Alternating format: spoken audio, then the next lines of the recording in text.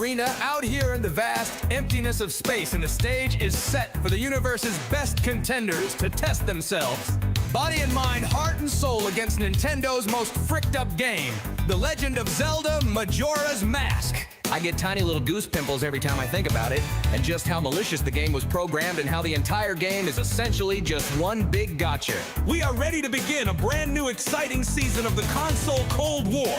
And what better way to start things off than with an exhilarating session of going back to the Stone Tower Temple? Yeah, I'm really excited to see how many more times we can possibly hear the Song of Emptiness be played, and also watch all those animations get skipped over and over. Yeah, you really do get a sense that the developers were attempting to drain the children who bought their products out of joy, almost like some sort of reverse osmosis vampire. Yes, and of course Miyamoto is the head vampire, and the ringleader of this twisted cabal of deranged lunatics. Every time a small child cries playing one of his games, his smile gets a little bigger, and so does Mario's fanny. That thing is getting huge. It looks like Ratty is about to begin. He's going to try to shake off the lingering doubt from the last stream. He got all the way to the end of the inverted temple, but ran out of time and had to start the cycle over again. Of course, he didn't realize that the boss key he got from beating Gomess does not come back with him. That one stings. A fun fact about Ratty Boy. He said if he can't beat this game tonight during this live broadcast, that he would be shaving his nipple hair in disgrace. We all know that Rad's nipple hairs are the pride of Rad Land, so you know there is a lot riding on this. He said he will go as long as it takes to get the job done tonight, and proceeded to rub a dab of Diet Pepsi caffeine-free on each one of his nipples in preparation for tonight's festivities. That is, of course, a Rad Land tradition and little-known men's fitness fact for increased length, girth, and darkness and curliness of a man's nipple hairs. Just a dab will do you. We managed to catch up with Rad backstage while he was crimping his nipple hairs before the show, and he told us that he really tried to enjoy this game, but that it was, quote, an inevitability that the Nintendo vampires would descend upon joy, peace, and prosperity, and that a century of darkness would follow the coming of the next Zelda game. Yeah, it really does seem like he's putting it all on the line tonight for the good of mankind, really. We all wish him and his nipple well, and may God have mercy on his soul. Welcome to Radland.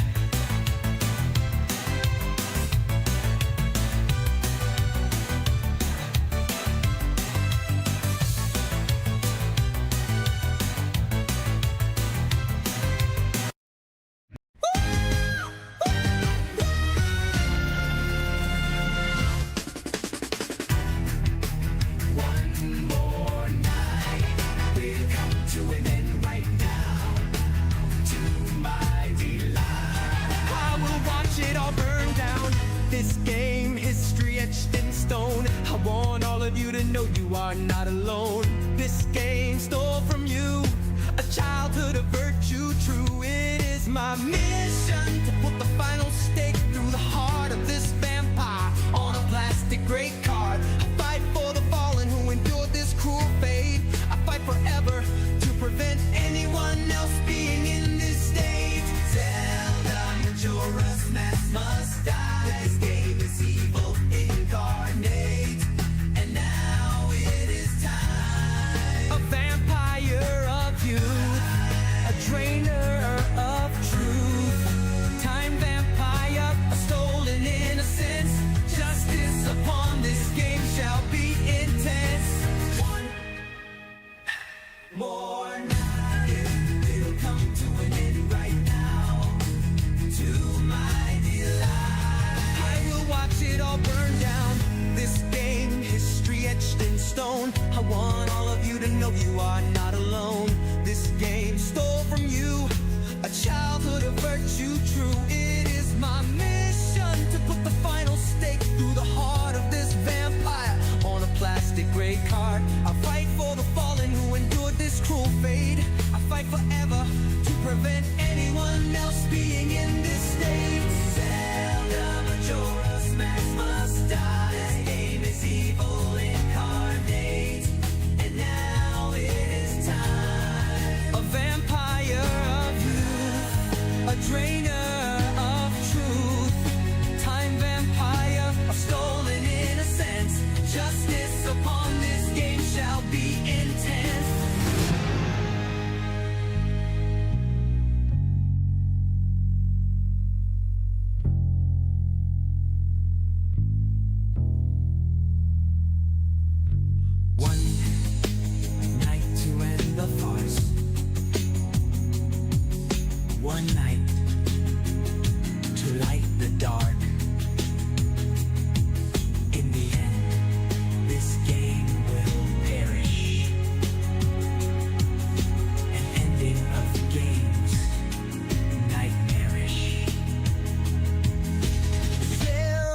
Majora's Mask must die.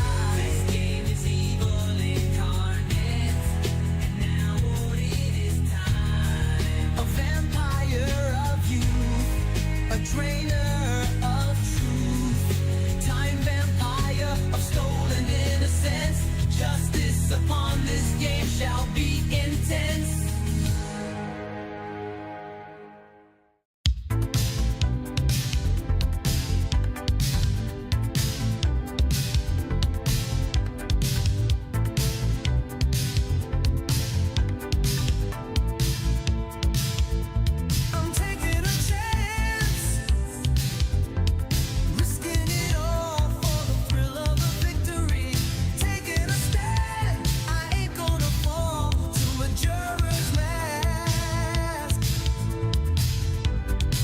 Nintendo's trying to shake you, trying their best to break you. And though the going is rough, you're going home as a hero. 'Cause there's thunder in your heart. Every move is like a lightning. It's the power I feel when I get beat this crappy little game. There's a fire gonna start, and you know you'll be within game. I can light the dark when they hear my thunder.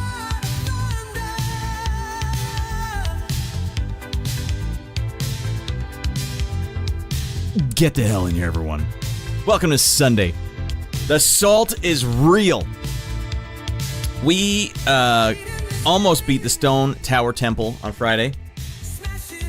Ran out of time. Because the whole game, it suddenly occurred to me, everyone, what this game is and what it's been. I don't want to spoil it because we're still in the pre-intro here. We'll get into it, but the salt is real tonight. I couldn't even, I was like, faking my smile by the end. I suddenly realized what this game was, what it was for children, small children who played this game. I'm not gonna take it anymore! That's why we have to beat this game tonight to put an end to Miyamoto's reign of terror. Everyone at Nintendo, time vampires, that's what they are. And I'm not gonna stand for it. In the stake. In the heart. God damn it! And then we're gonna spread all the pieces around Transylvania so that no one can ever resurrect this game again. That's me putting a stake in the game, not the actual people. Let's, for legal purposes. Come on. Welcome to Sunday show, everyone. We're gonna get started a little early. We don't need to wait all the way down to the end. I wasn't a big fan of this track. This is why we're a little late today. I was trying to get this track ready to rock. Didn't work. So, as long as I'm talking over it, it sounds fine. Okay. Why don't we just get started now? But yeah, we're gonna do movie reviews first. We have lovely films to review. And 2 TV shows. I'm sure it's no surprise which ones we'll be talking about. Actually, no, just 1 TV show, because I talked about the other one last week. Alright, it's fine. We gotta get going, though, because if I run out of time again tonight, we'll go as long as it takes. I'm just gonna be drained, alright? Absolutely drained. They took me right to the brink. Right to the goddamn brink. It's different, alright? A lot of people played these games as children. Now, it's different when you're a kid. You've only played like maybe 20 games in your whole life. You rented maybe 10 games, and you get this game. It seems great. If you never played this game and go back and play it fresh after having played the entire multitude of games since then, you start to notice a pattern or two about how this game was developed and what the hell was going on. Now, I will grant them just a small, tiny... See how close my fingers are together? That's pretty damn close. I'll give them a little leeway because they only had 1 year to make the game, but still, I get the sense that there was malicious programming involved in creating this game. And we're gonna get into it, alright? We're gonna get into it. Okay? Alright. Let's find the right tunes. Let's get out of our mind, okay? Party time. Radland Arena, out here in the vast emptiness of space, and the stage is set for the universe's best contenders to test themselves. Body and mind, heart and soul against Nintendo's most fricked up game. The Legend of Zelda Majora's Mask.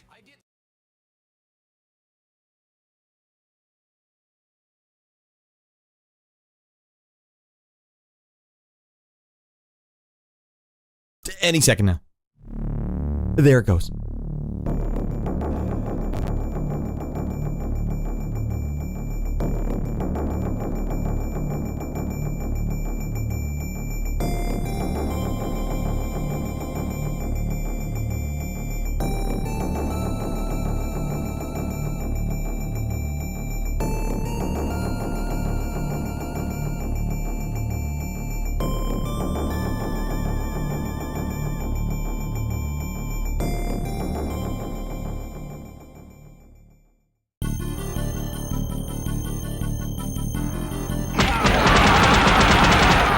kill you.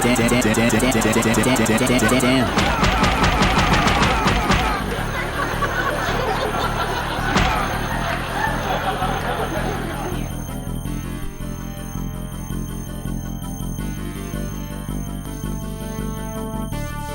We're back, and tonight we'll be beating the Legend of Zelda Majora's Mask!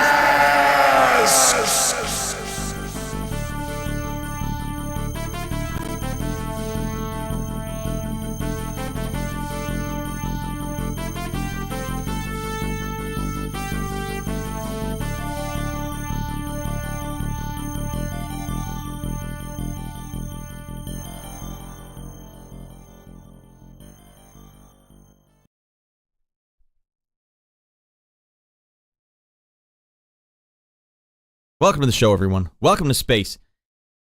Where the hell's the sound effect? There's no goddamn space ambient sound effect. Is there? Ah, to hell with it. Anyways, welcome to the show, everyone. Do we need to go here? All right, well, welcome to Sunday night. Welcome to a brand new Sunday. It's a brand new Sunday. It's a brand new you. Of course, we are going to get over our minds tonight. Maybe you guys can hear it. I can't hear jack frick. Shuttle ambience monitor only. Well, I should be hearing it. That doesn't bode well for the whole show. Fine, we'll just play some tunes in the background. If I can't hear anything in there, then what the hell's the point? I've got 100% rad. Are we taking bets? Can you guys hear shuttle ambience in the background? Because that would be confusing to me. Even more so if you guys can hear the sound of Star Trek in the background, whereas I can't. Actually, I can't even hear Street Fighter in the background. This doesn't bode well at all for this stream. You guys could hear music at the start of the show at least, right? I know Desi mentioned he could. No background audio. All right, well, you guys can at least hear... maybe what I have is, hold on, let's see. There. For some reason, I don't know how, maybe Ratty Boy Jr. did it when he was playing, but OBS was muted in the Windows game bar. You guys can hear it now, right? Woo! All right, you heard the music. Boom! All right, well, let's start again. Let's start again, why not? Welcome in, everyone. Welcome in, Simon. Welcome in, Desi. Welcome in, Baklava. And the rest. Mrs. Rad also dinking around there. All right. Yes, on Friday, everyone, we got as close as anyone has ever gotten to beating the Stone Tower Temple. And then we ran out of time. Now, I don't know where I got it in my head, but I was under the impression that the boss key comes back with you. Turns out it doesn't. Because I was like, we got no time. We're out of time. And here's the thing. I got the boss key, but didn't have a key to open a door in the castle. So they're like, well, I guess you gotta go through the whole castle again to find that one more key. It's when it dawned on me that maybe Nintendo is actually... I think there might have been a design flaw in the creation of this game, where they thought, like, alright, what a good game does make, what makes a good game, is if it's a certain amount of time. And they're like, well, we didn't have enough money to make the assets or time to make all the assets, so we needed to come up with something to make the game longer. And unfortunately, what this means is when you're trying to do things in the game, they're unnecessarily long for no reason. Let me give you an example. To get to the Stone Tower Temple, you have to use your newest ability, the Song of Emptiness, or whatever it's called, the Sonata of Emptiness, I don't know, the Fart of Emptiness. It's where you can put a little statue of yourself down, and that can go on buttons. And you can use a different one of you can make a different statue for each one of your masks. So there could be 4 guys. But the thing is, in this game, I know they came up with alright, you might be switching between your 4 masks a lot. So here's what we're gonna do. We'll let you skip the animation. Great. But they don't let you skip the animation for playing a song. Guess how many times you have to play the Song of Emptiness in this game? At least 100 times in this one dungeon alone. I ran out of time. I wonder why. You start thinking, like, maybe the game was designed... This was the first time, actually, last stream, that the time mechanic actually got me. Like, for reals, got me. Up until this point, the time mechanic, I've never actually been caught out of the loop. This was the first loop that was, like, honestly, 2 hours of wasted time. I should have just stopped once I got the light arrows. I could have just turned the stream off, and it would have been fine. That's fine. I was trying so hard to, like, oh, I'm getting fricked around on these puzzles, but I was enduring. But it was just... I was pushing it down and down and down and down until it was ready to explode. Like when Daddy hit the referee with the with the beer bottle. All right. Missing something, Miyamoto? All right. So, yeah, when I got back to the castle, the inverted castle, and realized I had to basically go through the whole castle again, which is what we're going to start the stream with today. That was too much for me to handle. I couldn't even fake it anymore. Like, nope, this is real Salt. This is real Salt reaching into the future, 30 years into the future. I can't believe it. So it started making me wonder, like, man, I genuinely, I know it's a kind of a joke. I always rip on Miyamoto. I know he had very little to do with this game in terms of the nitty gritty, but he's the face of the company. That smile is the face of the company. And this is the face of my destroyer. And this is the face I make back at him. Yeah, something, I don't know. The Salt was real, and being able to experience it as an adult man is something different. When you experience it as a kid, like honestly, I played through Castlevania 2 as a lad. The translation was completely borked. I don't know what the hell I'm doing. Bang your head on Deborah's cliff. What does that even mean? But it was so basic that there was only a few things it could have meant. Whereas in this game, I don't know. I feel like this game was done a little differently, and kids had no idea. We were just so excited about 3D graphics. We would take anything you had. I'll take it. 3D graphics are sweet. We didn't. We were so innocent back then. We had no idea what we were dealing with. But I think Miyamoto knew, and that's why he is not getting the satisfaction of seeing this full-grown man cry one more time on stream. Never. We're gonna beat this game tonight, everyone. I'm still salty. It's 2 days later. I'm still salty about it, but we're gonna have a fun time tonight. I assure you. I assure you it'll be fun. All right. Now, what the hell else is going on here? It's Sunday. It's time to get out of our minds. Now, at the start of the show, Radland, the show you're currently watching, I like to review the movies that I watched this week, and TV shows that I watched this week. You know, just a little way, you know, break the ice before we get in there and start dealing raw crits left, right, and center. You know who I feel worse for? Mrs. Rad. Why? You can't take sides with Miyamoto on this one. You do have to watch the end of the last stream. If you want to watch me phoning it in, because I'm just too annoyed to be entertaining anymore. That's a great... Right about the time I had to go back out to flip the temple around one more time. Because here's the thing. Alright, here we have this amazing temple. And I will say, on paper, the Stone Tower Temple should be lauded for it's crafted very well. But there's little things in the game. Like, there's little flow issues in this game where it's like... honestly, you've been so traumatized by the puzzles that Miyamoto has put in front of you that you don't even know what to do anymore. Sometimes it'll be like, there'll be a ledge that's like a little diagonal, and you wonder, is that something I'm supposed to jump across, or is this part of another Miyamoto gotcha that's just gonna get me? He has been in a pretty funky mood this week. Miyamoto is going to get a strongly worded email from me. Thank you, Mr. Rad, always on my side. No one's taking Miyamoto's side on this one. Desi, come on back to us, buddy. I know Miyamoto hurt you bad. You know what the sad thing is, too? A great game is in here somewhere. A great game lurks within Majora's Mask somewhere. And I was really close, and this is exactly what happened in Ocarina of Time. I was so close to being able to recommend this game and being happy about this game, but that last stream was like, oh, I see what they did now. And I was lucky, because I had chat. I had chat to help me out for a lot of this game. But a lot of you guys growing up, you didn't have chat. You just had Miyamoto's smiling face from behind the screen. And, you know, I feel bad. I feel bad that was the exposure. Whereas I'm sitting there playing Metal Gear Solid. And honestly, I was playing Metal Gear Solid with Ratty Boy Jr. yesterday. He had already played 2 hours of games. And he was like, Dad, can we play Metal Gear Solid? Those words came out of his mouth. I'm like, well, I can't say no to that. So fine. We will play Metal Gear Solid. As a father-son. Because I wasn't playing the games with him for the beginning, because I'm usually asleep during the morning. And sometimes during the afternoon. I go to bed late! So we're playing the game, and I noticed, like, if you lose in Metal Gear Solid, they just start you right back at the beginning of the screen. And Zelda games do that too, except in this game, there's a constant time ticking down, and if you lose all that time, you lose all that progress. That's really an intense ask for kids. Like, guess what, kid? The last 2 hours of your life are gone. Gone! That's a tough one for a kid to swallow. I mean, you guys all must remember that feeling the first time Majora's Mask got you. You're like, wait, really? I lost everything? But this is the only game I asked for Christmas. How am I supposed to justify this? And your dad would walk in and be like, how's the game, son? You'd be like, it's good, Dad, Tori. It's good. Jesus, Hauser just walked right by the monitor and went crazy on it. What are you doing, Hauser? Sorry, I'm watching him. All right, Majora's Mask and Ocarina of Time are a bit goofy. I think the combat for the time Ocarina of Time made was good. I think the combat in both is really good. The bosses, the mini-bosses in Majora's Mask have been a treat, a joy. I really do like the combat in this game, but you'd never know it has good combat because they hide it behind... Every room is a different puzzle. If you guys didn't know that. Every room is a different puzzle. That's the way these temples are. One room, one puzzle. How do you get out of this room? So progress grinds to a halt once you get into a temple. And it's not like Lolo, the Adventure of Lolo, which was also every room is a puzzle, where it's all mechanical, it all makes sense. This one's like metaphysical. Like, well, this time, you might have to use the Lens of Truth, because I, for some reason, put an invisible block here, with no indication about it.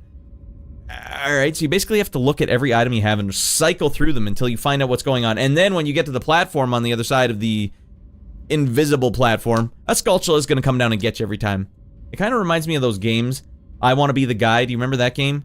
Where it's like, you think you're supposed to just jump over a pit, that's the puzzle, and you jump over it and then something happens to you, and the game's like surgically designed, so everywhere you think you're supposed to be, you're gonna get killed at all times. That's what this game kind of felt like, at least at one point. Miyamoto wants you to use all your tools. I think it would make more sense if there were a reason why you use a specific tool at any given moment, but in this game it does kind of feel like they're just like, I don't know, use any tool. Like here, I'll give you a little example, Desi.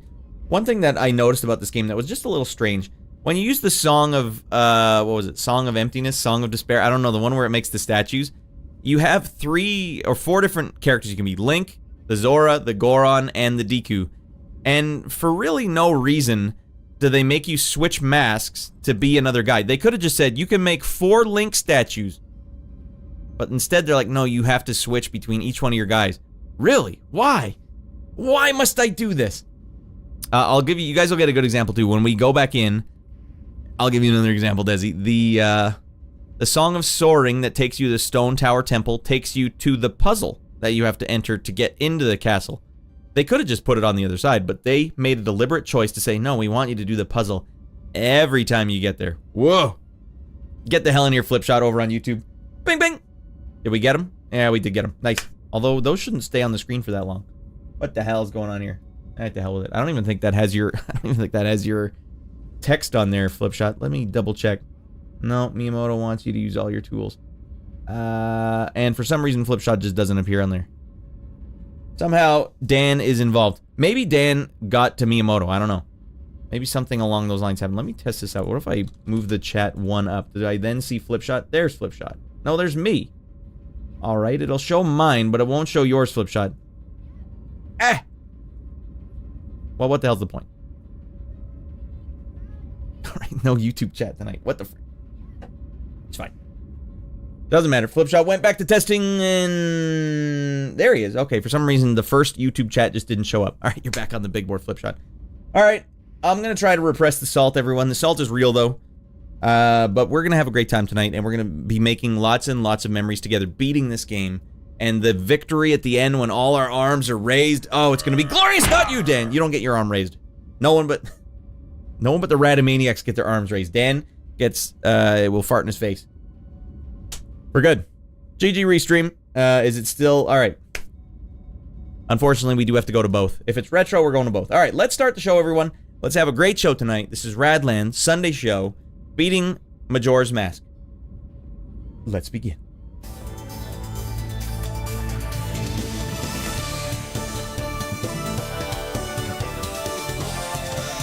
Hey! There we go.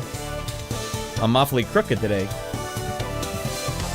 Alright, that feels good. Welcome in, Bwaka. Welcome in, Flipshot. Alright, sitting high. Desi, you played both his games back in the day? Obvious Gravity, get in here, buddy. I guess you did, right? But back in the day? Like when they were new? I am genuinely curious how it felt. Never played Majora's Mask, okay. I would love to know how it actually felt for a player the first time the time mechanic got you and you lost a lot of progress. Hey, Bwaka. And Obvious Gravity, scoot your buns on in here. We got lots of pop culture refreshers. Oh, Jesus Christ.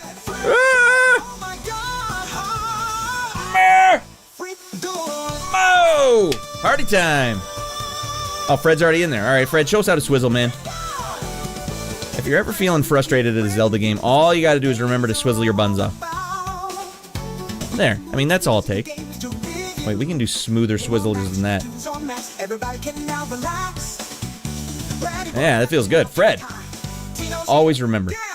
Fred is always there for you guys. Swizzling. We play retro games. Okay, boom. It's just too much Zelda, man. Too much Zelda. It's time. We are where all the action is. Feels good to be where all the action is. Again. Get Waka getting out of his mind. It's time for the end. Yes, I think we can do it tonight. We're gonna say 6 hours. Come on, 6 hours should do it. We have to go back to the Stone Tower Temple. All right, here we go. No more being salty old barnacle. We have to go back to the Stone Tower Temple. We're gonna have to keep it right side up and go in and get a key, a silver key, a basic one. Then get back out, invert it, go in and beat the hell out of Gomess, smash his ass, get the boss key, book it out, and then go take that one key we just got, open the door, finish a couple rooms, and then whatever's in there, the final boss. We haven't even seen the final boss yet. Look at me. I'm in the chat now. Look at me. Look at me. Are you actually? Is that the... What happened? Says Mrs. Red. What the hell? I don't know what the hell's going on, Flipshot. Your chat disappeared quick. All right. Baklava, what happened? Oh, Bach's having a bad go. I don't know if Rad told you, but I had a meeting as a shop steward union rep for my colleagues and scared management and HR. Did you lay the law down? We're not going to take this goofy crap anymore. All right. Sitting in the club in dead silence. Fred, I think that's our cue. It's time for us to turn on the baseline of the gods. And if we finish this game early tonight, super early, we'll play some Joe Montana Sports Talk Football 2. And we'll really round it out. Because we're about to play the theme song from Joe Montana Sports Talk Football 2. We might as well play the game at some point. Fred, hit us up, buddy. That's how you start a weekend. Or actually, that's how you end a weekend. That's how you start a week.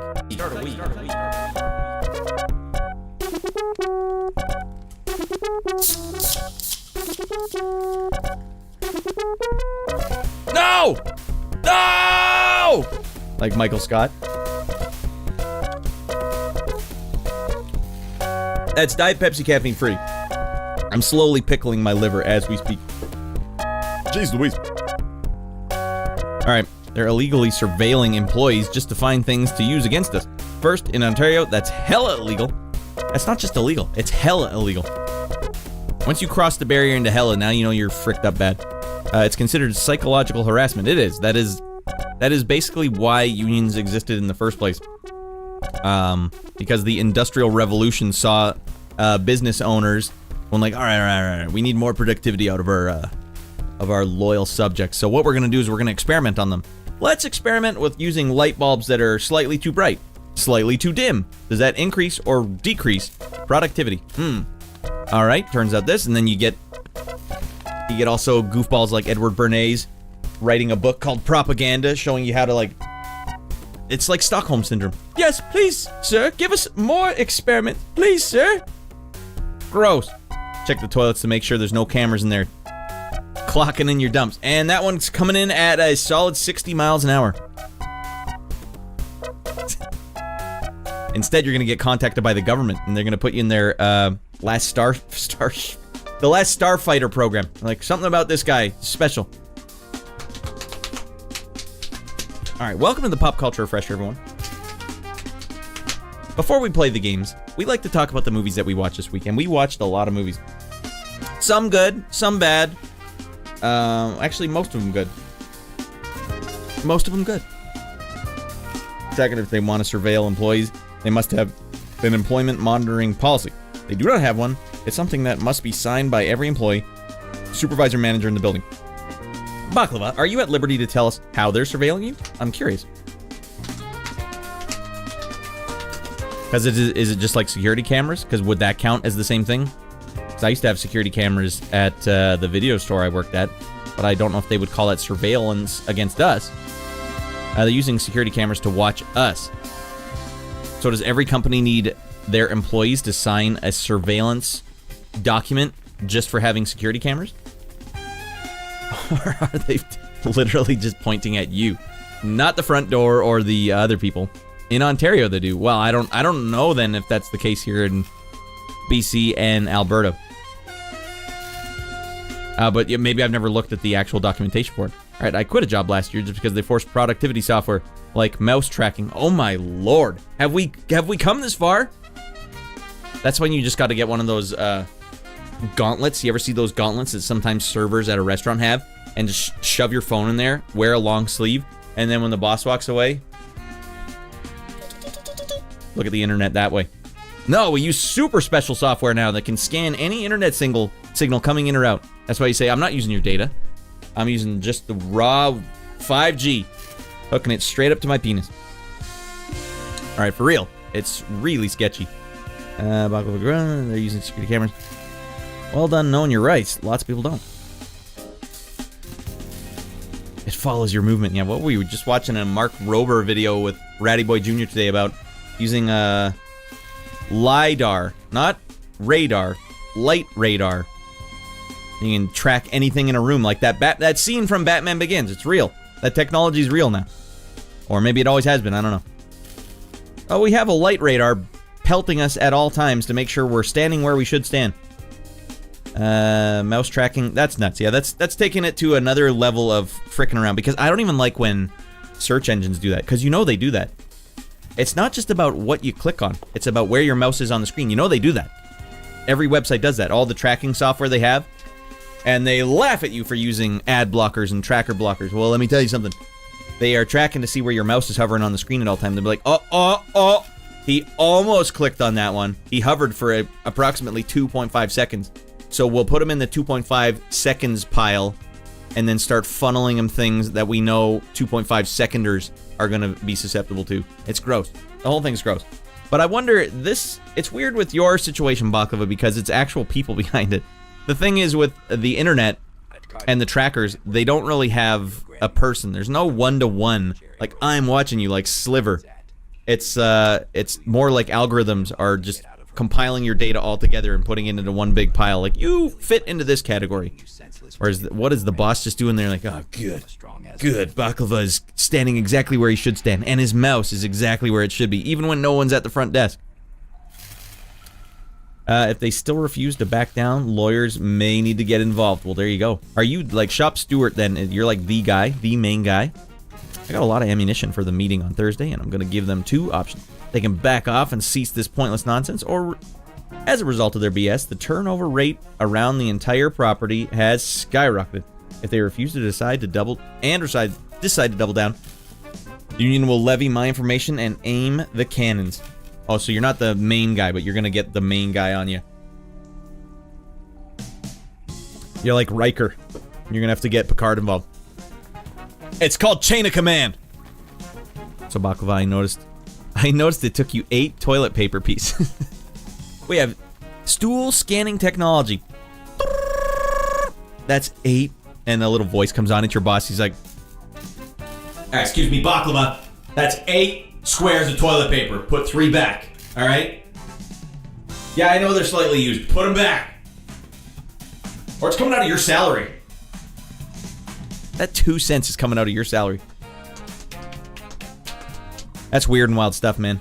The one benefit, though, is you get a solid paycheck. That's the only thing that can make that worth it. Like, if you get paid at the end of every 2 weeks, it's like, well, at least I know I'm getting paid. When you work for yourself, you don't know you're getting paid all the time. But you can use as much toilet paper as you want.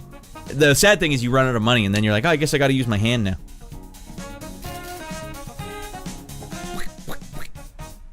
Fortunately, it hasn't got that bad yet. My last boss monitored our toilet paper use. She was a nutcase. Mrs. Rat, I don't remember hearing that particular story. Corn! What the hell he's saying, Baklava? Or, sorry, flip shot. Only slightly used. Come on. It's 2-ply. One side used, the other side's ready to go. Come on. We all gotta work together here. I will rain down hellfire. Is that a quote from True Lies, Baklava? I used to get walked all over when I was younger, and I will never allow that to happen again. Ever. Forever. Hey, Quinian, welcome in. Gonna return this game to Dracula, huh? Come on, Rad, you know you love it. I love aspects of it, I'll fully admit that. But the time drain aspect of this game, it finally got me at the end of the last stream. And I've said my piece. I've been salty and cynical. The salt is real, but we're gonna forgive and forget, and we're gonna beat the game tonight. It's gonna happen, and we're gonna raise our arm in victory, like at the end of Hoosiers. Okay. The reset timer is why I won't play it. It hadn't been a problem yet. Zapcase, you were there. Did you see me just trying to keep it together at the end of the last stream? Oh my god. Working for yourself definitely has perks, but not having a stable paycheck is bad for the mental state. Yeah, man, when you get down to the end, you start really like racking. You're like, all right, could I become a janitor? Could I be, things start going through your head. All right, backup plan. Well, here's I'll say one thing that's about, while we're on the subject of Majora's Mask and sequels in the Nintendo universe. It's something I noticed, the difference between Mario 1 and Mario 2. Because I've been watching Ratty Boy Jr. play Mario 2 lately, and he's really good at complicated video games. You put in Mario 2, suddenly, the fact that the enemies are always coming after you at all times, like, they don't stop. They always, even in the first level, you can stand there and Shy Guys just keep coming. And the dark red ones will walk off ledges always towards you, wherever you are. Like, they're always coming towards you. The pink ones will go left and right. Anyways, so you truly don't get a moment of rest. It's always coming at you. And I've noticed with Majora's Mask, compared to Ocarina of Time, from what I remember, it's been like 4 years since I played Ocarina of Time. In Majora's Mask, a lot of the stuff is like, it's always timed. There's no moment of rest. Unless you pause the game. Like, there was one puzzle in the game that honestly took me 20 minutes. It felt like it took me 40 minutes. It took 20 minutes. I timed it in the archive last night. And it was the one where you're supposed to shine your Reflecto shield at a mirror for a certain amount of time, and then that charges a beam of light that comes out of the mirror, and then you have to walk into the light that's bounced off the mirror and shine it on another one, and then go into the light of that one and shine it on a wall that needs sunlight on it. And the thing is, just doing it on its own was kind of hard because the aiming mechanic was fricked. You're supposed to aim your shield, but when you go into aim shield mode, it's from third person, so you're like, where is it aiming? Because you're a guy looking from behind. It's not first person. And that would have been difficult enough and annoying enough to figure out. But they also put 2 little enemies in the room that don't do much damage. I think they do like a quarter of a heart of damage each. All they do is if they touch you, it stops your ability to have been shining the light on the mirror, and you need to have a steady like 10 seconds of light on the mirror to complete the puzzle. The mirror puzzle. So that's what I noticed. Like, this game is a lot like Mario 2, where it's like they wanted to always be making you move, like always in a state of panic, in a state of stress. And that's what this game is, kind of. Now, I've been fortunate because chat has been helping me out big time for this game. Little things where I didn't have to learn the hard lessons myself, but you guys did! Zapcase, did you play this as a youngster? I need to know how it felt, if you recall, the first time actually got you and you lost a whole cycle. Working for that's anti-Zelda, had to pop out and missed it. Alright, well, don't worry. I'm not proud of myself. I wish I'd just turned the stream off, but instead I tried to, like, salvage it. No. Once you get real salt on a stream, there's really no coming back from it. That's why you gotta start fresh 2 days later. Alright. Speaking of starting fresh, guys, it's time for us to review the movies we watched this week. Now, Mrs. Rad and I, we were doing a little peruse session on Amazon, because we try to get a couple movies in at least every week now, just so that we have something to talk about for the pop culture refresher. And this week, we stumbled by Criminal Law with Kevin Bacon and Gary Oldman. And this was in the 80s. I don't think this is like the youngest Gary Oldman I've ever seen. And his hair was so big, it was distracting. It looks like Solid Snake's hair from the 70s. The big hair he had. Huge, like a Jerry Seinfeld mullet. I couldn't stop looking at it. But I will say, old Kevin Bacon here is back on top of the chart, buddy, for most number of creepy roles in your career. Now, Kiefer Sutherland has a lot of ground to make up because Kevin Bacon has pulled ahead in the race. It's between him and Kiefer. He plays another creep. Kevin Bacon just can't stop playing creeps, which is weird because he also plays a hero sometimes. Heart swings. Anyways, the little synopsis for it, Mrs. Rad and I were laughing about this. The synopsis for it on Amazon, you know, they're like, an attorney has to stop such and such, and then they'll put in brackets, an attorney Gary Oldman, but they have so limited space, they just didn't bother with the brackets. So it just said, Attorney Oldman tries to stop Kevin Bacon from being a creepy weirdo. Good luck. Good luck, Attorney Oldman. All right, I played it in the 2000s when it first came out. Probably you were 10 or 11 years old. Can you remember those Apgays? Oh, the feeling. Because I felt that exact feeling last night. But as an adult, when your time gets wasted, it's so much worse. I should have just turned the stream off once I got the light arrows. I would have been exactly where I am now. Except I wasted 2 hours more, and my mental capacity was degraded. I've been traumatized. You borrowed it from a friend, Quinian. Time got me. I popped the card out of that N64 without even turning it off. Didn't play another game all weekend. Until Monday, and was like, take this crap back, dude. What is this crap? Wow. I see it now. I see now why it's a polarizing Zelda game. Anyways, Criminal Law was good 80s. Good 80s. Good 7 out of 10 80s. Fine, we'll take that. Now, Mrs. Rad and I watched one last week we forgot to talk about. This is actually one of Mrs. Rad's favorite movies. Rattlus! Gromulus, you're up early as hell, man. The hell are you doing? Grom, go back to bed. Well, welcome in Grom at the start of the show when we talk about movies. Mrs. Rad's one of her favorite, if not her favorite film, and I don't know if I'd call it one of my favorite films, but it's definitely like a great film. I like it a lot. We watched Whiplash with J.K. Simmons and Miles Teller, who I don't know anything else he's done. Now, Miles Teller actually has drumming background, and J.K. Simmons actually has composition background. That's perfect. They weren't even hired because of that. Can't sleep, in lots of pain, long story. All right, hopefully it's not too much pain to laugh your guts out, Grom, because laughter is the best medicine. And if not, then, well, once you start watching me play Zelda, you won't be laughing. You'll just feel sad. Sorry for me. It's a beautiful movie, yes. Did you know, let me just blow your guys' mind for a second. The director of this film, and many people online, including the director himself, say that this movie, it's supposed to be considered a sad ending. Are you out of your frickin' mind? This is one of the biggest Triumph endings I know of. If you guys haven't seen this movie, it's about a kid at like a really prestigious music school, and he wants to be a drummer. Now, he's got in his room a picture of Buddy Rich. Buddy Rich is the character that J.K. Simmons is literally based off of, where he famously would yell at all his bandmates. He was like a big band drummer, and if you guys weren't perfect, he would yell at you. And there was famous tapes, you can find them on YouTube, that one of the guys was like, he's fed up, like, I'm not taking this crap anymore. He actually recorded Buddy Rich yelling at him in the tour van. And Jerry Seinfeld famously used a lot of quotes from that in Seinfeld. George would say it all the time. In fact, one of the times where George was quoting Buddy Rich, who J.K. Simmons, the bald guy's based off of, one of the quotes was where George was in the movie theater and he was trying to be the bad boy for this girl. He was pretending he was like a bad guy, like too cool for school. And he had to be a bad guy. You know, these guys behind them were laughing it up, yucking it up in the theater, being too loud, and George is on a date with this girl. So he turned around and yelled at these two guys, and he was doing the exact lines from a Buddy Rich tape. But he said something along the lines of, we'll go outside and we'll see what it's like! Anyways, J.K. Simmons is a deranged lunatic in this phenomenal performance.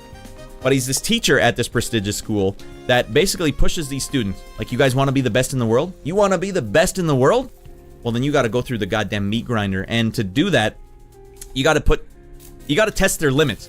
I hate that everything in my life recently revolves around Dragon Ball Z, but it's Dragon Ball Z. Vegeta, you want to be as good as Goku? Well, you better go in there to the goddamn, not the hyperbolic time chamber, but you better go into Bulma's dad's anti-gravity chamber and crank that thing up to 100 times Earth gravity, or you're not going Super Saiyan, buddy. Not even close. So it's kind of like that in this movie. For some reason, J.K. Simmons sees that this kid might have potential to be one of the best drummers in the world. And so he pushes him and does not stop pushing him. And easily you could qualify what he's doing as abuse. Mental abuse and physical abuse. He's freaking this kid up. But the thing is, they have this really good conversation at the end of the movie. Well, I don't want to spoil too much about how the up and downs of the movies go. But basically, J.K. Simmons says, it's asked upon him, like, do you ever think you could go too far with this? And he said, no, because they were mentioning a specific drummer named Bird. I don't know the exact drummer, but it's like this famous drummer that they were all comparing themselves to. They said, because he wouldn't have quit, even if it was too much. So it's like, all right, so his basic thing is, if I can go so far to see if you will break. and he's breaking people left, right, and center. Everyone's breaking, and he breaks this kid. But as the movie plays out, you see how this kid comes back, and they really do paint J.K. Simmons, Fletcher, I think his name is in the movie. They paint him as like this unbeatable foe, and just the ending, the last scene in this movie is just like, oh, that gets me so pumped up. Miles was in the latest Top Gun. Oh yeah, you're right, Mrs. Rad. A wholesome story about a guy who just needed to lock in. There you go, lock it in. It's not really my tempo. It's a great movie. Check it out if you guys haven't. Great big band score as well. Mrs. Rad famously walks around her house all the time with this soundtrack playing. And not just recently because we watched it. Like, always I hear the soundtrack for this movie. It's quite good. Alright. That was Whiplash. Check it out. Definitely worth checking out. Now, Mrs. Rad and I, we like to have themes. Sometimes it's an unplanned theme.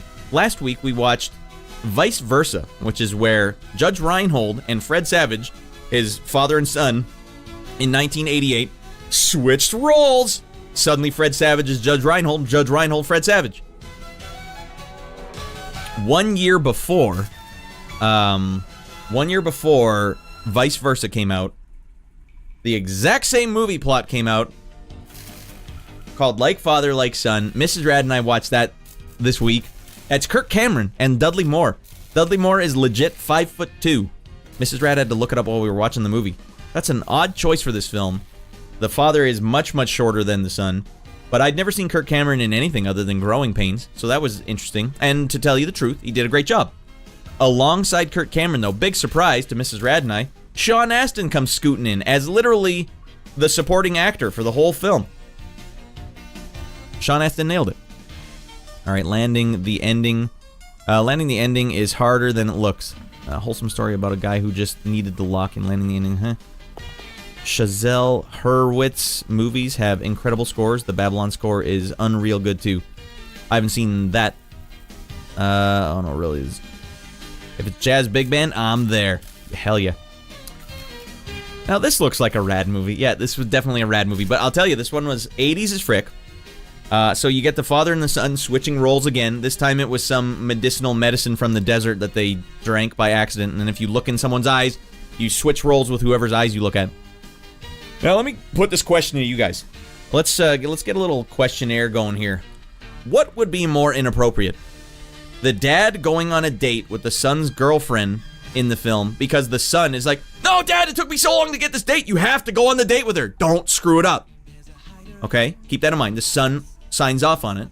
Dad's like, what the hell? Dad, this is big. Don't frick this up. Or the son having an affair with the dad's boss's wife, which also almost happened in this movie. They both fricked it up. But I want to know from you guys, the viewers, what do you guys think would be a more inappropriate theme for a film? Adult dad in son's body having to go on date with son's, not even his girlfriend, it's like a first date. She decided to give him a chance. And she was like the pretty girl, blah, blah, blah. It was like a big deal. Or the son having an affair with the dad's boss's wife. Because she came over to him, by the way. It wasn't him. I mean, he put out the vibes, but he didn't know who she was. Depends on how far this dad goes. Let's say it goes as far... I don't want to get anyone in trouble. Let's just say they kiss. But it's passionate kissing. Either way. But the son signed off on it. Remember that. That's tough. That's a tough one. You don't want to frick this up for your kid, but this was such a superficial girl, it would have fricked it up for him. Use your brains, Dad. There's something in your brain that could probably solve this. Big was inappropriate. Kid was in an adult body. What were they thinking? Did they go full P&V, Mrs. Rad? That is inappropriate. Is number 2 even that bad? Well, you have to remember that it's his boss's wife. Adultery with the boss's wife. And also, if you think about it, the kid is still a kid. So, technically, and she's putting on the move. She's basically a predator at that point, but he doesn't know that. But I just noticed your stream category. When were you going to have Ryan Reynolds on? I have a stream category? I don't know what that means, Quinine. Ryan Reynolds will be on next week. Did I name something stupid? I know I'm going to podcasts and talk shows. All right. Talk shows and podcasts. I thought maybe it would be a good one to go on. I don't know. Because Just Chatting has 40 million people going in it. I thought maybe we could get some randos in here. No? Alright, it's just the regulars. Alright. Alright, well that was like father, like son. Literally, back to back. This movie came out in 87, vice versa came out in 88. I don't know when Freaky Friday came out, but I think it was after that. Alright, so guess what? Last night, everyone, the producers and I, as we do every Saturday, we either play some games, multiplayer, or we watch a movie, multiplayer. And we decided to watch one. It was a Weefall suggestion. He's like, how about we watch... How about we watch Father and Son again? How about we watch... The Thing. Oh, man. Alright, this was... I haven't watched this in about 5 years. And it was probably better than it's ever been. I liked this so much on this watch, this viewing. Ah, God. 1982, John Carpenter's The Thing. Oh, baby, I love how big his hat is in this movie. Yeah, it really is the Alaskan poncho. Or, no, not the Alaskan poncho, the Alaskan sombrero. That damn urban sombrero we gotta deal with. It is a big hat. Hey, when you're in the freezing Alaskan winters, you know, you make do with whatever you got. Now that I didn't know. Tom Hanks' character want to keep the lights on when she says, does the dirty with the lights. I don't remember that specifically. We've been wondering if we can watch Big with Ratty Boy Jr., and I'm starting to think maybe we can't. Not if he's getting full P and V. Testicle cleavage and all. Alright, so this movie, for those that don't know, has probably got my bid for best practical effects in a film ever. And what are practical effects? That's like where the gore, or the body horror, or the creatures, whatever you want to call it, are all done like with actual physical things. No CG, no composite graphics in the 80s, just all, no claymation, built real deal, covered with Vaseline and slime. Anyways, this film probably has the best practical effects that have ever been captured on film. I don't know how the hell they did this.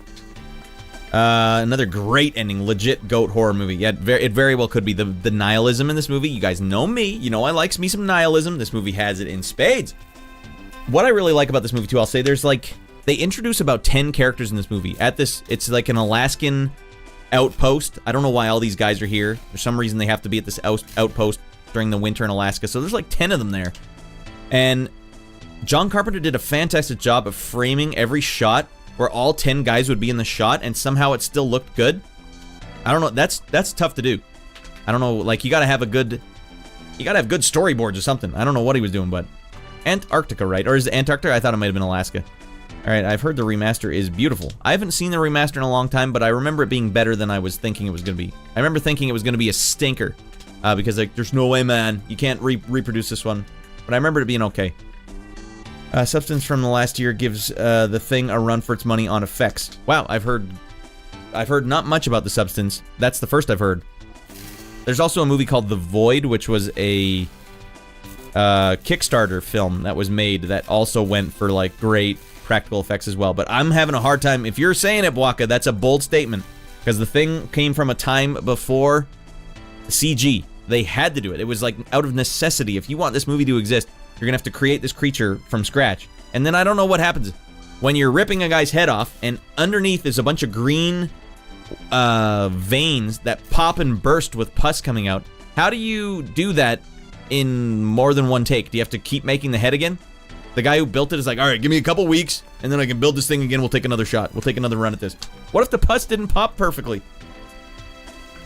Anyways, what I like about The Thing, other than this amazing poster, is the isolation of it all, too. Nihilism and isolation. Ooh. And they have 10 guys in this base, but they're basically trapped in there. So imagine, you know how some horror movies take place in space, like Alien? This takes place in the Antarctic, where if you step outside for more than 10 seconds, you're gonna die.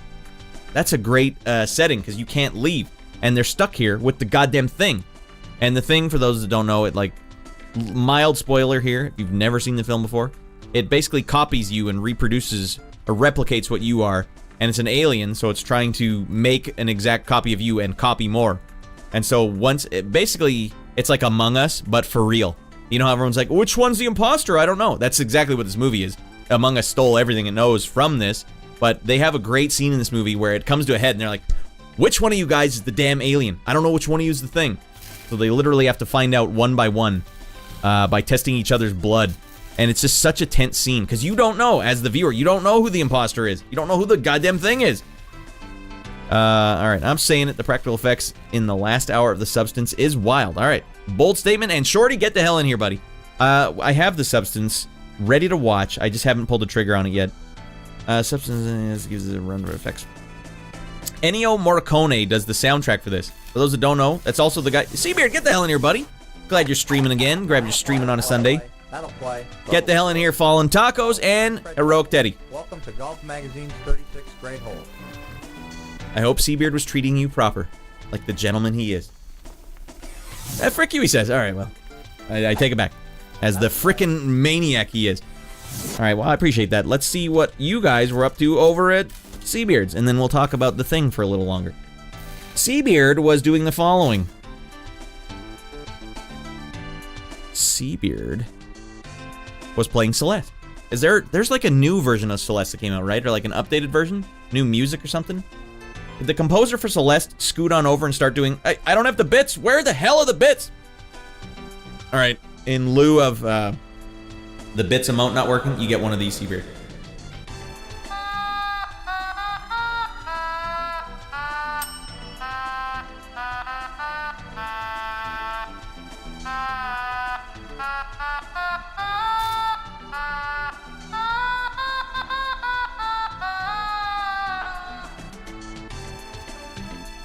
Elizabeth!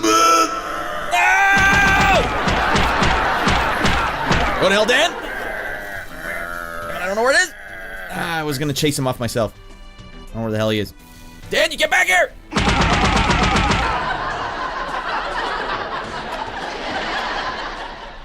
Go to hell.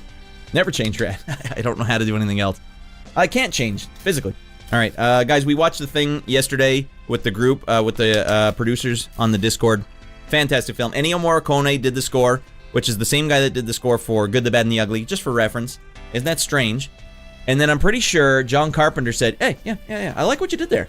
I think I'm going to try it myself with my Ensoniq keyboard when I make my next apocalyptic film, The Prince of Darkness in 1987, which we will watch next Sunday, or Saturday, if you guys are subbed up. We're going to be watching that this Sunday, or, god damn it, I'm giving you guys the wrong dates. Saturday on the Discord. Prince of Darkness. John Carpenter's next in his trilogy of apocalypse films. All right, Seabeard says never change Rad. Rad's a shapeshifter, apparently. Yep. Watch Clark. They had Wilford the Brimdog Brimley in this. I forgot. Wilford the Brimdog Brimley. And A Crime Against Humanity, they made him shave his mustache.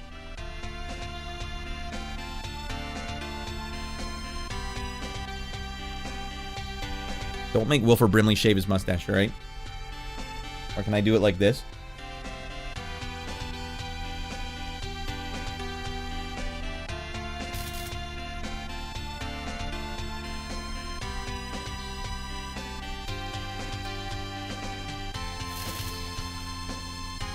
All right, it's better. Gotta get ready for bed. Sorry I can't stick around. No worries, Snorkel Mac. Just slow motion zooming in. The thing is great, though. All right, glad you're on board. Yeah, the ending of this film, I like the whole ensemble in this film, too. I don't remember his name. Keith David? Or is it David Keith? Guy from They Live, Goliath's voice. Maid Marian. That's just a great movie from tip to taint. And what else here? Oh, I'll tell you guys this. 1982. Let me just give you a little history lesson on this film in 1982. Let me tell you the movies that this film was up against in the theater. Imagine yourself going back to 1982, and this film and Blade Runner come out on the same day. 2 weeks after E.T. comes out, Rocky 3 has just come out, Star Trek 2, Wrath of Khan, Poltergeist, and Tron. I don't think movies are ever going to recover. Are they ever going to have a weekend that impressive ever again? No! Keith David. All right, thank you, Waka. That's a crazy week of movies. I'd just be going to the movies nonstop, and we don't. It's 1982. We don't have VHS or Beta. Someone might have a Laserdisc. I don't know. I don't know when Laserdisc came out. I'd just be at the movies all the time. Let's see what else. Let me tell you guys. The guys who did the special effects in this film, the main special effects guy designed the T-800 endoskeleton for Terminator. Did the special effects for the Xenomorph Queen in Aliens. Designed the Predator after the original suit, so he designed the original Predator. or the one that, or he designed the Predator after the original suit was scrapped. Okay, so after the original suit in Predator, they're like, what's his name? Botin, Rob Botin, or Botin. I don't know if it's French. They got him for the Predator. He did Edward Scissorhands, all right, well, whatever. He created Edward's hands and makeup. Jurassic Park, he built the animatronic dinosaurs for Jurassic Park. This guy is out of his mind. And he also designed Iron Man's suit in 2008. That might have been the last film he did. Also helping him was Stan Winston, who did not go credited for this, but he also helped do... shoot, I lost what he did, but he was also another big guy. I won't even get it because I lost the list. Anyways, The Thing. Hell of a film. Alright, now one last thing I want to talk about, everyone. Ratty Boy Jr. and I have been watching a lot of Dragon Ball Z lately, and we're on the Namek Saga. And I gotta say, I really like the Namek Saga. Because it's so much different than the Saiyan Saga. The Saiyan Saga was when the two Saiyans were coming to Earth, and they were going to basically take it over and kill everyone and get the Dragon Balls and make a wish for immortality. Oh no! And so in the second one, Vegeta was the bad guy from the Saiyan Saga. He gets beat right to the brink of death. Him and Goku are both like bedridden, hospital-bound after their fight. Although Vegeta had to fight everyone, not just Goku. And so at the start of the Namek Saga, Vegeta gets in his little pod and flies back to his base, and we don't know anything about where Vegeta came from. And it turns out Vegeta works for a guy named Frieza, who's one of the littlest guys in the bottom left, or bottom right of the screen here. And Frieza's basically just evil incarnate. He's power without any responsibility. He just got powerful for no reason. And so he's basically the boss of this. He's basically Negan from Walking Dead. He's just a jerk for no reason that controls everyone. And everyone listens to him because he's so powerful. Anyways, what I like about this is Vegeta finds out there's more Dragon Balls on the planet Namek, and he knows Frieza went there to get them so that Frieza could wish for immortality. So Vegeta's like, frick that. You're never getting those Dragon Balls, even though he's supposed to be working for and scared of Frieza. So he goes to Namek at the same time Frieza's there. Frieza's on Namek on his own, no one else yet, collecting Dragon Balls, killing Nameks left, right, and center. Then Bulma, Gohan, who's only 5 years old, and Krillin are like, I know how we can resurrect all our friends, because once Piccolo's dead, there's no more Dragon Balls on Earth, and Piccolo was one of the first ones to die in the Saiyan Saga. Alright, how are we going to wish our friends back? Well, we heard there was new Dragon Balls over on Namek. Sweet.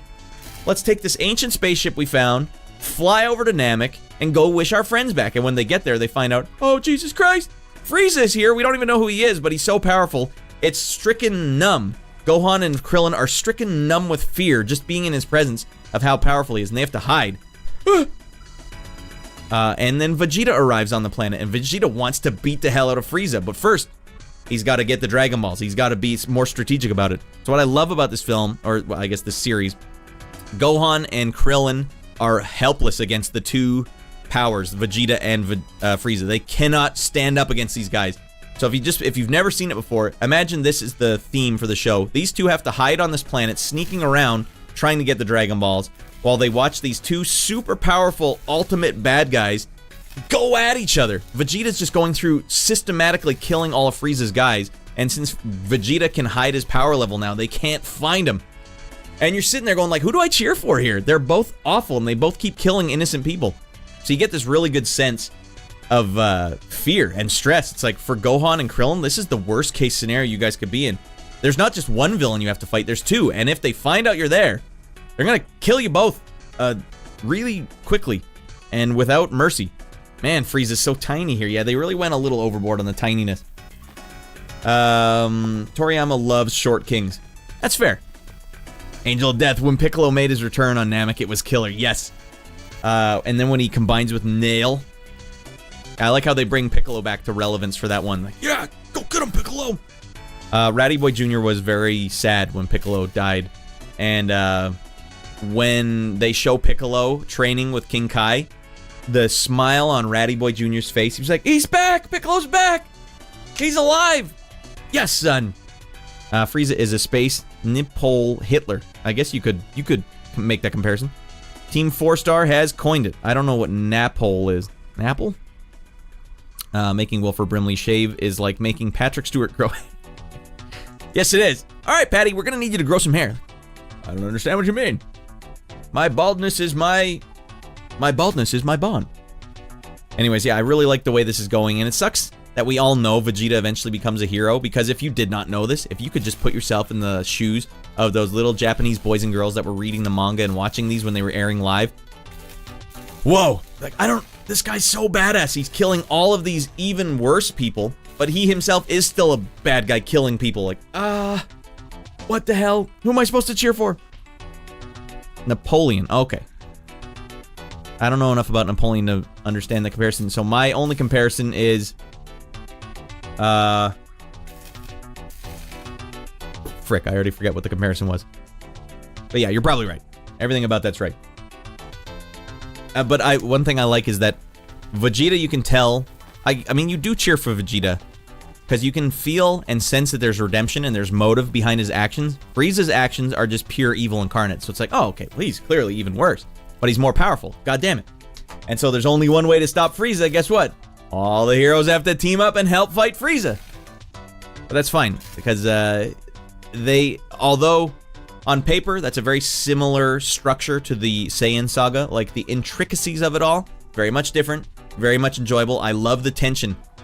If you guys remember that scene, Gohan and Krillin are hiding from Vegeta because Vegeta sensed their power levels because Dodoria was trying to kill them. That's one of Frieza's henchmen.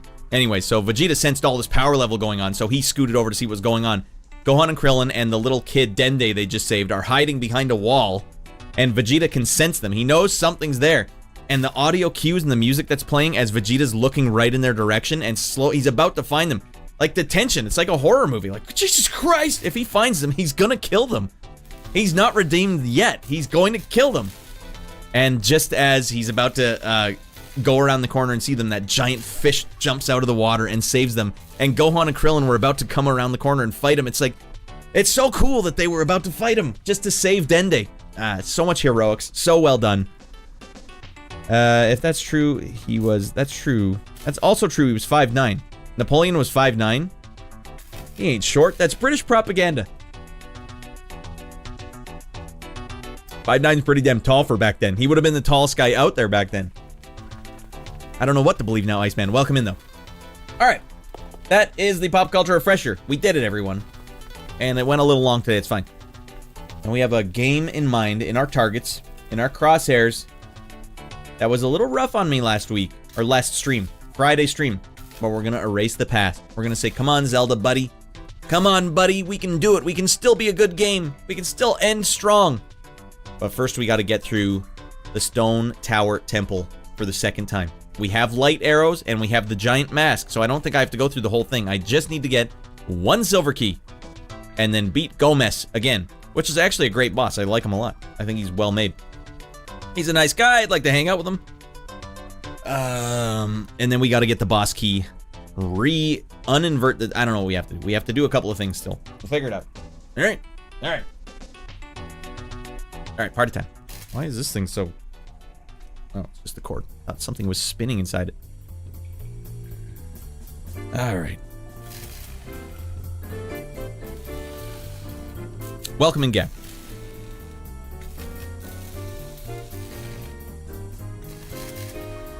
Or we're just opening the game on the other screen. And if I keep talking, I'll never open it up properly. Lots of work to be done before it's over, you think? I have the light arrows. I just have to beat the second boss. And then the final boss of the Stone Tower Temple. And then I have to go to the moon? Do something in the moon? Can it be done tonight? We will find out. Otherwise, if I can't do it tonight, I'm shaving off my nipple hairs live. And I don't want to have to do that. Alright? Because then Dan wins. It's not gonna fly.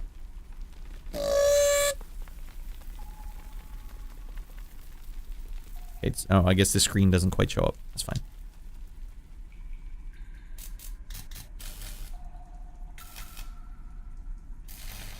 God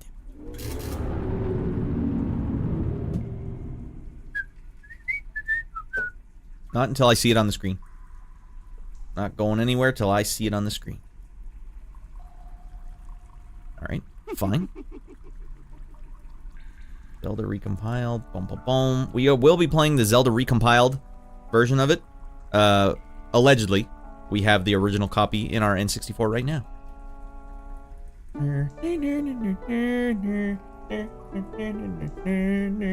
How many times will we hear the Song of Emptiness tonight? It'll be a lot. Oh, is this what I want? Hit the wrong button, everyone. Okie dokie. Party time. Oh, we gotta change one thing. We gotta change to Zelda Majora's Mask on Twitch. Okay. Hold on. Majora's Mask. Done. Alright. Guys, let's have a good time tonight. God. Alright, straight into it. No dinking around. What is the song actually called? Song... Elegy of Emptiness. Alright. We need the inverted time song. Let's go down a right. Nope. We got it. Lock it up. Every game should end in the on the moon. On or in the moon. Well, I guess every Nintendo game does. At least Mario Odyssey and this one do.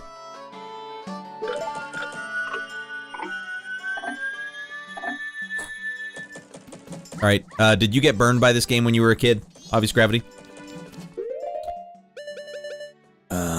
Song of Soaring. Download. Alright, we know this one by heart.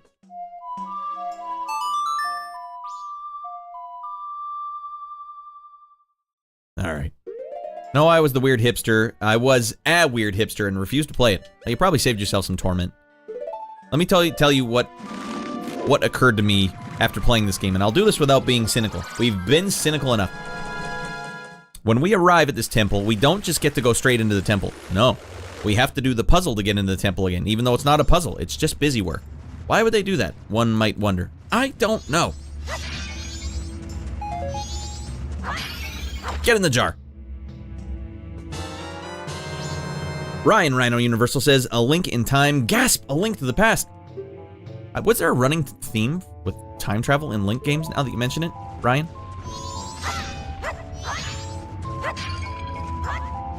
Alright, we got one bomb. Yeah, we got everything we need. So we're gonna have to do this many times. Maybe not as many as last time, though. You step on the block, you move the block. You step on the button, you move the block. And you gotta do these in the right order, and then play this song many, many, many, many times. Right, left, right, down. Right, up, left. Right, left, right, down. Okay.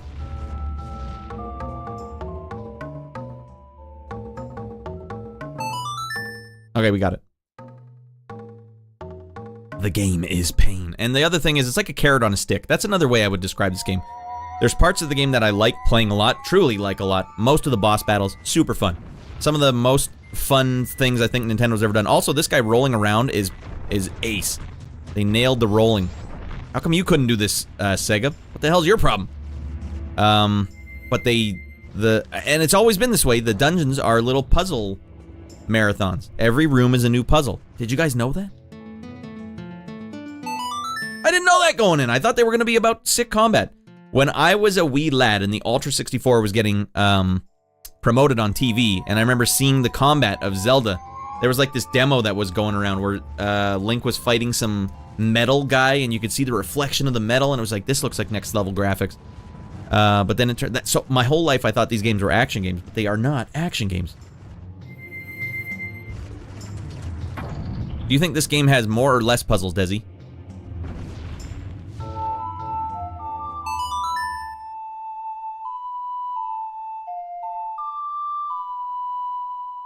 Do you guys remember how hard it is to get up to the Stone Tower Temple? How many times I had to play that song? Hard to say. Looks like more. Yeah, but I would think it's more too. But I don't know if it's as bad. This dungeon was particularly bad, but I was kind of cruising. Up until this dungeon, I was kind of like, hey, this is a really great game. I enjoyed it a lot. I'm really having a good time right now. All right, now we got enough arrows here. Do we have arrows?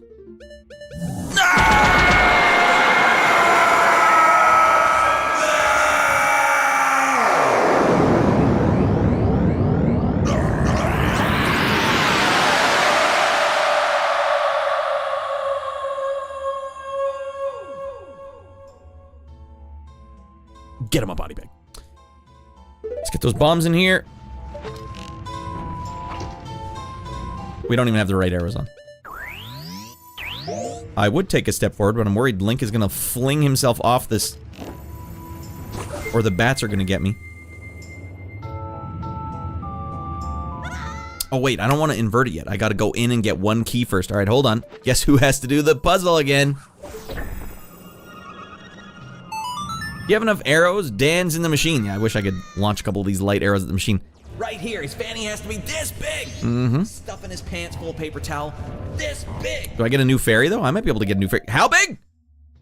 This big. Every time Miyamoto makes you cry while you're playing one of his games, his smile gets bigger and Mario's fanny gets 1 inch bigger. Oh, I will get another fairy. Alright, well that didn't cost me too much. 2 fairies? Gomess doesn't know what he's dealing with right now. I'm coming in there hot and heavy. You guys ever notice Link uses his left arm? Isn't that a little off-putting for all us righties, am I right? Alright, this one's my fault, but here we go again. Because I forgot we had to go in and get a goddamn silver key first, because that's what busted me up last time. I mean, I do still have the mask, right? Giant mask. Yes, we do. I don't even remember where I got that from. It was somewhere on last stream.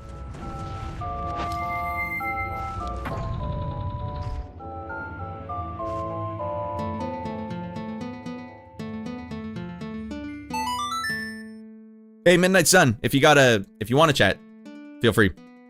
Have you played any of the new Ninja Gaiden stuff that's come out?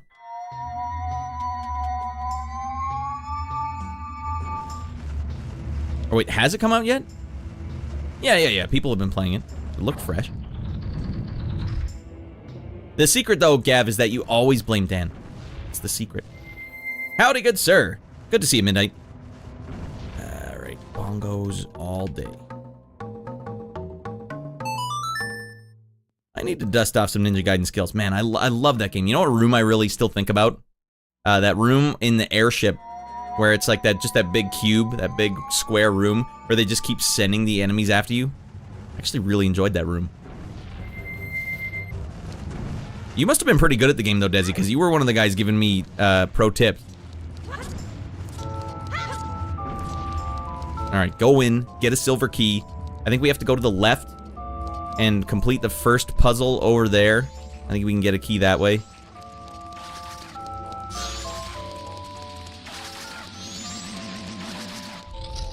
In the room where there's the, well, now that we have the light arrows, yeah, it shouldn't take you that long. We have bombs.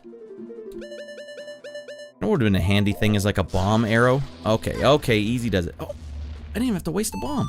What the goddamn hell? You guys getting bored of the song yet? Not me. For the love of Pete. I don't know why I'm so diagonal on it. It's so hard for me to play the song. Haven't touched the game since.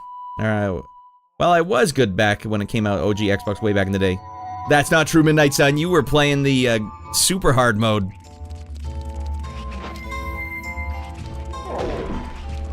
Oh, I probably should have put that on this one. Alright, grab it up. Don't make me drop this, you little a-holes. Frick! How do you just put it down?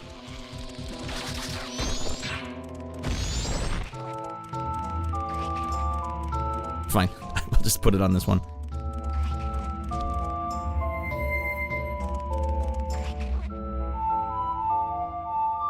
Look at the way that Link looks. Looks like he's from one of those Rudolph the Red-Nosed Reindeer stop animation films.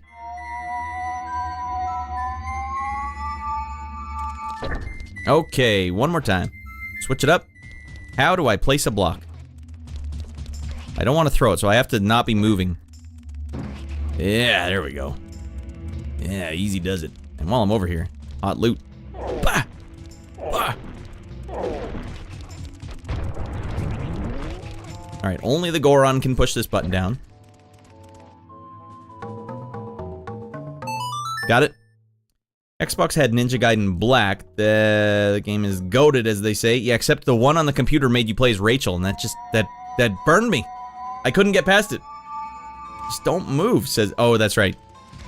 I had to figure it out slowly on my own there, Ibling. But I'm always moving. I'm always out of my mind. We're in here again. Just getting... Oh, God damn it, Dan, you go to hell and you die, gonorrhea. We're getting 1 silver key. Then we're gonna go invert the tower, go kill Gomess, get the boss key, use our 1 silver key on the 1 door that we need to get through, and go in and take this. How big? This big. He's stuffing his pants full of paper. This big. Wait, you know what? I'm sick of these guys. Go to hell.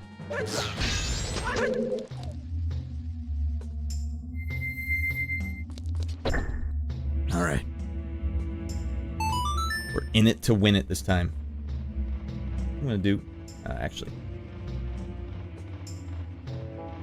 Wait, you know what? I don't want to run out of time, so I will just do the responsible thing and pause the game for a second.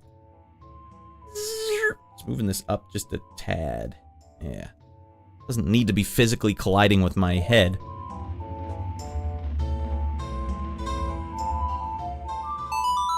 Alright, I have 86k points. That's all Miyamoto redeems. Alright, well, you're in the right stream. If you ever need a Miyamoto redeem, you know, just if you want to remember just how dark and evil Miyamoto actually was.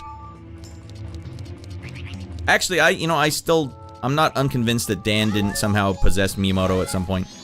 And maybe it's up to me to save him. This was a fricked up puzzle.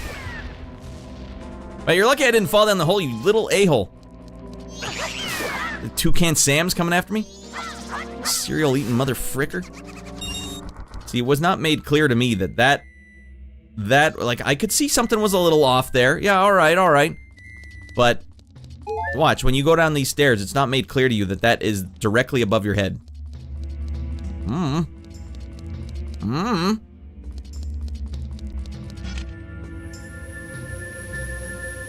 Alright, now if I recall correctly, there's a silver key in this chest. I hate that the Sigma games make you play as other characters. Yeah, honestly, man, you just want to play as Ryu. Ryu, for all those weebs out there. It's Ryu here in the West. I just want to use the Dragon Sword. I don't want to use any goofy crap. I didn't want to use the nunchucks or anything else. Just give me the Dragon Sword, let me go. No, you have to be Rachel, fine as she is. I don't want to be Rachel. I came here to be Ryu. Alright, in and out. Silver key. Damn it, now I'm lost. If that's not a silver key... Oh, I might get it from killing all these guys. Alright, let's fight these guys and see. You want some more? What I got?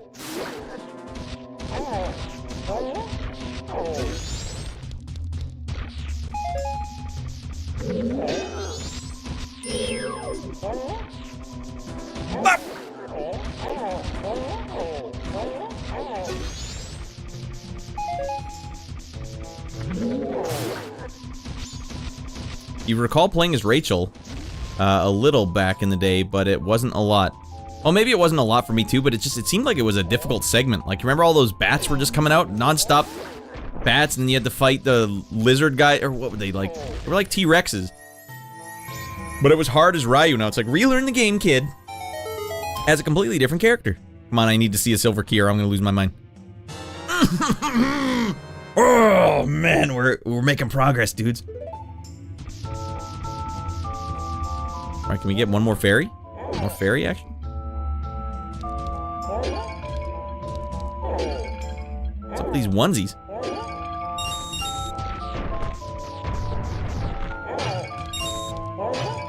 That held it. You're in Miyamoto's brain now. I don't think anyone's ever had to... Someone clearly had to. Oh, no. No, everyone. Wait, I can use the Song of Soaring to go back. I was like, no, he's got me. I have to use the key to get out of this. No. No, I don't. Song of Soaring, go back, do the puzzle again. Get to the start of the castle. That's fine.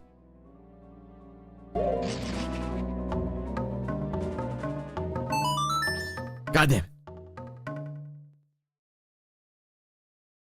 I beat Master Ninja mode on the 360. Oh, you were playing it on 360? You weren't doing it on the PC version. Okay, I didn't know that.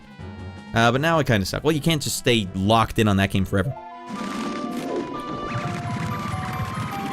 That floor looks breakable, too.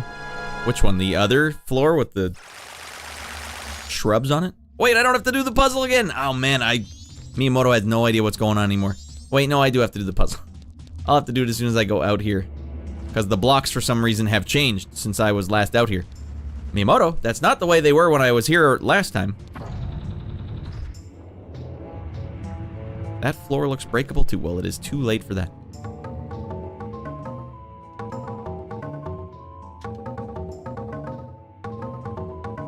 I'm trying to see how fast I can do it. Damn. Yeah. Time was super bad. When I saw you play Rad, you just got some new abilities and then it swapped you over to someone else. Yeah, it really did feel odd, didn't it, Desi? Like oddly paced. Here, Rad, now play as Rachel. Like what, for a cutscene or something, right? No, for the rest of the game? For hours and hours of time? Oh, for Pete's sake, this is not the way it's supposed to go, is it?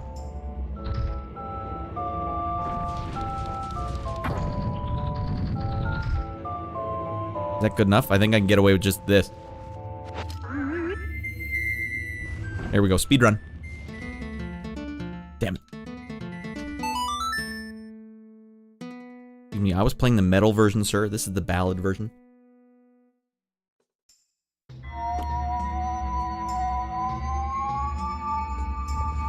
Can we get away with this? Oh, Miyamoto had no idea what he was doing here. We're breaking all the rules. We're flouting society's conventions.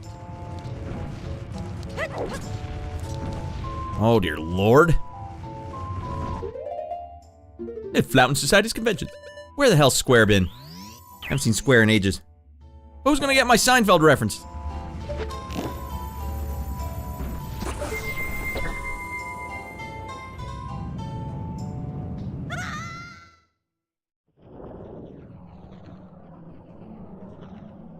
Ah, for heaven's sake, we still have to jump across this thing.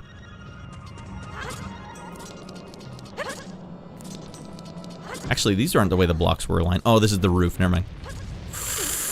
Oh, that's a real butt puckerer. Jesus Christ. Hey, maybe you guys can answer this. iBlink, you might be the resident expert right now. If you die in this game, does it give you a time penalty?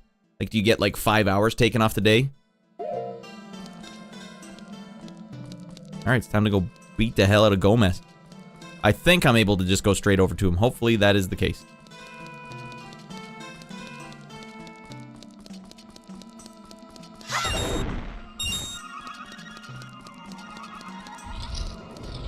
I will probably have to do this puzzle again. Floop! Any light in here? No, there's none.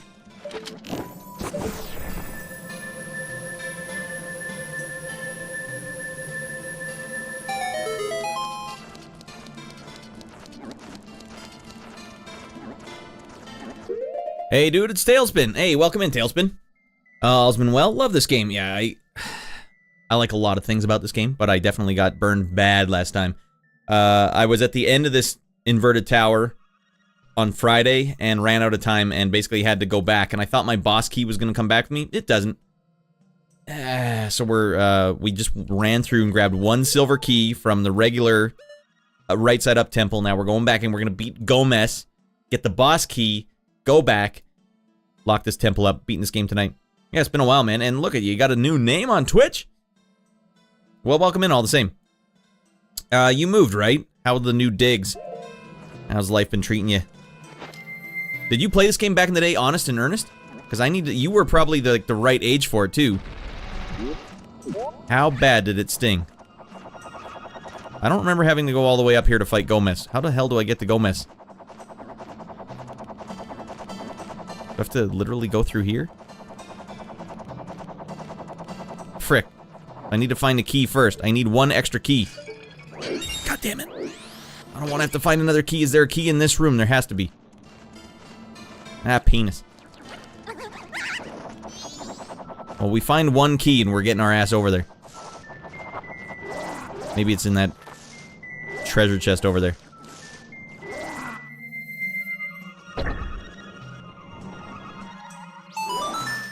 Or I assume a treasure chest will appear over there. Guys, I played it perfectly. But your heart wasn't in it.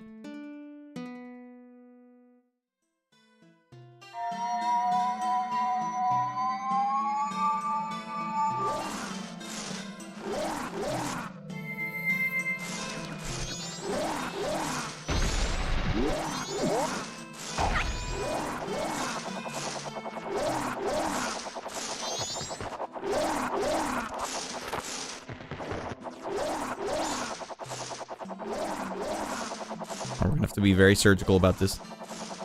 Wait, how come it... Oh, it made the fire disappear, but there's no treasure chest here yet. Alright. That's right, is it hook shot to get this guy?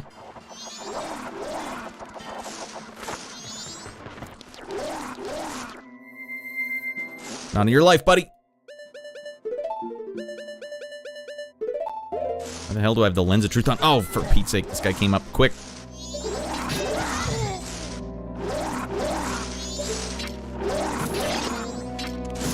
Who's laughing now? Dead Becky's.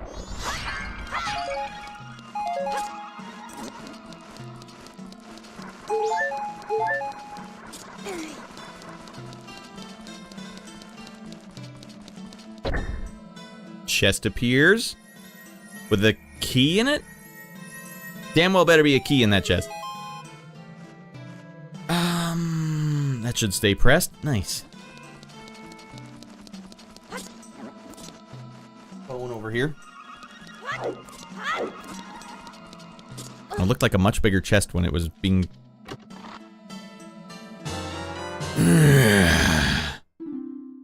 There's a sun above you too. What does that one do for me? Because if it's fairies, I don't need it. We're not getting the fairies in this one because I'd have to go through both the inverted and regular temple. I just don't got time. Who's got the time for that? And nobody got time for that. We'll see what this does though.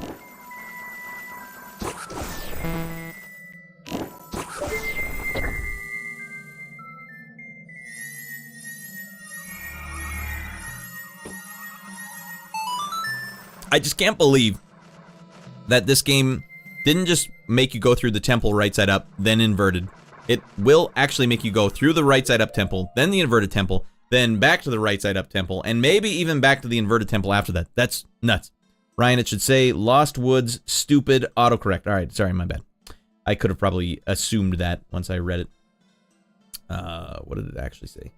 Like a time, gathers... All right, well, don't worry about it, Ryan. No one's judging here, Ryan. Not here. Save that for Miyamoto. He was judging us all the time. Not old Ratty Boy.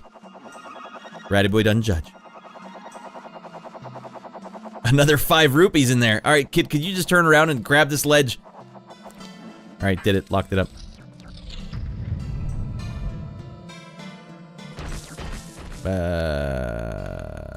Yeah, no, I think we're on the right path.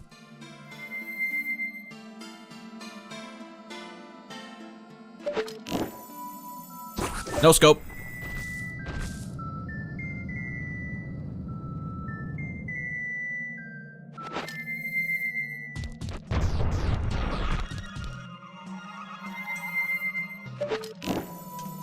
Oh.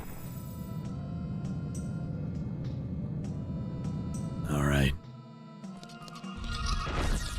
I might have to... No, I don't. Yes, I will have to do this one from scratch. Penis! All right, well, yeah. Miyamoto couldn't help himself. Oh.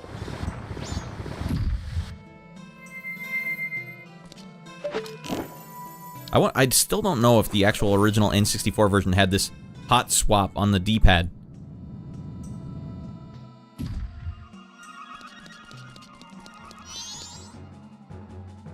Like you two can go to hell and die of gonorrhea.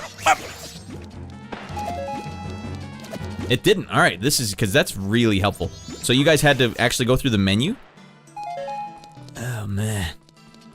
That's a very good quality of life improvement then. And I don't take it for granted. D-pad was literally useless. Can you imagine then? You could have done this, Miyamoto. I didn't want it. I could have, but I didn't.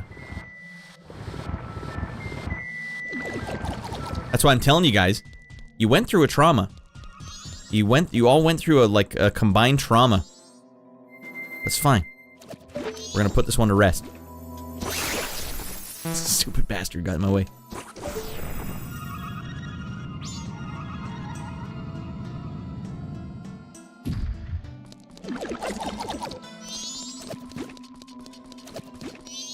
See what I'm saying? How the enemies keep respawning? So you never really get like a moment of rest in this game. You're constantly on. Now, I don't know if... I can't remember if Ocarina of Time was like that. I don't remember it being that way. Maybe it was. But what you combine that with the time aspect in this game... Wait, am I going in the right direction? Alright, I think I am. This was a great game, but the N64 had some questionable decisions. I've already given them a little leeway as well. The year that they had to design this game is not a lot. That's tough to pull off, but I distinctly get the feeling that there were some decisions made in this game that were just there to take your time away, like a carrot on a stick, too. It seems to me like a big... Right here, his fanny has How big? This big! Stuff this big! Paper towel. This big! It seems to me like there were some decisions in this game that were designed to be gotchas. And I don't... Just as a philosophy in gaming, I don't like gotchas. Gotcha! Oh, we busted you. You know, I was trying to explain it to my wife, Mrs. Rad, like what type of gotchas I mean. How the hell do I get up? All right, yeah, one more. There's a NoFX song, which is a punk band, and they had an album called So Long and Thanks for All the Shoes. Now, I liked the faster the songs, the better, and the more minor scale sounding songs, the better. And NoFX sometimes would have like one really good catchy minor scale song on every album, like Stickin' in My Eye. That was a really good one they did from like a couple albums previous.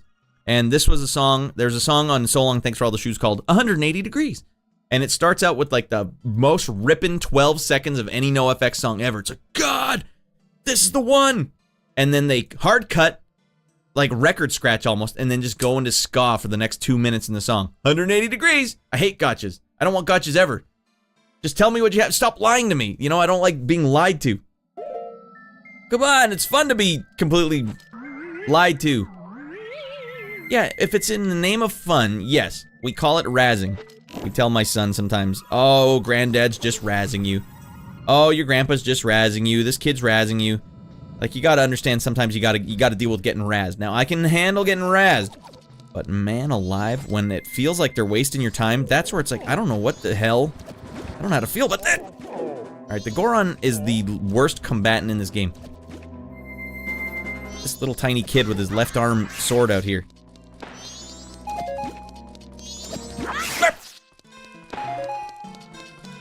Alright, like, good. Now I can finally push this block. No. We're gonna send these blobs out here in 2 seconds to frick around with you again. Alright, now we don't have to do that anymore. I mean, the song title was 180 Degrees. You're right. But that's, what are you thinking? Like, I'm thinking like, oh man, sick skateboard track. Ah! Do a freaking 180 on your skateboard. 180 nollie. Goddamn method grab. Nope. It's a 180 degree from hardcore. Like the hardcore new school punk that I wanted so badly. And then straight up to ska, which I did not want badly at all. No. No! I don't want this at all. Wait, I didn't need to flip this. 180 degrees, everybody. I'm 180s degreeing you guys. Brad, why do you like this?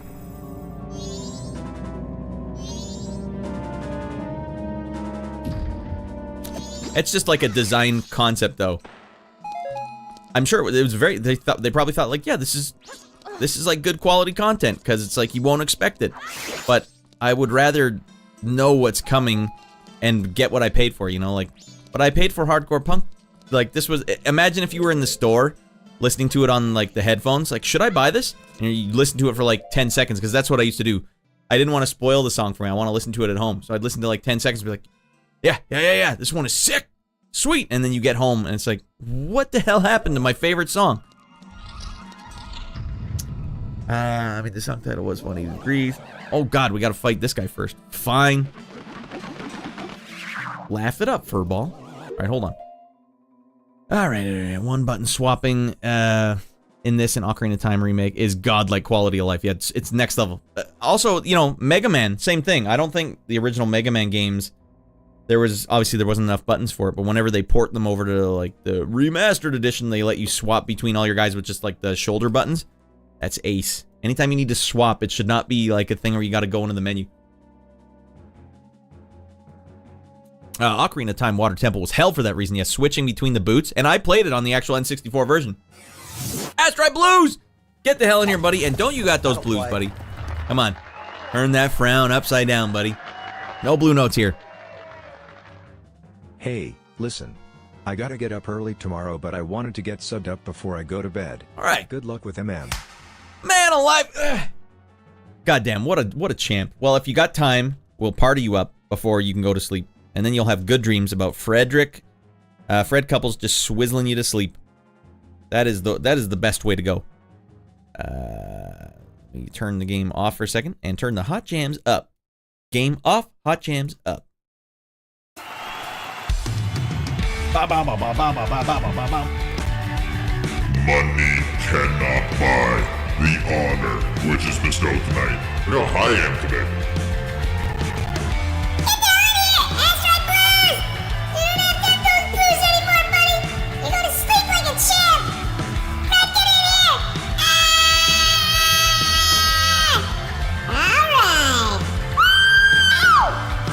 Alright, let's chop them up on the big board. Asteroid Blues. Yeah! Come on, everybody, it's time. We'll get them up. Yeah, that's right. Woo! Alright, that feels good. Gets the blood flowing. It's a great way to stay in shape.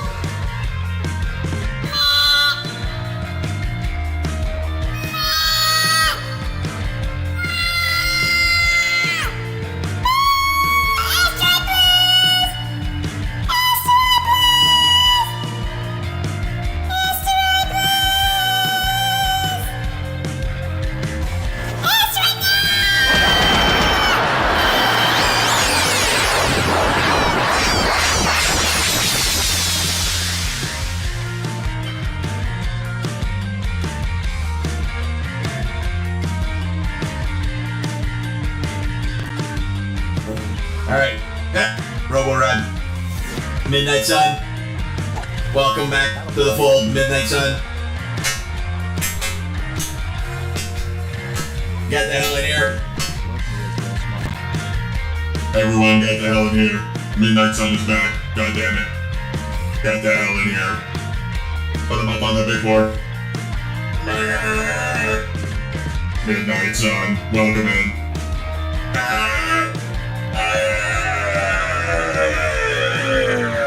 Midnight Sun, get the hell in here. Midnight Sun.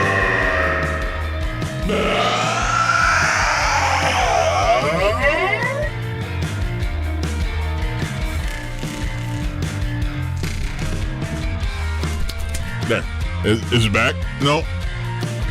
There. We had a lot of effects on there. Thanks, guys. Appreciate it. Always nice to have you guys back in here. Some OG members of the crew here.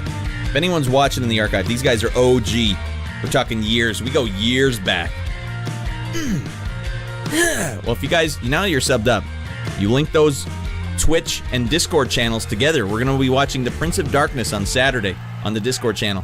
But only for all you Radomaniacs that are subbed up. Got to give some incentive, all right? All right?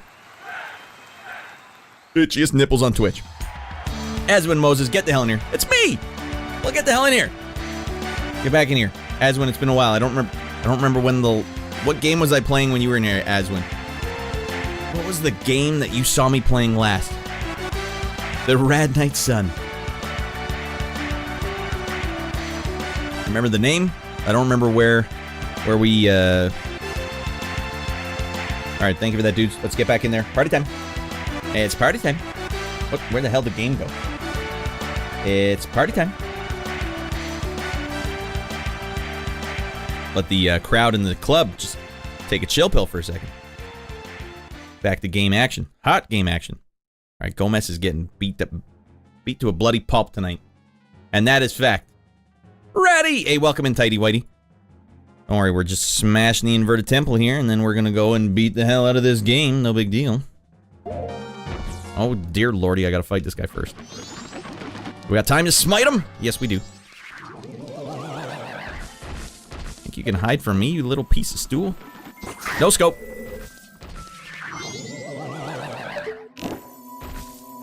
Zap your ass. Uh-oh. Alright, he scorched my fanny good. Singed off a couple bum hairs.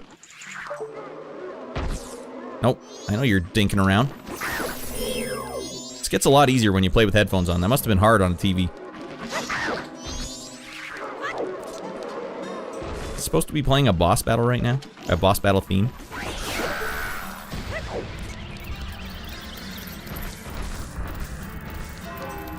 Well, I guess you're not supposed to pause the game in the middle of a boss battle.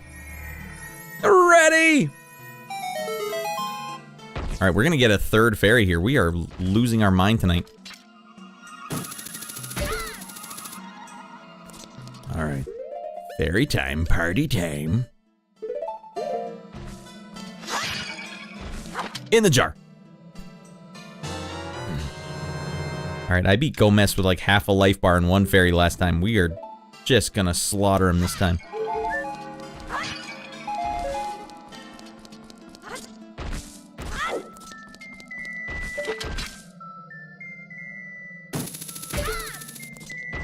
Nailed it.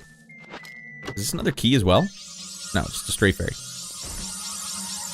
Flipshot says, I was reliably informed you would finish this game tonight. What compensation do we get if you don't? I will shave my nipple hairs live on stream. So stick around for that, everyone. But we're gonna go as long as it takes. As long as it goddamn takes. Are you thinking it's not enough time? Is that the consensus in the audience in Radland? No way he's gonna make it, man. There's no way those nipple hairs are coming off. Just gotta beat this a-hole. Just gotta beat him, get the hell out of Pound Town. I bet Mrs. Rad has a steady hand. Come on, I need your help, girl. Well, that's why we have the patented Radland nipple hair crimpers. We can dual. I mean, they're not for shaving your nipple hairs off, but you could customize them. Use some of that spandex grip. Although it is sacrilegious. Something Dan would do, that's for sure.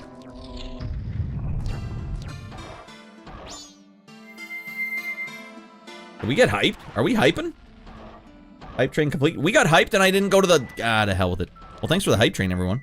Thanks for getting hyped out of your minds, everyone. And I wasn't sufficiently informed about the hypeness. The level of hype we had. Alright, here we go. We're laying down the foundation. I really like this boss. I think he looks cool. He plays well.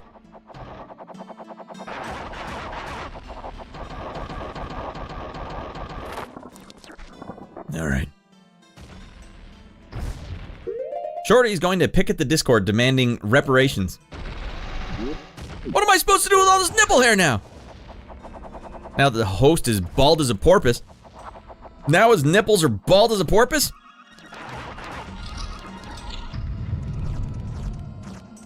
It was determined in the producer's review last night that Wilford Brimley has walrus-like energy. I didn't come up with that, but I agree with it 100%. Alright, let's get our bearings here, everyone. Magic me. There we go. 3 fairies, full magic, full bombs.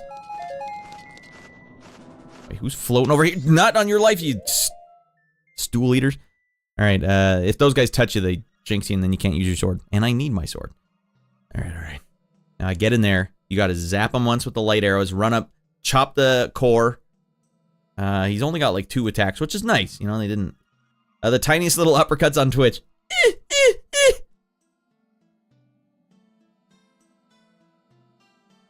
Love me as well. Did I not get Midnight Sun up on the big board? Oh no, we did get him up on the big board. Okay. That was close. Almost thought I was gonna have a brain aneurysm. Alright, let's just get in there. Deal the damage.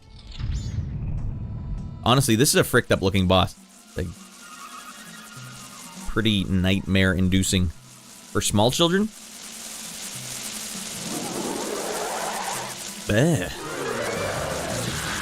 And then give him a scythe too. Why not? He comes after you like the vampire in Bugs Bunny. I am a vampire. Well, I am an umpire.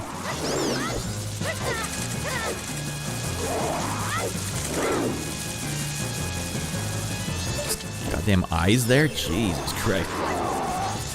Yo, step back, fool.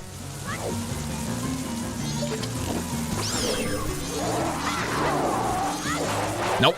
Nope.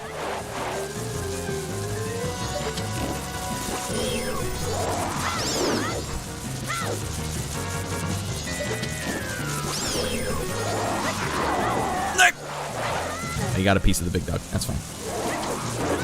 2 pieces of the big dog. Ah, Link, come on, buddy. We could have done this without a single fairy needing to be used.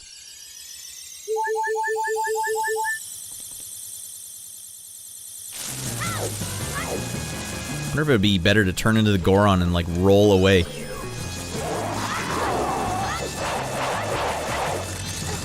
I don't know if there's a way away from that attack. And he hasn't even done his big bat attack yet.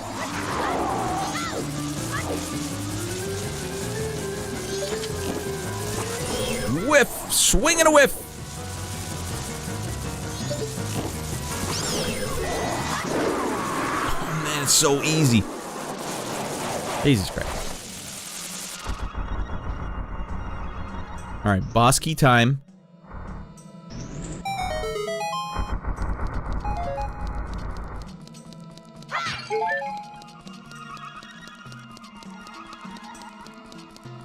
And we still got 1 extra silver key. This is good. Everything's working according to plan here, everyone.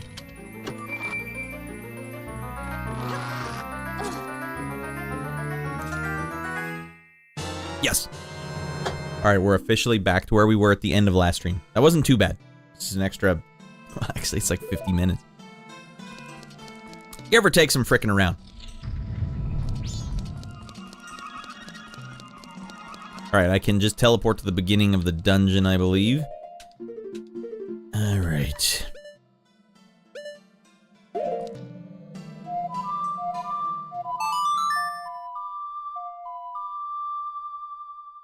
Aswin, did you come in during the Splinter Cell era?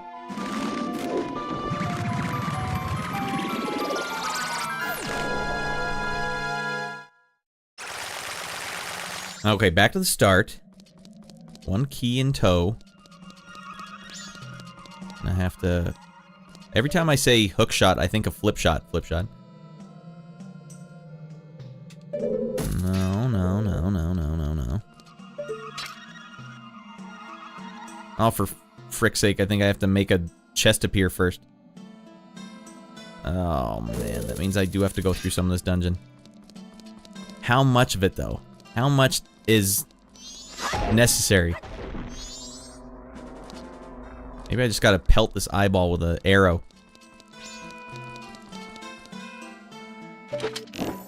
I don't think that's it, Rat. That's definitely not it. Damn you, game. Alright, well, we're significantly further back than I thought.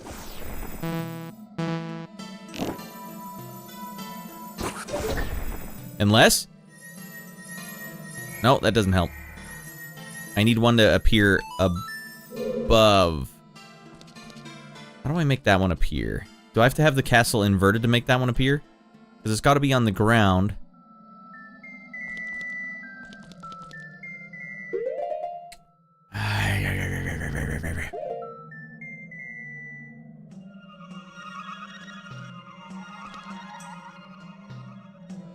Alright, we might have to flip the goddamn castle. Kill a bunch of enemies in the normal castle.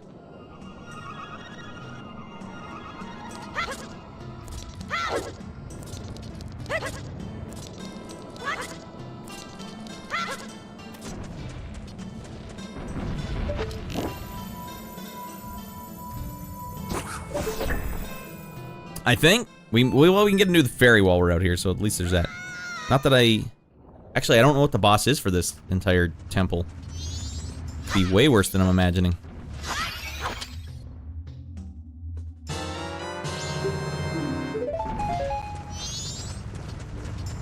I mean, if he wanted to hurt me bad, Miyamoto could make it so you have to go through the whole dungeon before you get that one treasure chest.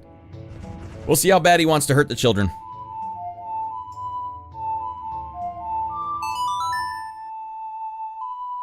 I wish you could skip this. I don't know why they don't let you skip this. He's not even playing like a solid melody there. It's like he's wheeling and dealing, making it up as he goes.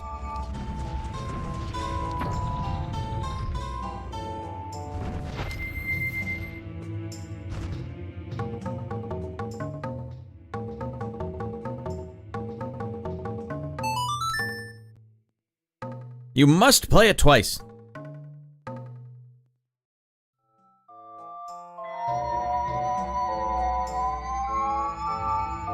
Mm-hmm.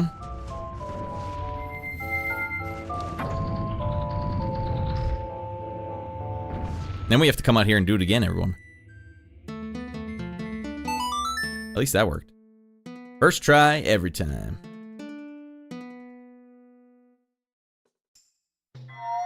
Alrighty.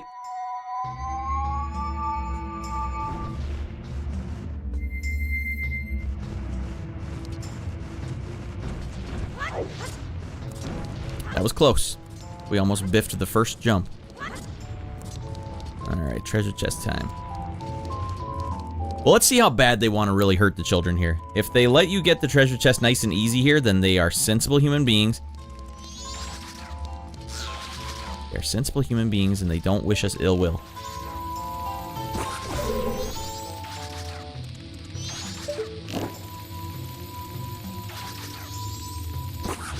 Alright, so I don't think I can open that yet.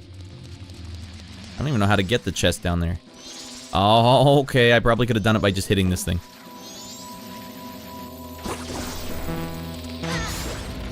Little a-holes. And they will respawn.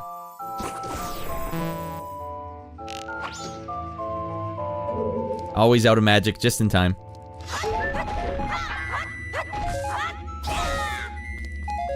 Mild inconvenience. Spilled milk. Back at it. Treasure chest below us? No, that's not what we need either. Nope, that's awful. Alright. What about down there? Is there anything down there?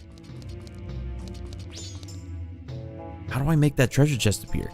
I mean, I'm not above it. I might just look up a tutorial. I don't want to have to do more stuff than is necessary. I noticed the bomb chew didn't come back, though, so maybe if I kill this guy, it'll make another treasure chest appear.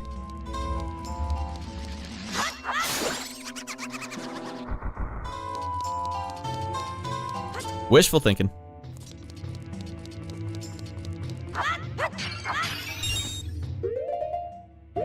No need.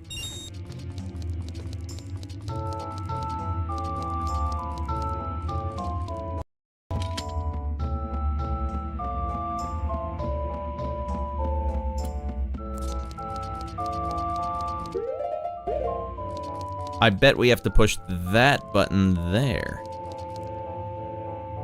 But we can't get to that button unless we're inverted. I was inverted at the time. Is it worth just randomly trying to do it, or should we look up a tutorial?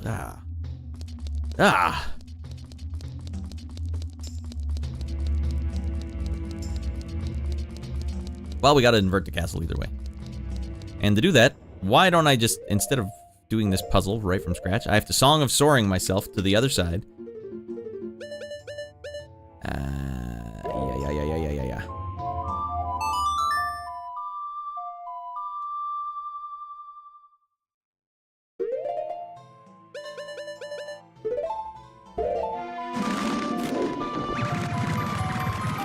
Sit tall, Rad. Sit proud.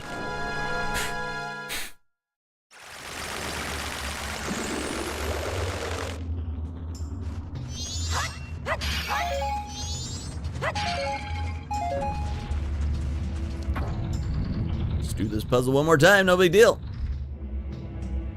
We have got to invert the castle again. That's why we're back here.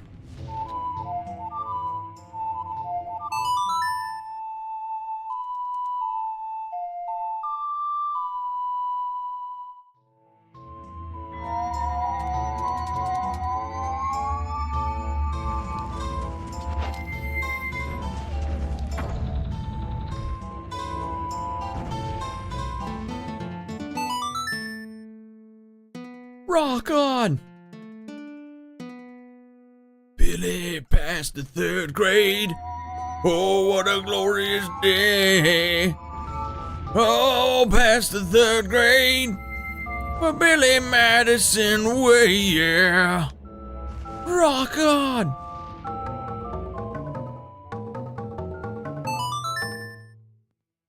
Eric? He is a bad man! And well, when no one's around, I'll just randomly quote movies that I like.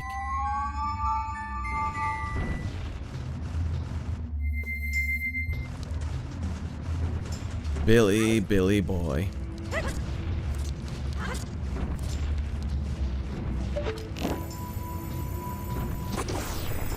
Mother F.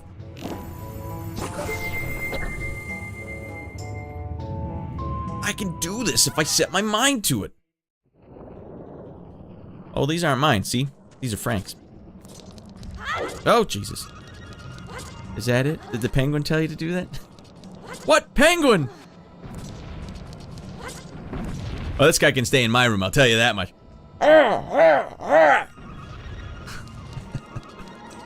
Ah, what a quality film. That was a multi renter as a kid for me. Yet I never asked for it for some reason. Now you're all in big trouble. Alright, I guess we gotta go through the whole damn funhouse. But we've solved a few of the puzzles, so at least it's not as long a trek. And we do have the light arrows, which I want to believe will make this quicker. Right?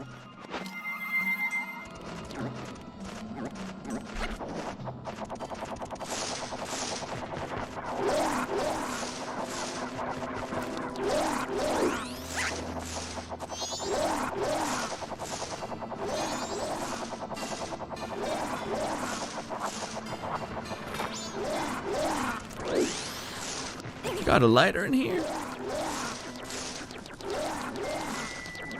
Oh, Doyle, I got a feeling your whole family is going down. But for now, I gotta study. Well, Doyle rules.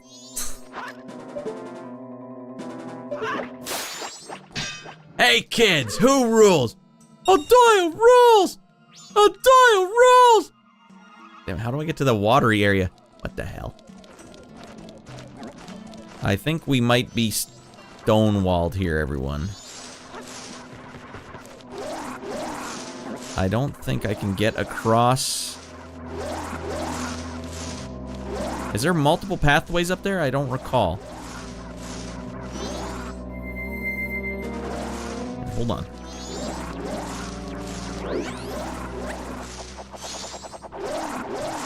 I need to check this little area again.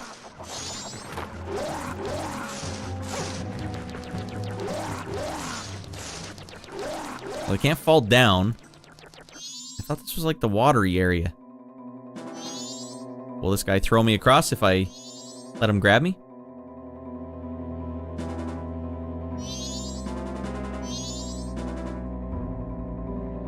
Will he only grab this guy? Damn it.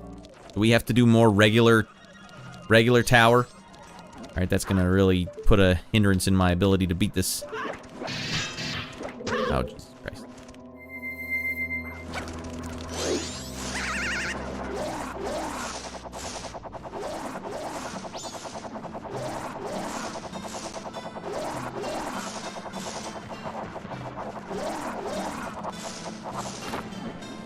Oh, just barely.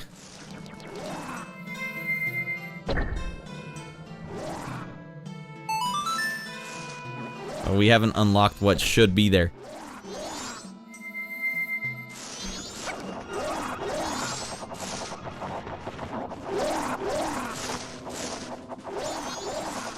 They stop floating all the way up. Okay, let's look at the map. We gotta consult the map.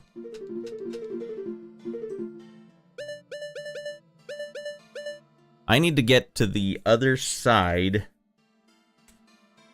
Where's the first floor?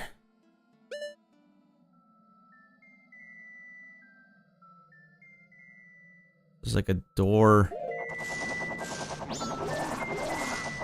Alright, if I use the map, the doors... Alright, well, we might as well check over here. Was there a door? I did not notice.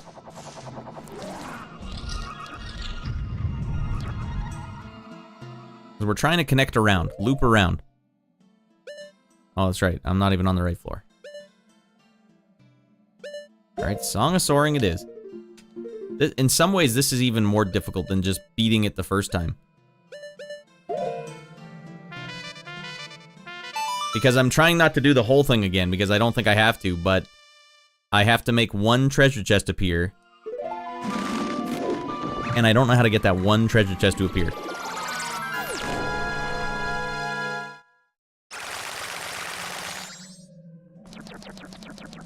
We have to get over to that side somehow. Alright, let's look at the old radar map, whatever it's called. We're here. Go through that door. Go through that door. I'll see if I go through this door. It just takes me to... There's no split paths over here. Or is there? Ah, there's a door over there. So I'm gonna have to go through the... I'm gonna have to go through it again. Shite. Alright. Well, we're gonna take a bathroom break, everyone. And now this is happening. Mother of it. We have to take a quick bathroom break. Then we're gonna go in through the regular tower as fast as we can to unlock one treasure chest so that we can use our hook shot from this exact screen. Ah, we're gonna pause it first because I don't want to lose any progress here. So for now, let's just go back to the starting screen and you guys can listen to a couple of very earnest tracks about how Ratty Boy's feeling about this particular playthrough of this game. And while we're at it, stretch your legs. Don't get deep vein thrombosis. Not like me. Not again, damn it.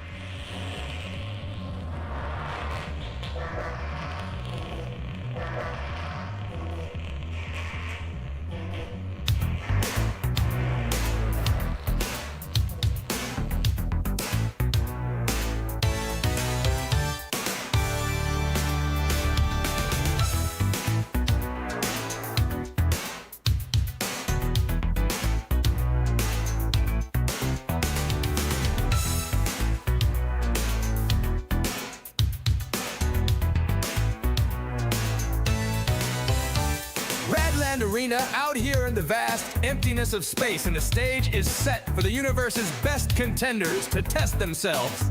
Body and mind, heart and soul against Nintendo's most fricked up game, The Legend of Zelda Majora's Mask. I get tiny little goose pimples every time I think about it, and just how malicious the game was programmed and how the entire game is essentially just one big gotcha. We are ready to begin a brand new exciting season of the console Cold War. And what better way to start things off than with an exhilarating session of going back to the Stone Tower Temple? Yeah, I'm really excited to see how many more times we can possibly hear the Song of Emptiness be played, and also watch all those animations get skipped over and over. Yeah, you really do get a sense that the developers were attempting to drain the children who bought their products out of joy, almost like some sort of reverse osmosis vampire. Yes, and of course Miyamoto is the head vampire, and the ringleader of this twisted cabal of deranged lunatics. Every time a small child cries playing one of his games, his smile gets a little bigger, and so does Mario's fanny. That thing is getting huge. It looks like Ratty is about to begin. He's going to try to shake off the lingering doubt from the last stream. He got all the way to the end of the inverted temple, but ran out of time and had to start the cycle over again. Of course, he didn't realize that the boss key he got from beating Gomess does not come back with him. That one stings. A fun fact about Ratty Boy. He said if he can't beat this game tonight during this live broadcast, that he would be shaving his nipple hair in disgrace. We all know that Rad's nipple hairs are the pride of Rad Land, so you know there is a lot riding on this. He said he will go as long as it takes to get the job done tonight, and proceeded to rub a dab of Diet Pepsi caffeine-free on each one of his nipples in preparation for tonight's festivities. That is, of course, a Rad Land tradition and little-known men's fitness fact for increased length, girth, and darkness and curliness of a man's nipple hairs. Just a dab will do you. We managed to catch up with Rad backstage while he was crimping his nipple hairs before the show, and he told us that he really tried to enjoy this game, but that it was, quote, an inevitability that the Nintendo vampires would descend upon joy, peace, and prosperity, and that a century of darkness would follow the coming of the next Zelda game. Yeah, and really does seem like he's putting it all on the line tonight for the good of mankind, really. We all wish him and his nipple well, and may God have mercy on his soul. Welcome to Radland.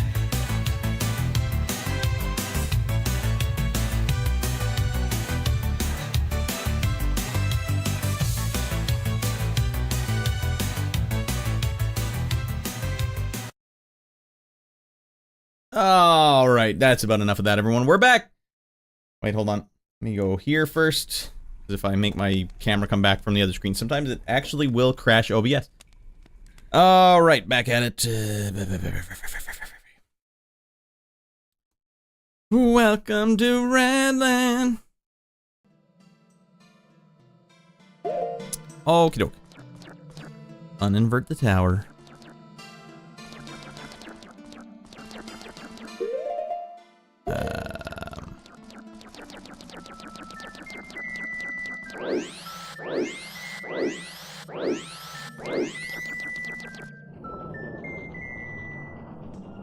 All right. Oh, dear lordy. I quite realized we were this far along. All right, it's not necessary, Deku boy.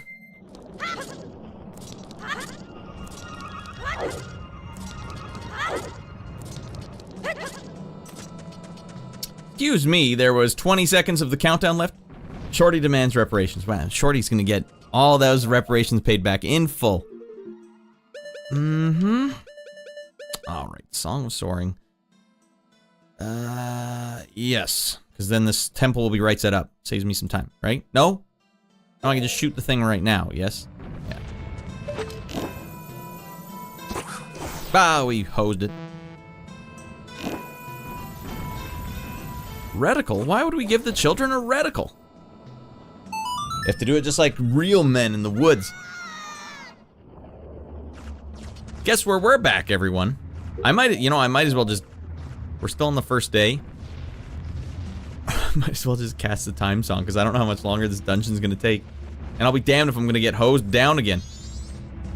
You know what? I'm not gonna get hosed down. We're going back to the... We're starting the cycle over again. Nope, because my keys disappear. We gotta do it on this cycle. I almost just lost my keys again. Oh, God. So we do have a countdown going here that's pretty stressful. Alright.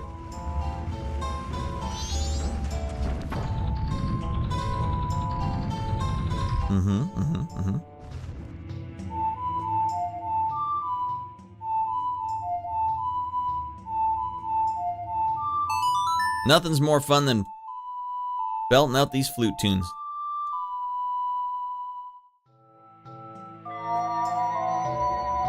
But I'm not cynical about it. I'm happy about it. I'm being serious. I wish they had more flute playing in this game.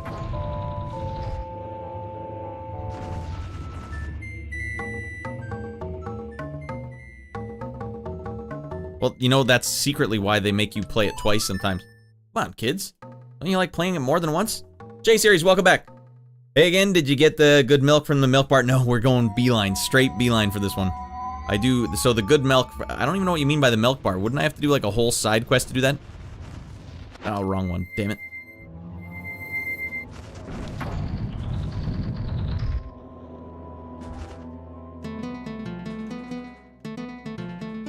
Hey, we got it. No, I was in rare form, J-Series, at the end of last stream. I ran out of time, lost all my keys, didn't realize it. I thought that at least the boss key would come back to the start and I'd be able to just go right from there, but no, Rad. That's not the way it works. So now we're back at the, we're back at the start of the regular temple because I need to make some of these treasure chests reappear to use my hook shot. And I don't know how much of the regular temple I'm gonna have to do here. I need to make a treasure chest appear underneath that thing. Or no, on the floor there. And I think to do that, I have to push that button. But I can't do that until I've unlocked something. I gotta go through the whole stinking dungeon again. I don't know where to go. I don't know where to go and I'm running out of time. And if I lose my keys again, that's gonna make old Ratty a sad, sad man. Alright, so we can do this.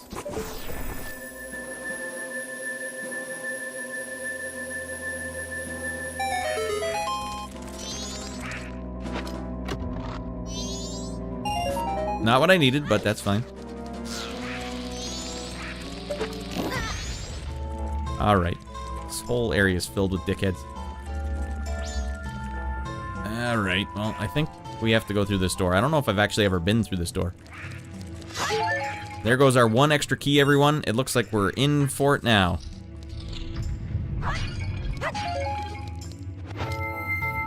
I guess I don't even need this. I can just use my light arrows. This was possibly the most frustrating puzzle in any Zelda game ever. You knew what you had to be done. It was just technically a messed up affair. You have the cow mask, right? I don't. I have the mask of the kid. That guy's at the milk bar sometimes, isn't he? Oh, it's not worth it. Frick you guys.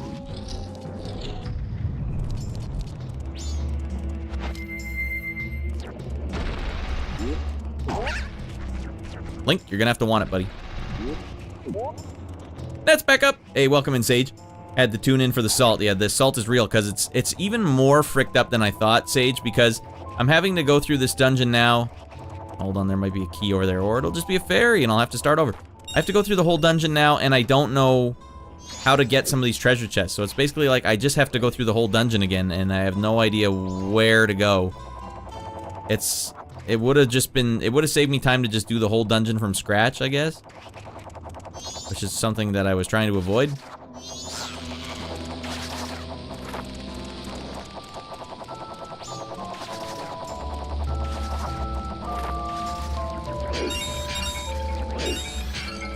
Well, let's see. If this is a fairy... If my fairy mask is glittering, then I'm not going to get this. I don't need the fairies. Ah, nope. Wow, they are making me fight the mini-boss again. Alright, well, that's fine.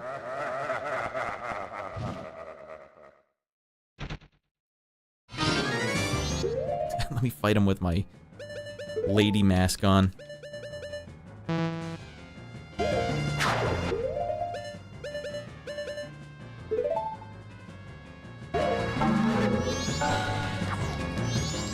Dead, Becky.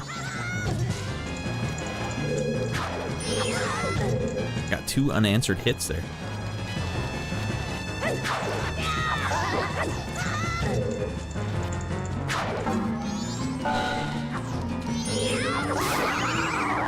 Alright, that's a lot quicker with the jump attack.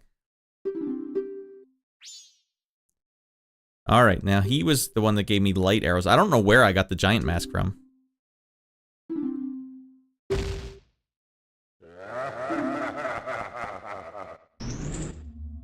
Blowing yourself up at the end is the law of the Garo.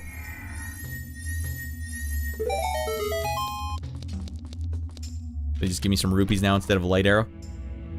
Here, Link, here's 5 rupees. That seems hardly worth it. So there's no door out of here? Oh, okay, here we go.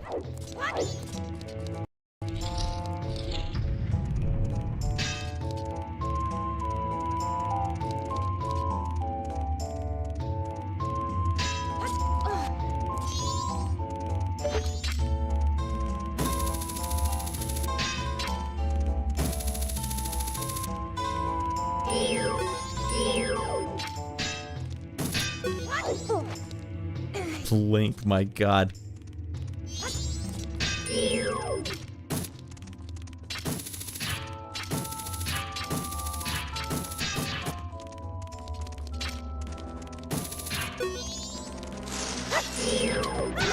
You guys saw it was entrapment, right?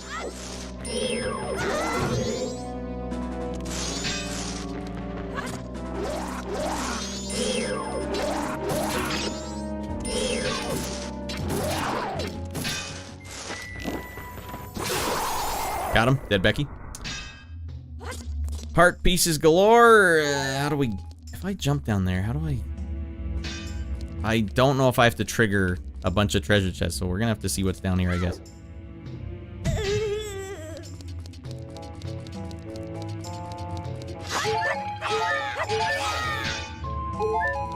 Hearts galore.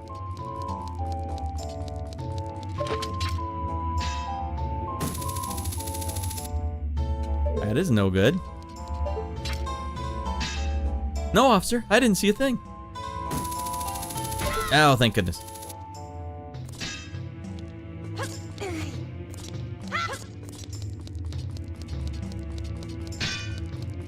Are we getting close to the intro room? Sort of.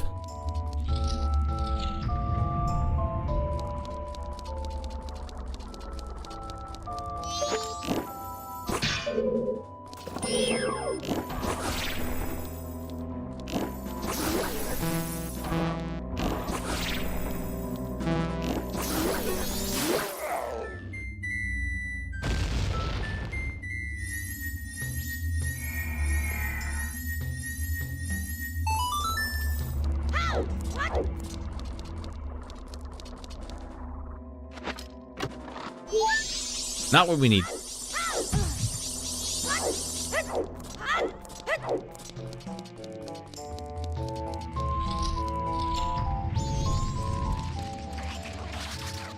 Okay, we're back here. This actually didn't help me.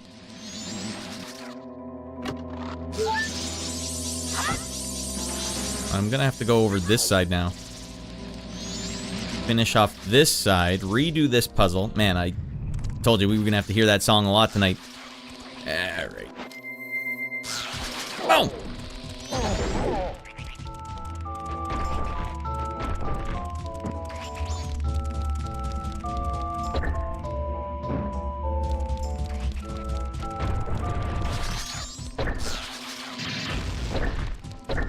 Alright.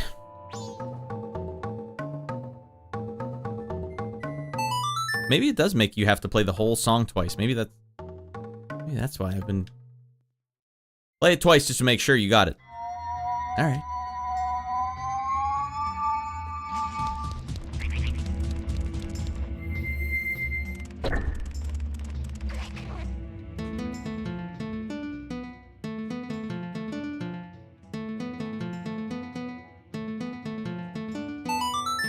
Nailed it.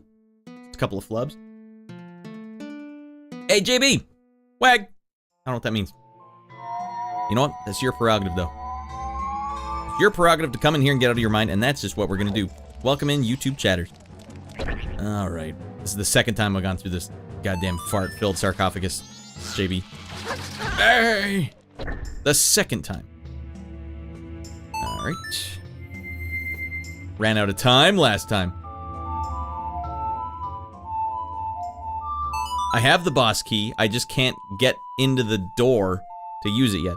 So we're gonna have to use our one silver key over here. I don't even know where to get a silver key. This is gonna be a really messy, sloppy play. So we might have to do this whole castle again. I don't want to do that. We don't even have a key for this one. Alright, then we're in a really hopeless situation here.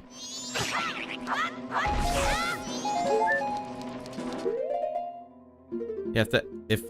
Man, I might just have to start the whole thing right now, again.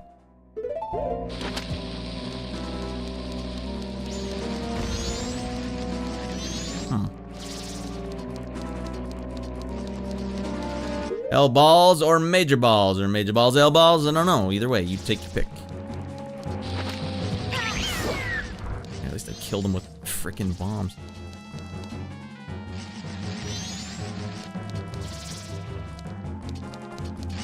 Anywhere down here. Yeah, this is no good. This is no good. There's nowhere else to go from this room. We're just killing time right now. Well, we might be starting over again, everyone.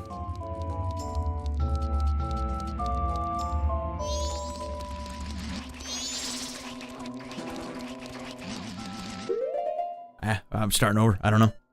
I don't know. So the boss key's not going to come back with me. Sorry, Doge, I just can't. This dungeon is too fricked up. I can't deal with it right now. Boss key won't come back with me, so I will have to fight that guy again. But I can't do anything until I... Let's see. Where would there be one more key? One more key.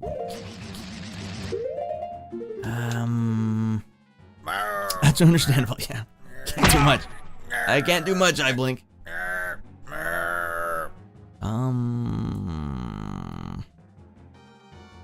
You were gonna... I think you literally do have to do the whole dungeon straight over again. Like, there's no... try that floor right next to... I did. I blew it up 5 times. It doesn't do anything. This one here. Whoops, alright, how about a fairy? That's exactly how that was the start of the downfall last week. Or last stream, because I accidentally used a fairy when I didn't mean to.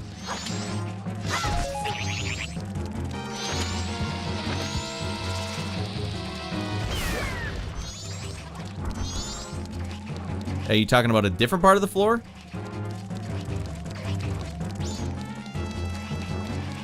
Well, it was worth a try. Nah. Yeah, I get the sentiment. Miyamoto wouldn't let it be that easy. Alright, let's just start over. Only an hour and a half of time wasted. That was to be expected. They want you to do the whole dungeon again. That's fine. We'll just do the whole dungeon again. From scratch. Even though you guys just watched me do it for a good... literally an hour and a half of wasted time. That's why I'm telling you, Nintendo are time vampires. Alright, we're gonna go back, start the day cycle over again. Actually, we'll just cast that flute spell right now.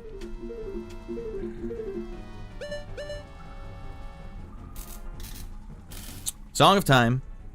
Right A down, right A down.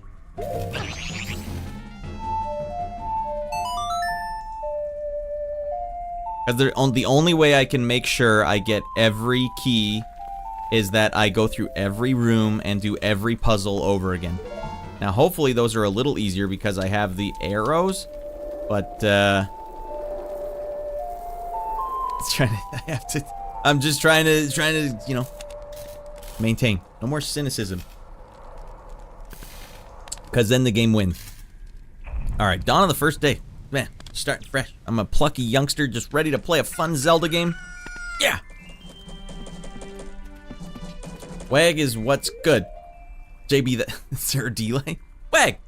Is that new Zoomer speak? That's a new one I haven't heard before. Yo, WAG, brah. Ah. I don't know what the hell I'm doing. But we are starting over. Song of Time, inverted. Get our whole timeline back. Down a right, down a right.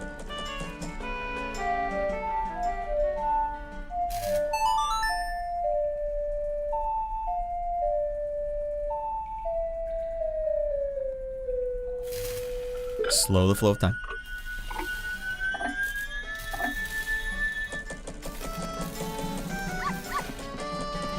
That's a good question, Baklava. I don't know what the odds are.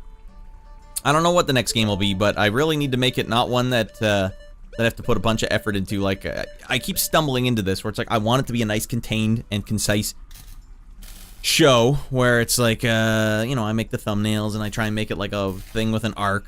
And so, the next one's just gotta be pure frickin' around. At least until I finish my audio projects. Then, I can really go hard and heavy. Alright, so inverted time song. Song of Soaring. Left up, down, left up.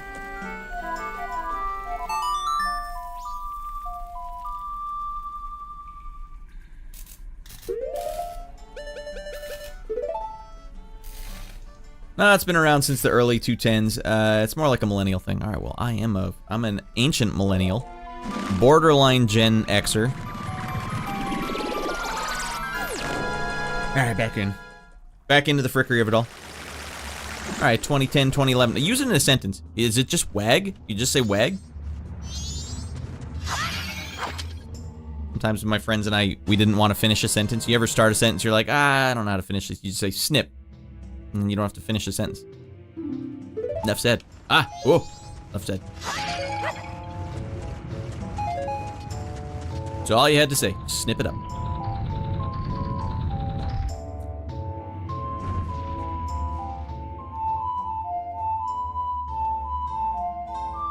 Got it.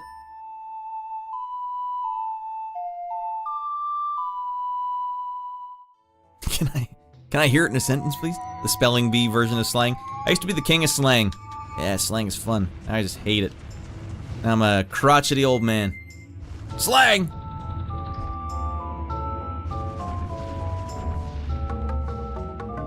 Well, I don't mind slang as much as I mind acronyms, though. Said, nah, it's literally just what's good. It's an abbreviation. Oh, what's good? What's good? Well, then it's an abbreviation. Oh, no. Yeah, something about... I feel like my whole time in high school was just like, alright, memorize this abbreviation, or this Are you saying it's okay, it's not an acronym, abbreviation, that's different. I feel like high school is just remember this acronym. Always remember the acronym. You'll never forget it because you'll remember the acronym. Why didn't you just tell me what it was and then I would know that? Damn it. Alright. I'm really good at this platform puzzle. Yeah, Miyamoto wanted to make sure you were just locked in on this one. I really want them to have to do this puzzle over and over again. But that's not me being cynical. Nope. Me stating 100% fact. So 2 mini-bosses. 2 mini-bosses, and we need to get a boss key. We have to basically go through the entire dungeon from start to finish. And we have to make sure we get every single one of these treasure chests, because you need them to hookshot when you're inverted. Not the button I thought it was, but that's okay.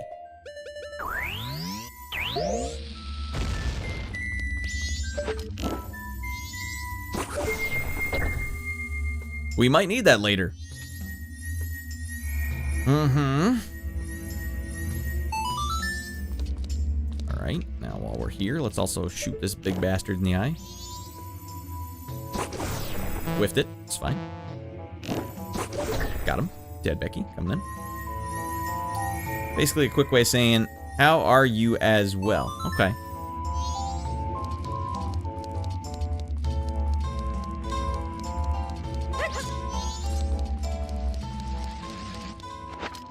Well, while we're here, we might as well try and attempt to get all the fairies. Link, you gotta want it, buddy. I don't know how to make a treasure chest appear down there, but one will appear. Wow. They really wanted you to always be under assault. It isn't even like a typical enemy, it's just like a really big bug. Got him. Go to hell. JB, did you play this game back in the day? Alright, back at it. It's as if we never left, everyone. So just in case you were out of practice, don't worry, we've got this puzzle again on lockdown. Come over here and blow this wall up for me. Instead you immolated yourself. That's not necessary. Don't touch the door, welcome back in, buddy. Guess what? We have to do the whole temple again. There's no shortcutting it. So I just realized there's no shortcuts. You will literally have to do the whole temple again. That's fine. So that's what we're doing. I already spent an hour and a half going through before I realized that. It's fine. Totally fine. Son of a bum. Gotcha.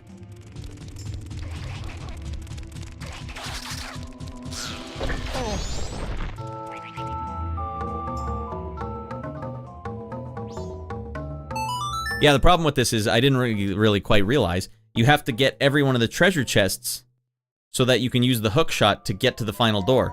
Well, I didn't realize that until I once again beat the 2 mini-bosses in the last hour and a half. Like, you don't really know how far Nintendo's willing to go with this stuff, but this one's like, oh, we'll go all the way. Oh, I see. Did you see that video I linked, the music channel on this temple's music? I hadn't seen it yet, no. It's been like radio blackout. I was so salty after the last stream, like it affected my actual real life. We've been taking this a little easy. Alright. Now, I was born in 2005. Well, some of these guys, these youngsters, some of these youngsters end up playing these retro games almost as like a history lesson or something. I don't know, I didn't do it. My first console was the PlayStation 3. Holy freaking lord. And so, by logic of it being your first console, it's probably super nostalgic for you. Well, let me pick your brain a bit then. What games did you play as a wee lad? And was it a thing you asked for? I have so many questions now, JB. That's super fascinating to me. When I was a kid, it was like Nintendo. The original Nintendo was like my first console. Technically, it was the Atari, but I was so young and the games were so crappy. It's like, Once, like, Mario 1 came out, Once Mega Man came out, I was like, this right here, this is it forever and always. I want this from now on. And now I make music for games. Check it out, radlandstudios.com. Out of my mind. Only just hose around and find out. Oh, yeah, of course, Miyamoto's laughing his balls off. Wait, that's going backwards. My first 20 rupees. Give it a watch? Yeah, I will, because you seem to be talking it up. Like, there was something definitely very significant about about the whole thing. So, I'm curious. You piqued my interest.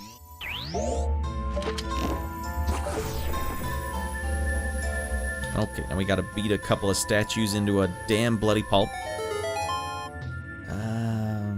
That's a good question for anyone else in the chat. What was your first console? You can say a lot about a person by what their first console was.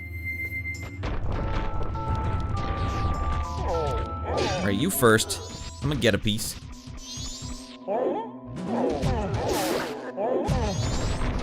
Nope. Goron, you're not listening.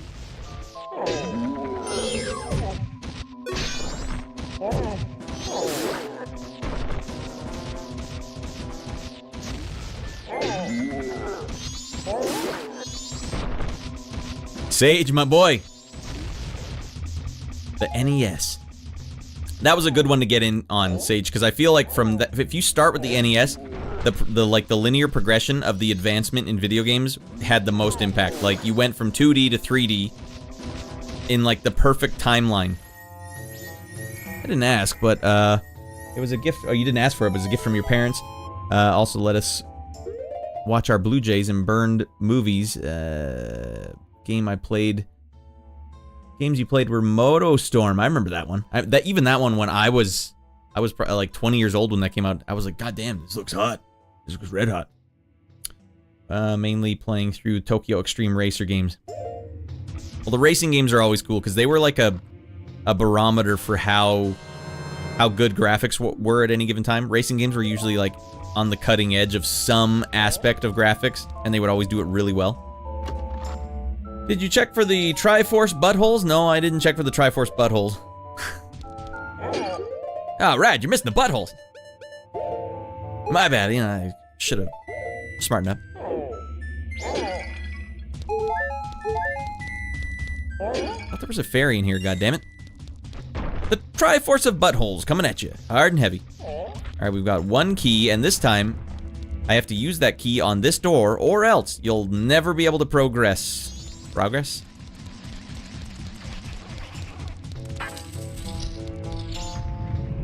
Alright, this actually makes it easier, doesn't it? No? I don't know if this makes it easier. Lurking most of the time. N64 played SNES and NES, but we didn't have the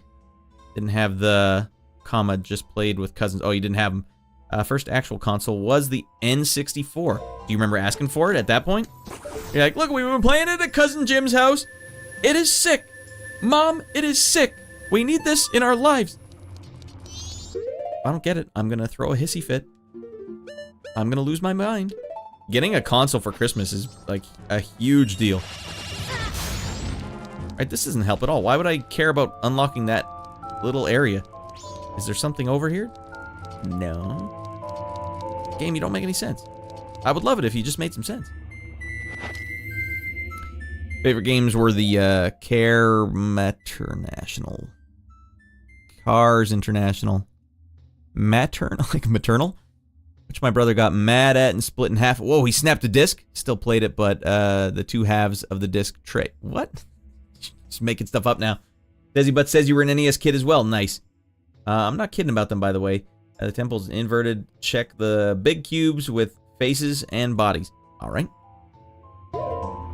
Well, I had the NES when I was a kid. That was my first one. And my cousin Trevor also had the NES, and he had hardcore freaking games. He had Super Dodgeball. I remember thinking, this is crazy. And he also had Zelda 2, and the only time, that was the first Zelda game I ever played. And so it is actually my most revered Zelda game is Zelda 2 because of that. My cousin Trevor had it. Like, don't I need that guy to throw me up there? To just throw me up? Alright, we need to make some treasure chests appear here. Oh man, playing video games at your cousins was sweet. God, just get down here and frick these things up.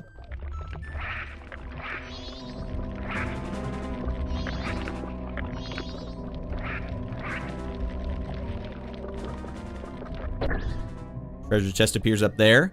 Good. No, I'm not making them. Somehow the game still played, but when both halves in the PlayStation, I don't know how. So he bent it, or he snapped it legit. Because if it snapped legit, now you're just talking BS. There's no way. I rented a few consoles as a 3-year-old. What the hell? But my first was Genesis. And then shortly after that, my uncle gave me his old NES with games. That was probably a good get, because the NES was still fresh at that time. Like, there was no problem with the NES. I can't remember if I have to kill all these guys or not, so I might as well.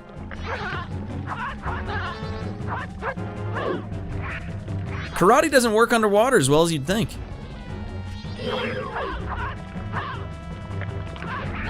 Just get him on the way back. Return fire. Dead man come through. Why, you little son of a frick. I can see and hear you back behind me.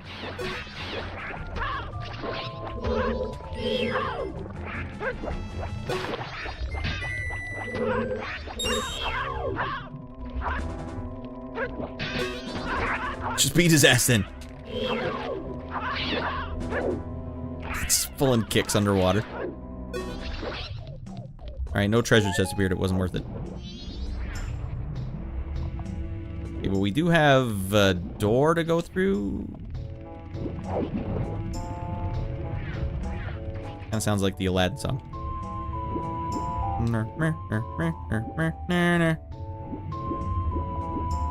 Oh, that was the one we already came through. Alright, we gotta go down, descend.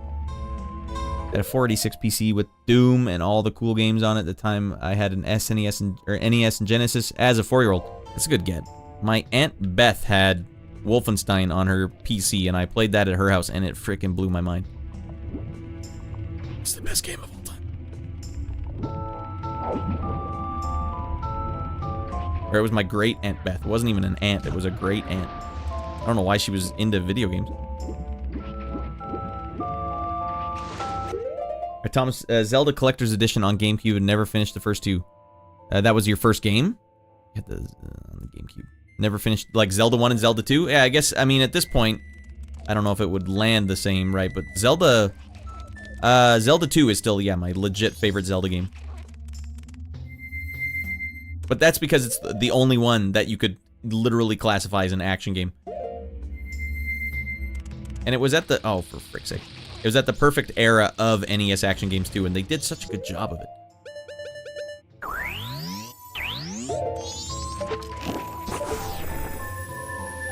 So now I have this, but... Oh, we're literally on the other side now, okay. I don't think that's where we need to be, because we've, You just got 5 rupees in this giant treasure chest. They were all too hard to use as a kid, but these ones weren't too hard. Very fascinating also. Well, my son's a good example of that too.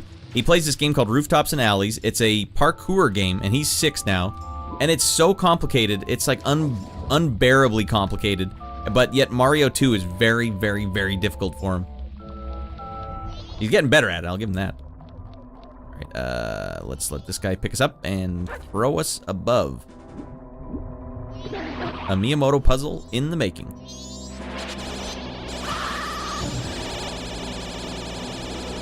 Alright, if this is not a key, then I don't know what the hell's going on. Okay. It is a key. 34 doesn't count as a console. PC, well, I guess... no, probably not technically, but as a kid, kind of fills the role. How do I even get in there? What the hell is that thing? How would I get in there? Does this unlock a secret shortcut? Don't toy with me, Miyamoto. Somehow... Oh, I got a dolphin jump up there. Alright, we can do that. Yeah, we can dolphin jump up there, no problem. Although we do have spikes in the way. That might make this a little difficult.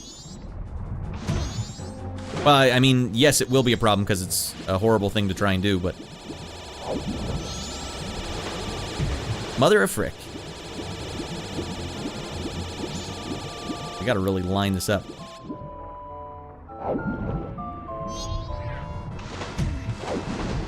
Hosed it! Alright, you just blow the bombs up so I can get a straight line at this thing. Actually, that didn't do that much damage. Not what I'm stressed about. Alright, how high is he actually able to jump? I was under the impression this guy could jump pretty high.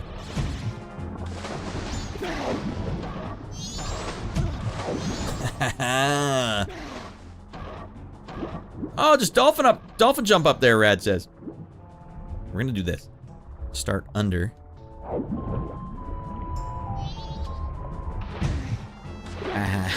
Alright. This sucks, says Thomas. It's not my favorite thing I've ever done.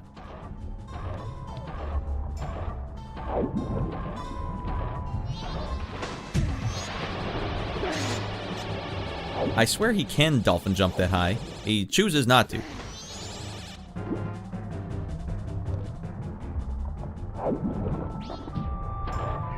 Holy lordy. Come on, this was made by, made to be beaten by 11-year-old kids. Yeah, 11-year-old kids in that era. Traumatized youngsters. Hey! Right, can he just climb up there? Just reach, man. I feel like I could do that. What is this? I think I have the right idea, like the dolphin leap up there, but maybe I gotta cheese it by like hitting the wall weird.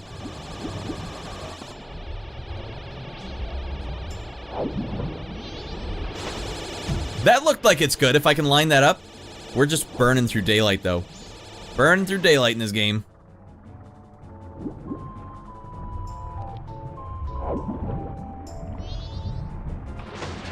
I don't think it's gonna work, dudes. I don't think this a-hole can dolphin jump that high. Alright, well, maybe that's a sick shortcut. Who knows? Wait, okay, hold up. I don't know why they put a little... We gotta try something here. How many bombs do we got?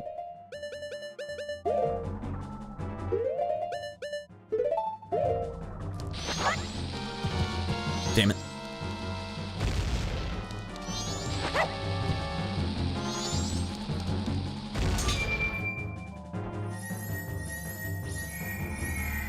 That's probably just a fairy. That's fine, it wasn't a shortcut, it was just a frickin' pain in my bum. I was 11, had no help, and loved it. Though I feel like my brain has rotten since then. What other games were out at the time? Like, oh man, I can't get up there. I can't get up there. Unless you're supposed to be able to dolphin jump up there. This is so fricked up. I'll get it on the next, way through.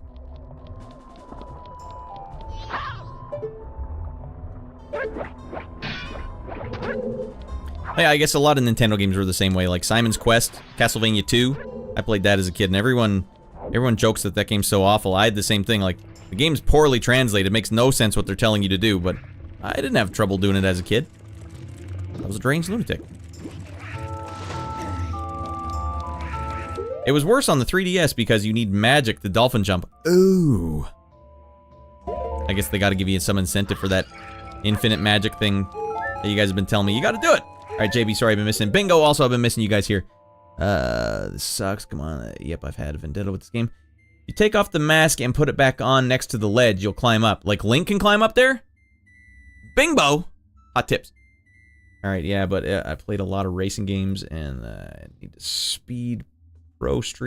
Speed Pro Street, OST, still your favorite for any game. It fits the vibe so well. Can't argue with there. Okie dokie, well, I guarantee you it's just a fairy, but, well, we're in for a penny, in for a pound now. Link can apparently climb out of the water. This guy, he doesn't know what's going on. What do you mean climb out of the water? Why would I do that? I live in the water. Although we can try and dolphin jump it one more time. All you need is a superior precision dolphin jump. You need to really be going at a clip, though.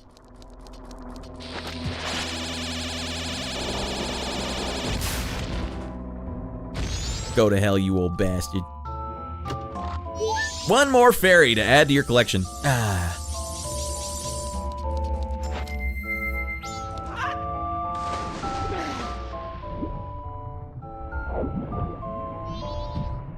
No, you don't! Oh, not today. Watch a superior dolphin jump. I'm the king! Ah, we hosed it. Now, wait just a second. How long has that been sitting up there? One more fairy coming up. I love Burnout. Man, I haven't played any of the Burnout games, so Burnout Paradise, what was the hook on that one? Normal Burnout game with a little twist to it? Okay, that's probably something we'll get on the way through the other way around.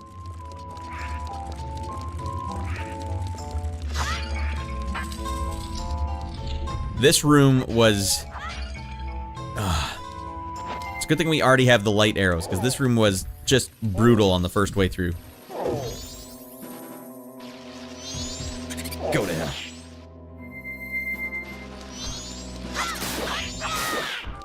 Alright, let's get the arrows going here. Hot jams. Alright, don't remember which one of these it is. Nope. Nope. Treasure chest somewhere? Yes, sir. Yes, sir. Now we can just do this puzzle with the arrows, but we used to have to do it by shining light from the mirrors on it. But these little guys just keep bouncing at you. Oh, it was just awful. An awful experience. Alright, is there a way to kill these guys without just taking a hit? What is with that? Alright, another stray fairy. This one hopefully is a key. Oh, fairies galore.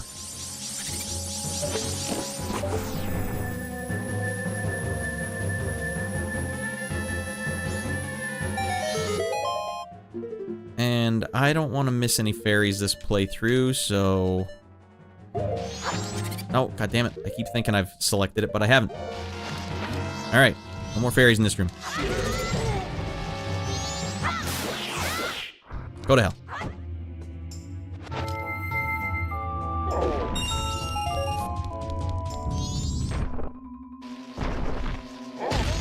There's no way to do it. What a stinky enemy. I'm getting fricked up. I was 11 and had no help and loved it though because I felt like my brain is around. Oh, we read that already. It's worse than that. Oh, okay. Mostly YouTube chats here. Love the Burnout. I want to play Burnout 3 Takedown, but yeah, the racing game has also pretty much molded my taste in music. Do you remember, well, a lot of times the racing games, you ever played the Ridge Racer series? Those ones had like hot, like melodic techno. I thought that was pretty fresh when I was a wee youngster. You also unlock cars by wrecking them and then jumping them in a junkyard. I remember that, hearing about that, but I still have never played it. Also, that was the only online multiplayer one to my knowledge. You played the PlayStation 3 one? Okay, PlayStation 3 makes more sense. PlayStation 2 was really fricked up to get online. Like, impressively so, if that's what you were doing. Alright, we need to gore on it up.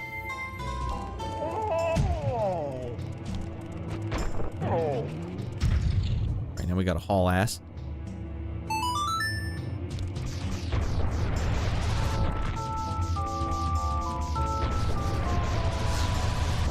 Precision maneuvers executed flawlessly.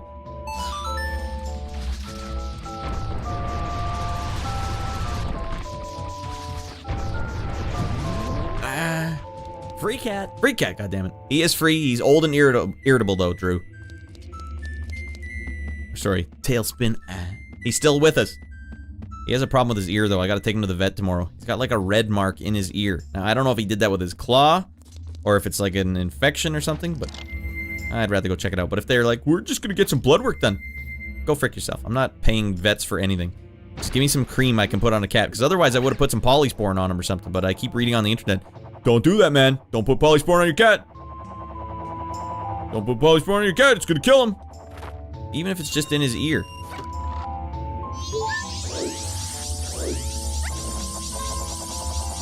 So fine, give me the vet-approved topical cream I can put on this thing so it disinfects it.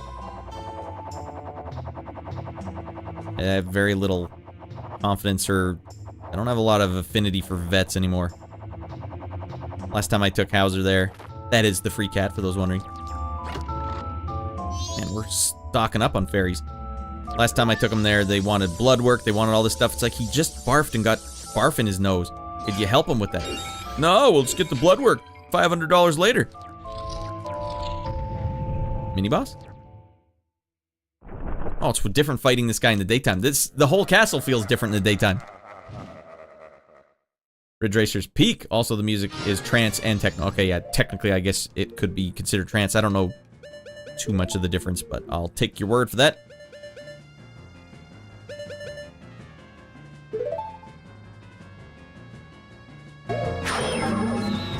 Okay, Deku boy, get the hell out of here.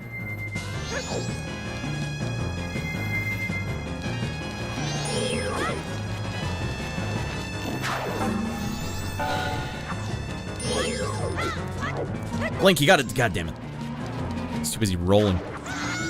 He shot me good. Oh, I keep pushing the Demon Souls button, like the Souls button to target a guy. Okay, he's chopping me down good here. Okay, for some reason he's just not doing the jump attack anymore. Holy, you remember how badly I beat this guy in the last round? Now he's just killing me.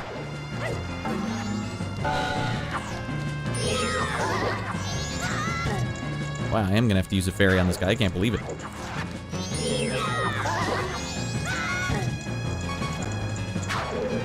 I keep pushing the button that Souls games would do, pushing the right thumbstick to target him. That's not what you do. Hydrogen peroxide, say for your cat. Oh man, I can't imagine how well that would go down though, putting that in his ear.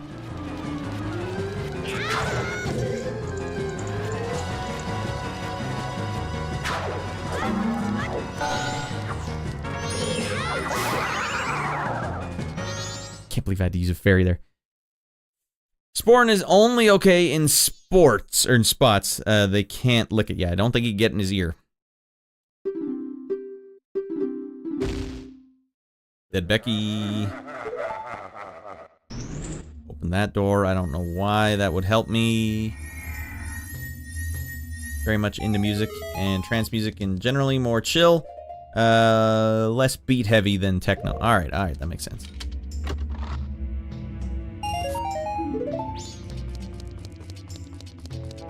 Hold on.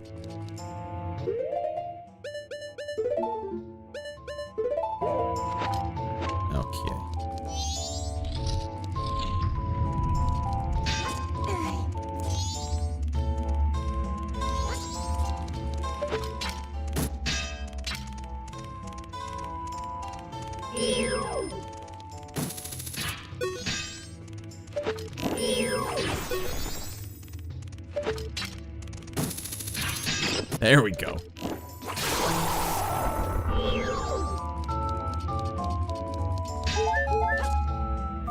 Alright, is there anything down here? I can't remember. Just some scrambled eggs and wobbly legs. Oh, hold on. That's a good get.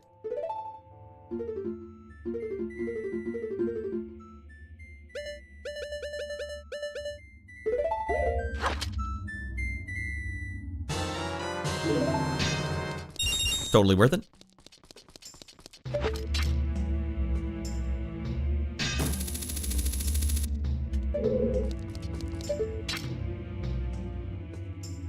I'm worried though, Shorty. Like, what if I try it one time and it just doesn't work? I can imagine that being the way it goes, right? That feels like something that would happen. You believe I have to go through the whole thing again, Shorty? And the only reason I have to is because I have to keep spawning treasure chests. Like, I don't quite know how to do this without spawning all the treasure chests. Like, if you don't have every treasure chest spawned, you might not be able to do your warp back that you need. Alright.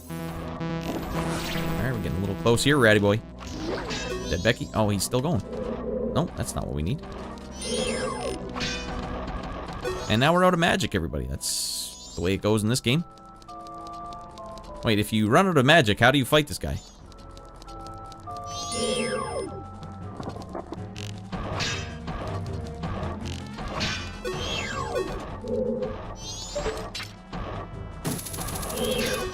Well, I think I can just roll past him and get out the door. Oh, easier said than done.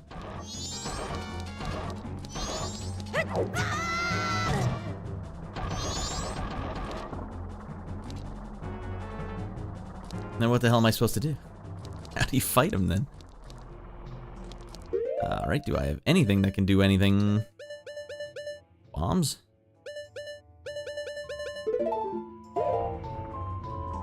I don't... for what? To revive? You kill it. Alright, I can't get by him anyways, everyone.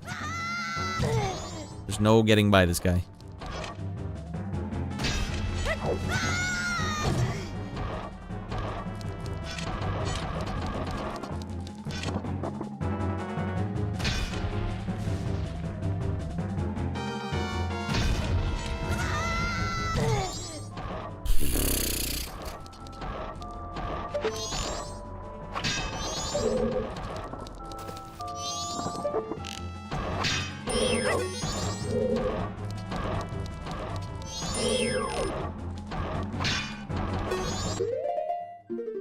I could have done without this.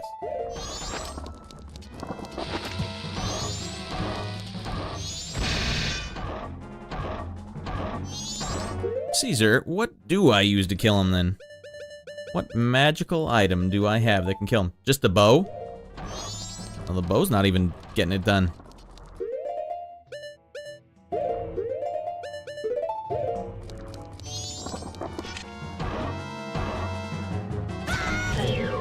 When he's like that. Okay, I have to be off to the side, I guess. Alright.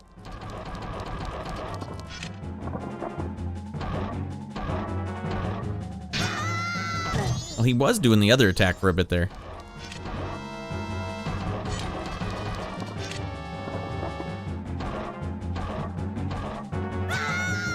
There's his eyeball showing right now. That seems pretty vulnerable.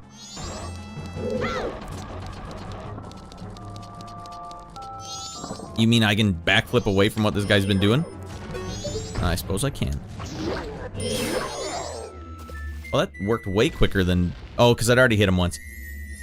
Oh my god, that was almost like a... Well, I guess we're starting the day over again. Start the cycle again, everybody. 10-year-old you would be embarrassed. Yeah, I have too many years of playing good games. Too many years of playing good games with good combat. No experience playing little puzzles. That's why I like the Souls games a lot. All the enemies come out, it's like, alright, watch him move. Try and not get hit by his moves. Alright, now we need to... Still, we didn't need to do all of that. But we have the bow, so we're gonna invert the castle now. And I don't know how to get over there once I've inverted it. Jeez Louise. Trance takes you on a journey, and techno makes you want to bust a move. I like that way to describe it. I want to be taken on a journey. Everyone's favorite puzzle, of course. Why don't we just Song of Soaring to the other side so I can get another fairy?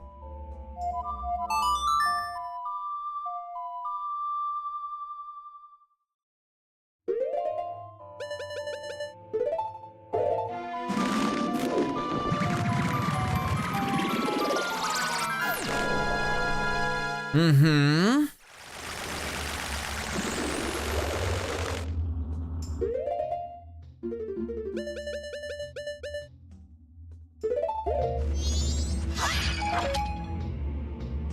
Can't argue with it. I know, I don't have time for it anymore to beat around the bush. Like, I think there's some big problems with this game, big flaws. I can grant you that it was an early game. It basically invented the Souls genre. But Souls were like, wait, why would we spend all this time doing puzzles when we could just be rocking hard, you know, getting out of our mind. Rock hard. You know what I mean? Can't argue with that. One from Ocarina of Time being my favorite to the Souls games. I like how simple they are. And then you just move out now. Yeah, simple. And the puzzle becomes like, okay, how do you deal with what this guy's movement is? Instead of like, well, you have great combat, but before you can even use the combat, you have to do this other thing. So what's also happened that I've noticed...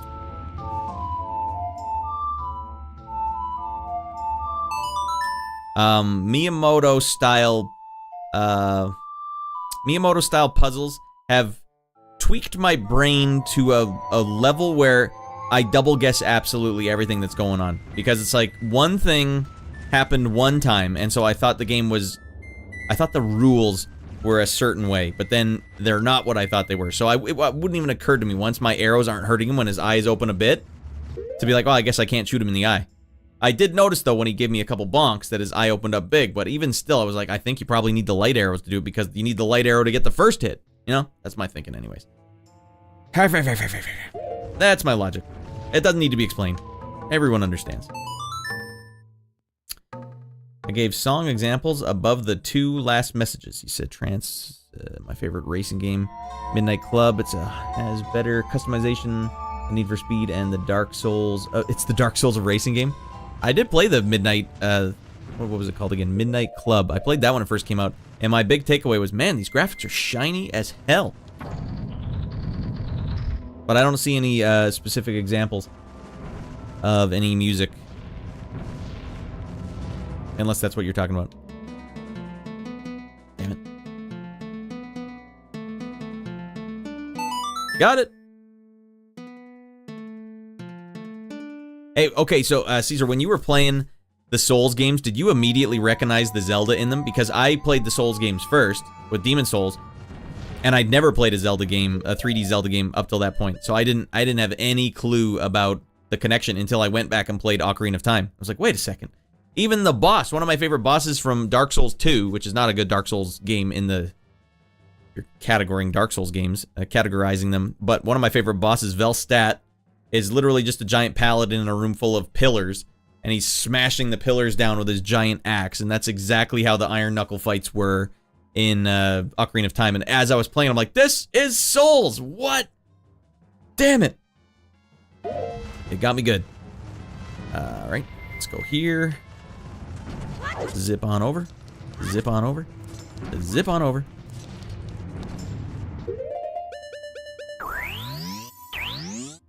Boom, boom, boom, boom. Triforce buttholes! He came out of the woodwork. Brad, don't forget the buttholes! Alright, let's, if there's somewhere I don't want to go out of my way, don't touch the door. So where are they? I'll try and look at them as I'm zipping through this as fast as possible. Oh, God. Just look at the platform. These are buttholes? These are buttholes in your opinion? We got a loose interpretation of what the term butthole means. Miyamoto just wanted more buttholes in his game. It's on the bottom where they are, but would be. Where their butt would be. You can see the feet. Is this like a commonly held belief by all the Zelda fans? We believe in the butthole. Holy Jesus, I almost biffed off the edge. So we're back here, so maybe I didn't need to restart the whole day again. I still don't know what I'm supposed to do, though. We got a treasure chest there. I need a treasure chest to appear above me so I can hookshot to it underneath. There. I don't know how to get that one up there, though. That's where we're stuck, everyone. So we started the whole thing again. I've literally done the entire dungeon 2 times. Actually, 3 times now. I still don't quite know where the hell they want me to go. Switch on the left side. Wait, are you saying there's a switch over here that I missed? I somehow missed a switch?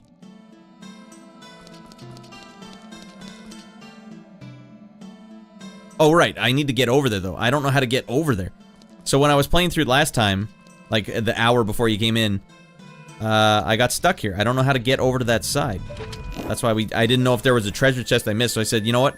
I just gotta go. Gotta keep going around the dungeon. Yeah, I must have missed the door for it. So I didn't know if I needed all the treasure chests in place here. So I was like, I gotta just do the whole dungeon again. There's no other way around it. Link, you gotta listen to me, buddy. Link, what the hell is wrong with you?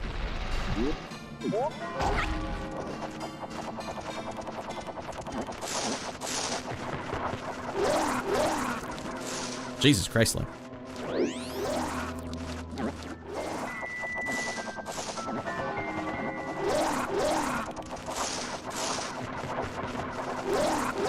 Like a glove. One more fairy in the jar you get. Let's see. Stone Temple Tower is kind of FU to the Zelda gods. If you look outside at the face entrance, there's a hand and a finger pointing up the sky. I did see that. Alright, Caesar's saying, I don't know. I think that it's because Dark Souls had combat the way I wished it was in Zelda. Combat was always the weakest element of the game, and my favorite part of Zelda was the sense of adventure and exploration, and Souls had it in spades. But let's be honest, Zelda has remained childish to be approachable. Majora's Mask was one of the darkest ones, definitely. Played Midnight Club 3 on LA and LA, which were the final two in the series, and have now the more intense gaming experience. I've played Dark Souls and Souls-like games. Like one mistake and you're done. Yes. That's what I remember from those games as well. The Midnight Club games. Wait, hold on.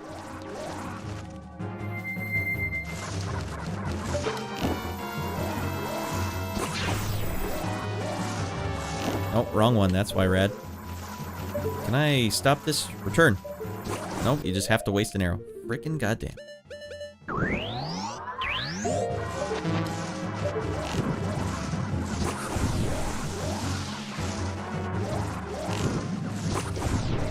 Oh, he must have already got that in the other one. It's fine.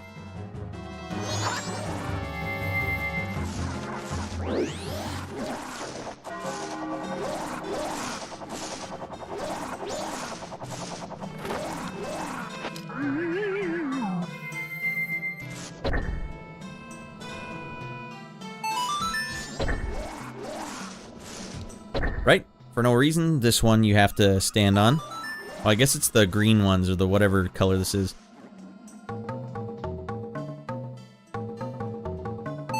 Alright. Majora's Mask and Twilight Princess are the dark Zeldas, but Twilight Princess isn't as dark as Majora's Mask. Well, I like the dark aspect of it. It's the way it's designed is the main problem that I have with it. I love the dark aspect of it. But yeah, Caesar, I don't know. Did you ever? I can't remember if you're the guy in the chat that was saying that you never played the first two Zelda games, or you found them too hard. But Zelda 2 is like a pure action game, very much like a Souls game in 2D.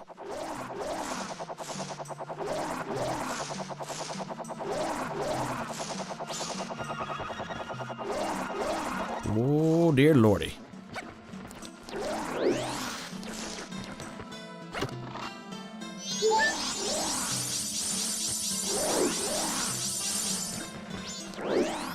Oh dear lord.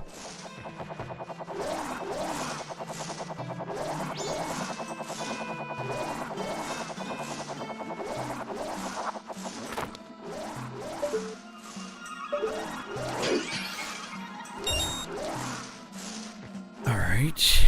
Still missing a key here. Hopefully this... No.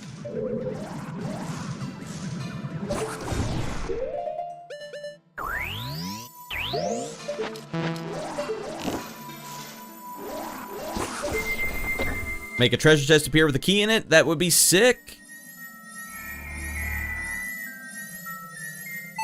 Oh, that's right. You gotta push a button on this thing.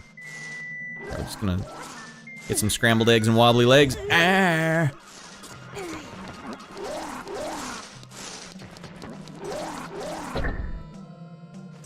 This guy talks a big game, but he doesn't have what it takes. Remember when you first started playing this game, you liked it more than Ocarina of Time, but I said by the end it would change. Lol, it hasn't changed. I don't dislike this game.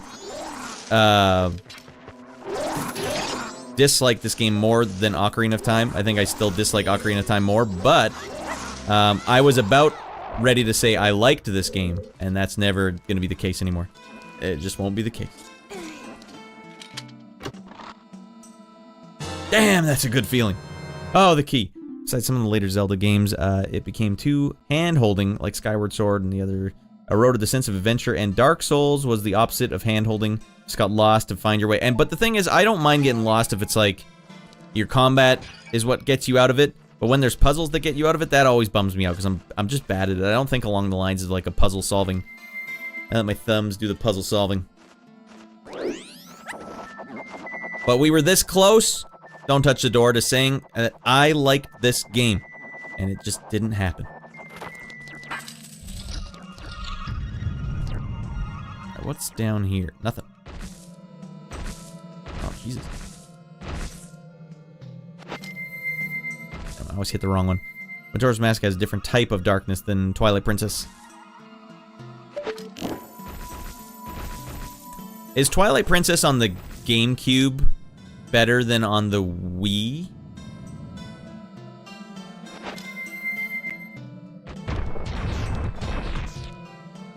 Well, why don't you just tell me the names of the songs again, JB? Because I can't scroll up in the chat without alt-tabbing out. I don't know what the hell I'd have to do to even see it.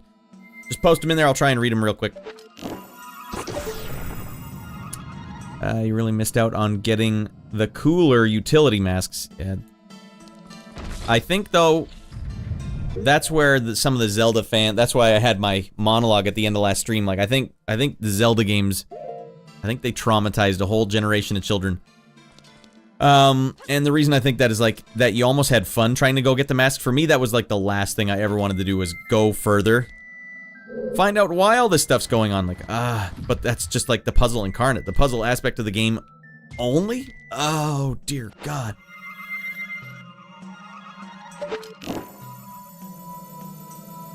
I get it, because you're like, then I get a cool mask. But there's no guarantee. The two masks I've had so far, the Keefy mask does nothing.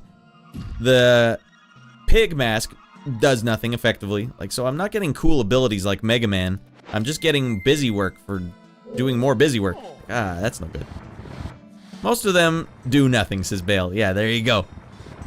And that was the dark realization I had, because you got the first one, you get the Deku mask and the Goron mask. You're like, all right, these guys are out of their mind. They can do hot, fresh maneuvers and stuff. And then you get that Keefy mask. It's like, it does nothing.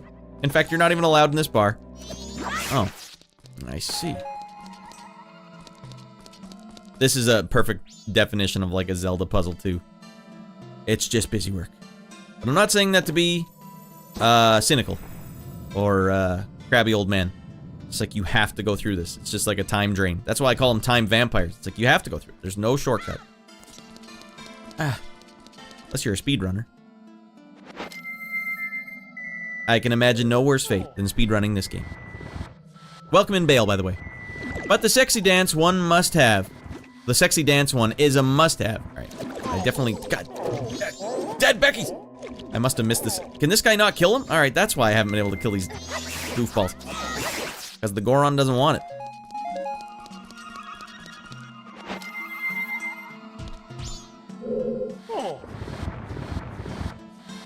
There's Elements of Trance by ACM and Rocket Ride by Felix Da Housecat.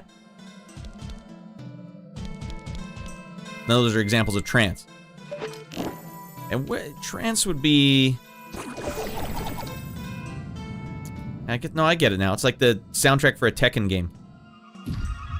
I think there's a really good trance song in Tekken 6 that I like. That's my reference point.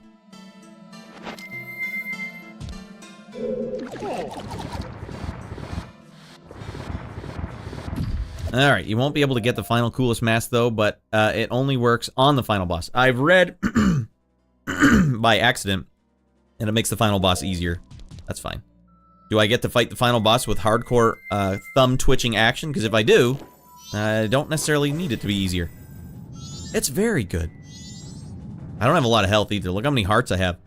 I bet most people didn't come through this dungeon with not even a full row of hearts yet.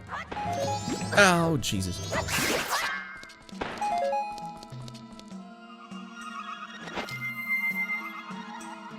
I have been well. Bailout. Now, what the heck's been going on in your neck of the woods? And just where the hell have you been? It's fine. Caesar, try Link's Awakening on the Game Boy and Game Boy Color. So much blockage in my throat. A lot of them are good for one heart piece or something. Alright, yeah. You get a little heart piece for dinking around with those. That makes sense. I really should have collected more heart pieces. Just every time I go on a side tangent puzzle, or like going to get a puzzle, it ends up like sidetracking me for a whole stream. And if you want to beat this game in 9 streams, you got to get it done. Love of Christmas. All right, we got to take this guy down again. I don't know how to get to those other areas. How am I doing? All right, go time.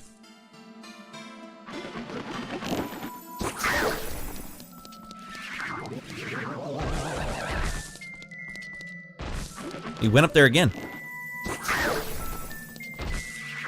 It's weird that it doesn't play the boss music in here.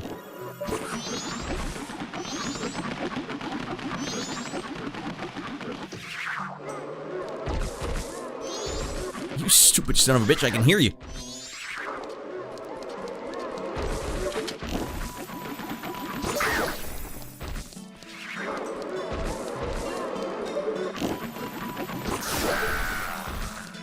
Smoked his ass.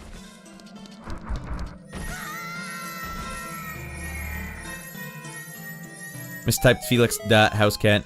Yes, that's the artist name. EDM in general has weird names. I get it. Can't spell anything normal, right? But rap has been doing that forever. Heck, you'd get excommunicated from the rap community if you had anything spelled correctly on your album cover. Better put some Z's behind that word or else get the frick out. I thought we were in the trust tree. No. Probably the second best Zelda game. This one on game. I hear a lot of good things about the Game Boy Zelda games.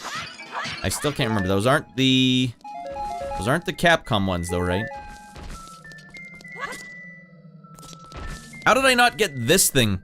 Frick me. How was I not in this room in the regular castle? What room was this? Oh, okay, no, I know what room this is now. It's fine. Don't worry about it, everyone.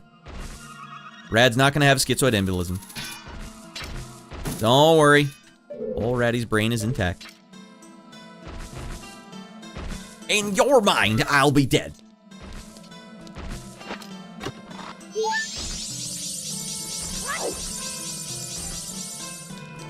Easy does it. So here's where we get tangled up here. There's a final... The first mini-boss is over there through that door. But I need to loop back around. I don't know how to do that. One of you guys in the chat the other day was saying you can, in fact, get up into this pathway over here. Well, I'll believe it when I see it.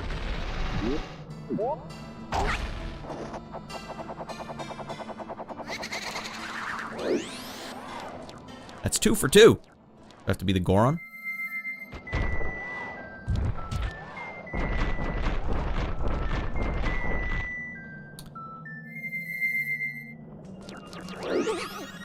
Ah! Alright, thought we were going to pull a surgical maneuver there. It was not the case. Sorry for screaming in the microphone. You're saying you go in the other one. Is that going to loop me around, though? I don't know if that's going to loop me around. Yeah, well, we'll try. Nintendo Stockholm Syndrome strikes again! My interest in Zelda has dropped a lot since I realized... Oh, this sounds like a good comment. I gotta read this one. Since I realized what a giant butthole Nintendo was as a company. Haven't even played Breath of the Wild. I plan on playing it, but I'm sure as hell won't give them a dime for it. And not until it falls in your lap. Someone's gonna have to give it to you for a birthday present. And even then, you're gonna have to give them a bunch of tood.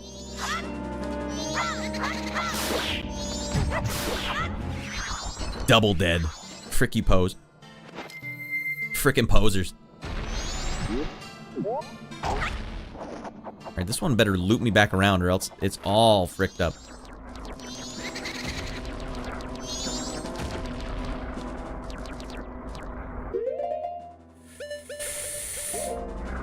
Goron.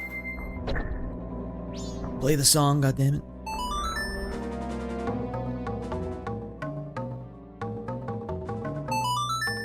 Play it exactly like we want, or GTFO. But yeah, elements of trance. Well, trance's rocket ride is techno. Not as beat heavy.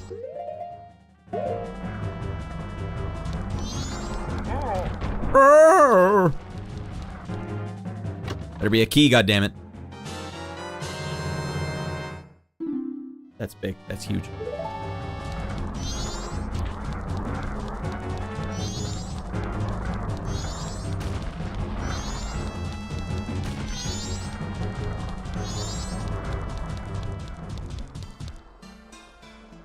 Okay, now we're over here again. It's like I'm going straight towards the boss. I'm not even gonna...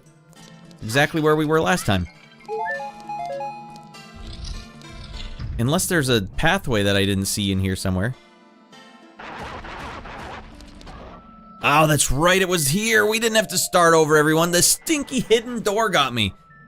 Let's see how much that was.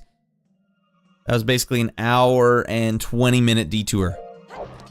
Nintendo in a nutshell. Nintendo games in a nutshell. Hour and a half time drain.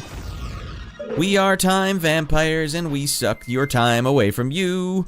Your time is not important. All that is important is that you buy our games for full price that never go on sale. 'Cause we make the best games, don't we? Debatable. Hidden doors, that is our motto. They don't get you the first time around, but they do the second. Frick you. Because you didn't expect to play this dungeon for an additional 3 hours. Get your money's worth, kid. There you go. We didn't have anyone in the chat that knew the area. Don't touch the door. That's why it was like, it was up to me and I just biffed it. Alrighty, boy, you biffed it. Miyamoto wins again. He's like a high school jock bully. Frick him. Ah! I'm trying to collect my thoughts and this guy's about to jinx me. This game was never for the weak. It's a different type of toughness though. It's more like how much trauma can you endure. Not how much difficulty is there. It's not a difficult game. It's trauma. With very good mini bosses. Really enjoy the mini bosses in this game.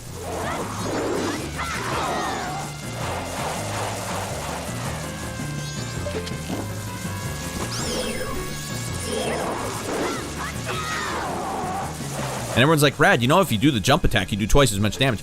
Good luck trying to hit this guy with your jump attack. That's me trying, and me not getting it. Nah! Alright, easy does it there.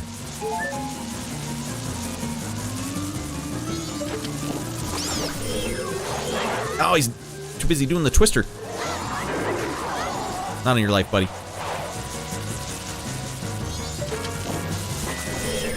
Nope, whiffed it.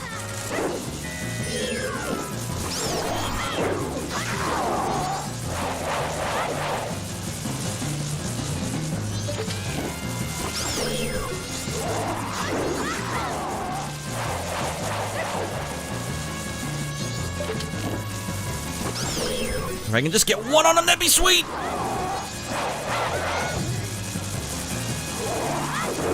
I got a piece. Oh, he's exposed. Dead Becky, come on! Pound Town! Go to hell! I have gonorrhea. Alright. Hey, Potato. That's the third time I've had to fight that guy. Alright. Easy, yeah, but I was still trying to get the jump attack on him the entire time. Literally every time, Shorty. For me, though, I have, this version that I'm playing lets you dick around with some of the settings, and so I have Z targeting on, not on toggle, but on hold it down, because it just feels good to, like, it's almost like playing a Call of Duty game and, like, hold left trigger to target, or to aim down scope. So that just kind of makes that maneuver hard. Cool move is holding the shield and crouch and stabbing fast. That's pretty cool. That is pretty cool. That's what all the cool kids are doing. Alright, we did it. We're on a roll here. Well, I'm a dip since it's 2 in the morning. Thanks for popping in, JB. Anytime, man. Sunday and Fridays. Come on. Come on back, buddy. Don't take around. Come on. You know this is the place to be, alright? Where else are you going to talk about techno and trance for an hour and a half straight while I torment myself in the game, alright? You know what I mean? Come on. Why is he telling me to hang loose? Because I mean it. Alright, this was the most divisive Zelda game before Wind Waker. Wind Waker's also divisive in an entirely different way. Is it puzzle-based again? Because if so, there's no need for me to play that one. Right? Go to hell. Eat a piece of poo.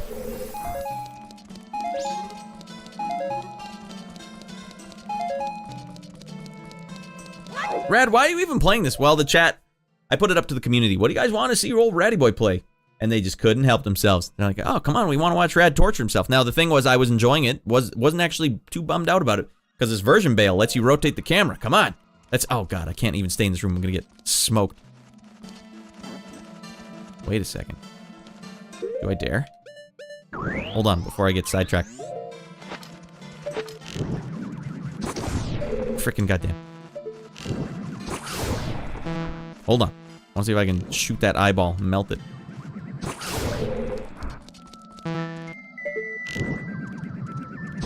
Nope. Okay. Forget it.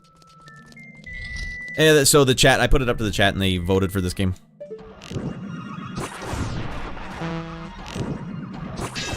I guess the way you're supposed to know this door is here is because you have to come back because you think you're lost, and then you'll see, oh, there's another door right there. But I didn't do that on this playthrough because I teleported back to the beginning because I thought I'd already got the boss key and I had the silver key. We had everything we needed. All right. So yes, long story short, the chat voted for it. All of Zelda is puzzle. Not Zelda 2 though. No. Oh, there you go, Sage. Sage posted, that was the moment that Zelda broke me. I'm not even joking right here. This is like, that's pure, the salt is real. I'm not even convinced that we're not done with the salt. There's still some salt to come, right? Plenty of salt in this game. You know what is, it's more just, it's kind of like when your parents say, I'm not mad, I'm just disappointed. I thought this was gonna be the one. I was like, yeah, I like this. I actually enjoy this game. Can't say that now. Can't say I enjoy this game. Because I don't. I enjoy aspects of this game, and I think most of this game is a carrot on a stick, gotcha, that wants to frick around and steal your time. What the hell? This clip sums up the current ratitude. We'll call it ratitude. Zelda 2 is the only one that isn't puzzle-based. Exactly. Oh, man, it just makes me happy thinking about it. It's such a good action game. Yeah. It's a Souls game. Fine. It's the first Souls game.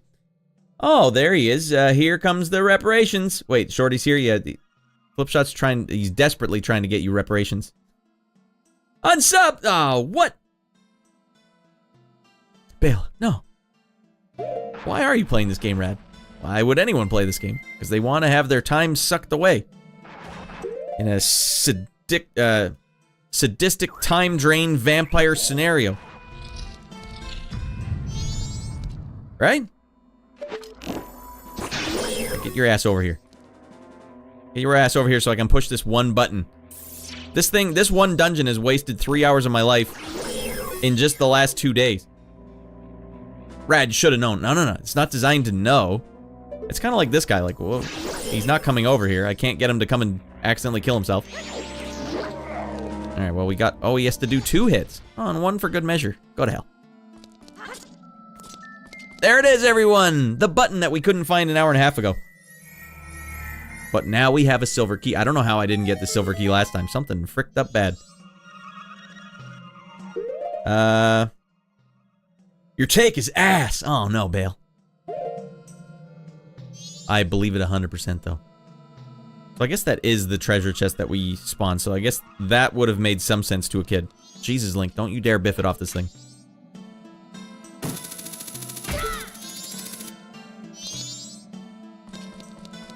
So I don't know how the hell we got here without this silver key last time. It must have been the one that was in the pocket there. Yeah, you're right. Brad just can't do puzzle games. Yeah, not a fan. Let my thumbs do the puzzling. I don't come to video games for puzzles, though. I think that's the problem. I didn't like Portal either. Like, why would I don't want to play this game. I would rather play games that let me thumbs do the talking. I know a lot of people really enjoyed Portal.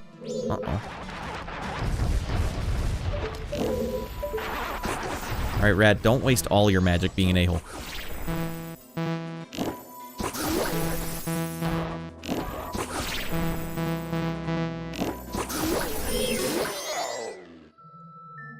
Ooh, we're getting close now, dudes. Not much left. Hey there, everybody. Johnny, get the hell in the club. Or I could use. Just cheer me up, Johnny. Hot jams. And I think you know the one. Wait, I gotta turn up the jams first. And then I gotta turn up the jams.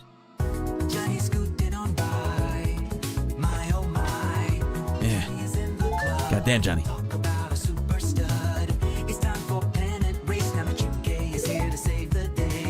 It didn't even replenish my heart. So is this an item? What did I just collect? Was it a heart piece? I don't know what the hell just happened. I just got a heart that says replenish your health, but then it's still gone. I mean, your chat did this to you while I was away, so I blame them. Well, here's the thing, Bale. I do like the game up until I realized like what the whole time mechanic was, and I had chat helping me out the whole time, so I had a really good experience. But the first time you played the game, it must have wasted a ton of your time. Like, it must have just been eating through time and time and time while you figure the little minutia out. I mean, unless you guys were like, no, it all made perfect sense. And I was able to beat it easily without any trouble. Like, I get it, you have to put effort into it, but I mean, like, did you have to miss cycles when you were playing it as a kid? That's tough. I felt bad for the kids, going like, man, you had to play a game that was, like, stealing your time. Face blue smiling. I don't know what that emote is, Shorty, but I'm sure it's hot. Must have listened to it about 50 times over the weekend. God, yeah, it's a banger, right? Just put that one on the car, cruising down in the spring weather. Ooh, sun setting. Girl, come on, you know you're the only one for me. Come on. Johnny's in the club. Girl, come on.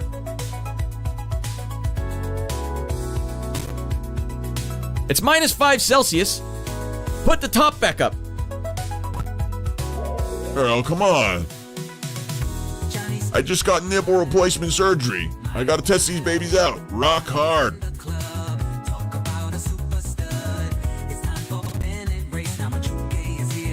When it came out of me, oh, Vale, most people tried, failed, rinse, repeat, and then cheated. Cheated? In what way? No. Everyone pretend that they like Majora's Mask now because it's apparently cool. Come on, this is the best one. But I did like a lot of this. I thought it was flowing a lot smoother than Ocarina of Time.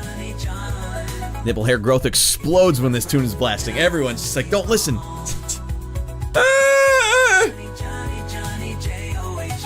Some stuff made sense, but it wasn't hard to beat or figure out. No, it wouldn't have been hard either for me, but on stream, when you're sitting here in the limelight, it's like the Big Fannies events. For example, those are, for those that don't know, in the archive, I've competed in amateur speedrun competitions called the Big Fannies with some of my friends. We played Sonic the Hedgehog 1. It was see who could beat the game first, and you had 4 hours to do it. Do you know how stressful that game was? That was the most stress I've ever felt playing a video game, and I owned it as a kid and beat it several times. Because I knew if I lost every one of my lives and had to continue, I had to go back to the start of the frickin' game and play for another 2 hours. Like, it was like another 2 hour commitment. That's what this game has done, even though there's no competition. But the problem is the time aspect of this game has turned it into a competition, which adds a bad feeling, not a good feeling. This is gross. I feel gross playing this. Now, I've had the chat help me out along the way, so I haven't had to deal with the dark depths that this game will steal your time, but now I know. Now I know how it feels. When it steals your time, it's fricked up.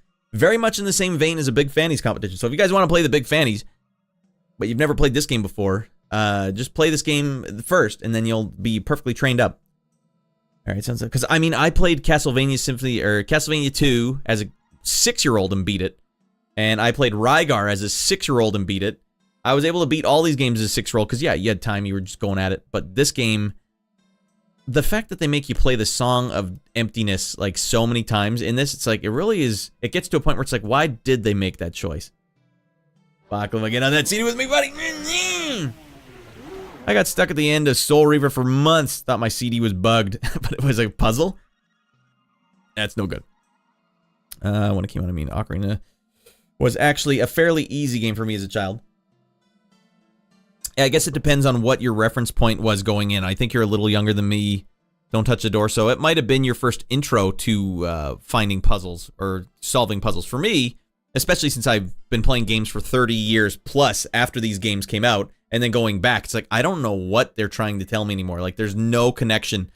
At least if you'd started here, this would have been your reference point. You probably would have, like, locked in a little better. But I can't lock in. There's no locking in. I've completely unlocked. I'm no-scoping this whole game. All right, let's get in here and beat the hell out of this castle. How much more can there be in this castle? These are fresh puzzles for old Ratty, everyone.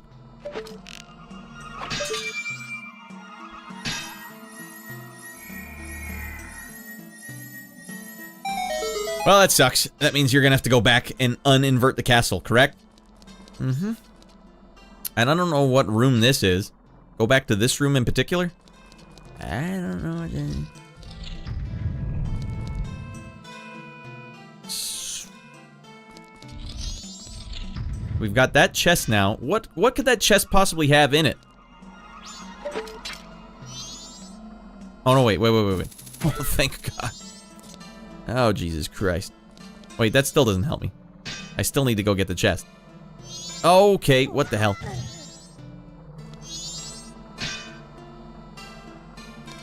Oh, there's a boss door down there. All right. See how I'm thinking? What we just did was we came...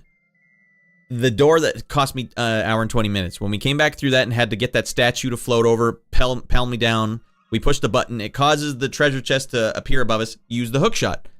Okay. Wait, so then they're doing the same thing. You're right. So I was thinking the other way around. Oh my God. No, it's fine. It actually does check out. This checks out.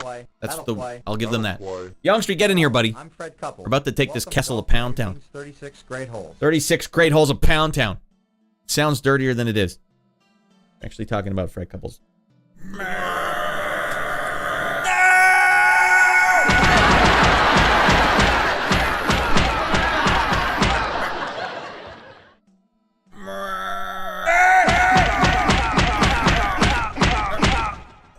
Go to hell, Dan. And die of gonorrhea.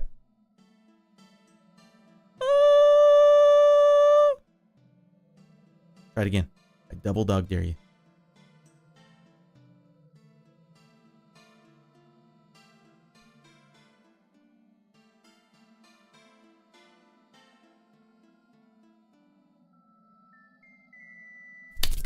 Guess he showed him who's boss.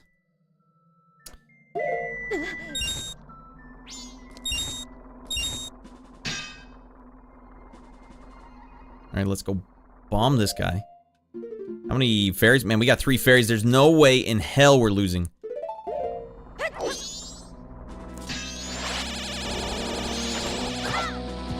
Where are you throwing it, Link? What the hell is going on here? I look at the chat for 1 second because I see a bunch of pots.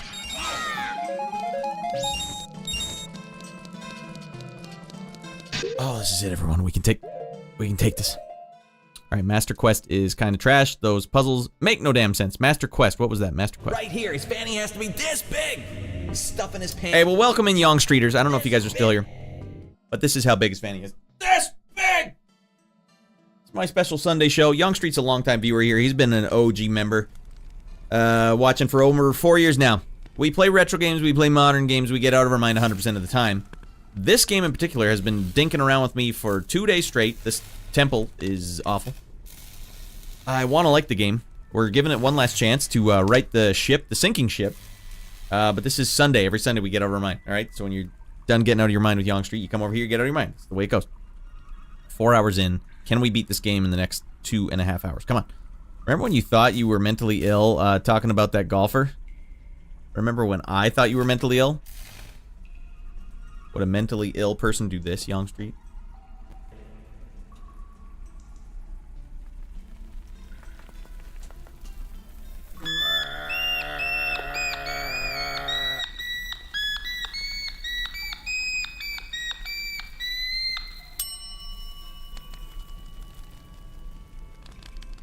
It's only because Dan interrupted my solo. I was ready to just 100% that run. Ah, no. God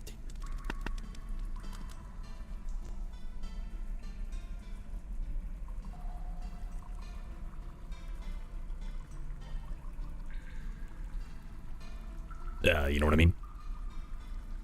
Actually, I do know what you mean. You know, one thing that's missing from this game, clearly, there's a distinct lack of snowmen in this game, and, you know, I really can't. I can't stand it. You know, even Mario 64 had snowmen in it, and that's why I was on the phone with Miyamoto, and he said he was going to put snowmen in this game. They would have the biggest fanny you'd ever seen, and I thought that was a great way to start the game. And, you know, And then he told me he would fund Multiplicity too, and he never did that either. So he's a dirty liar, and he's a scoundrel, and frankly, I don't think anyone should trust him or hang out with him when this is all said and done. You know what I mean? Oh my god. Michael Keaton was here? I love Keaton. The more the merrier, Keaton. The more the merrier. That's why Multiplicity is the best Michael Keaton movie. We're just gaslit by Nintendo. They're time vampires. They're time vampires with a carrot on a stick and a gotcha behind every cool thing. Gotcha! Isn't that cool? Just make the game fun from start to finish. There doesn't have to be any dinking around. Keaton could beat this game in one sitting, yeah. Keaton's out of his mind. But he chooses not to because it has a distinct lack of snowmen in it. Let's go beat this a-hole up. I feel like I did this before.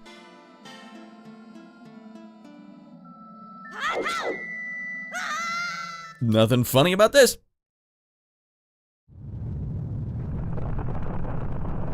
What are they gonna? What the hell? Are they gonna tell me that Shadow of the Colossus is based off this as well? Because I can't stand this anymore.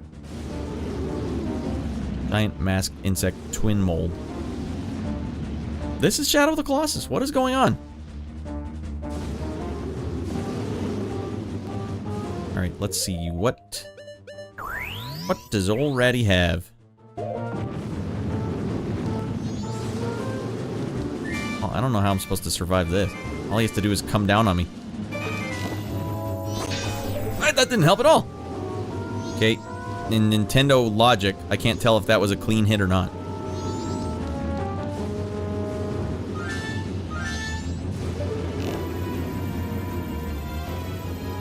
Now, I will say, this might have been spoiled for me, because I was... Oh, God. I was looking up the keys, where the keys are in this castle, because I didn't want to have to redo the whole thing from scratch, which I ended up having to do anyways. Now, I wasn't able to put on the mask before. Let's see if I can put on the mask if this does something in here, which doesn't make any sense why it would, but I wouldn't put it past him. Wait, let's put it over here. But we can put the mask on now. Does it do anything? Yes, it does.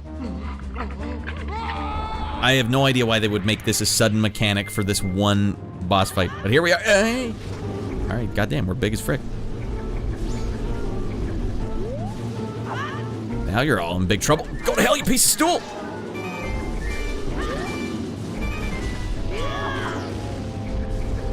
You can't Z-target this guy. Interesting.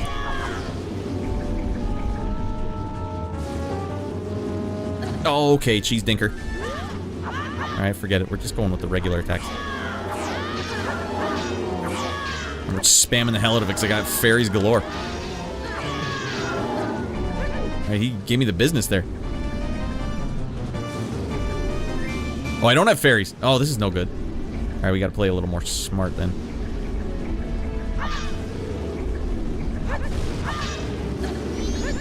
Frick.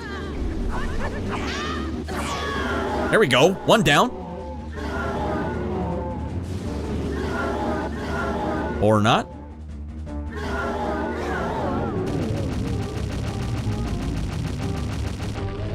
Go to hell, you old bastard. Giant turd in the ground over here.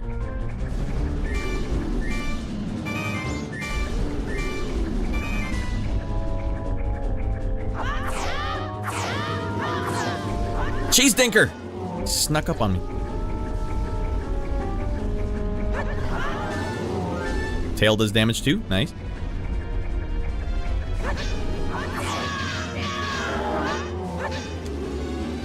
Oh, frickin' goddamn, what the hell? Tino, show me what's going on here. Did I accidentally take the mask off? Whoopsies. Yeah, the fish guy, he's gonna help Tino. Okay, health? Wait, this is actually good for me. I accidentally hit the wrong button.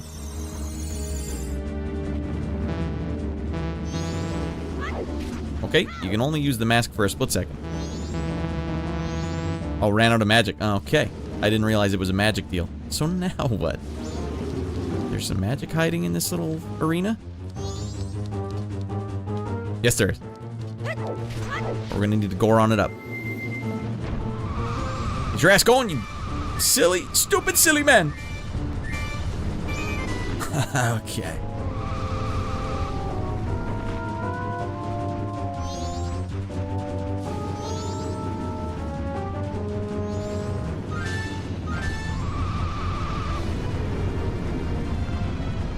Uses magic.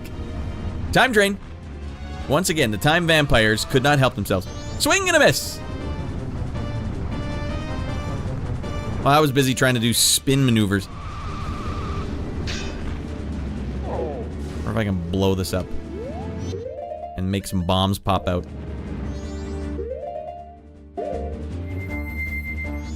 Probably not. Look how big this thing is.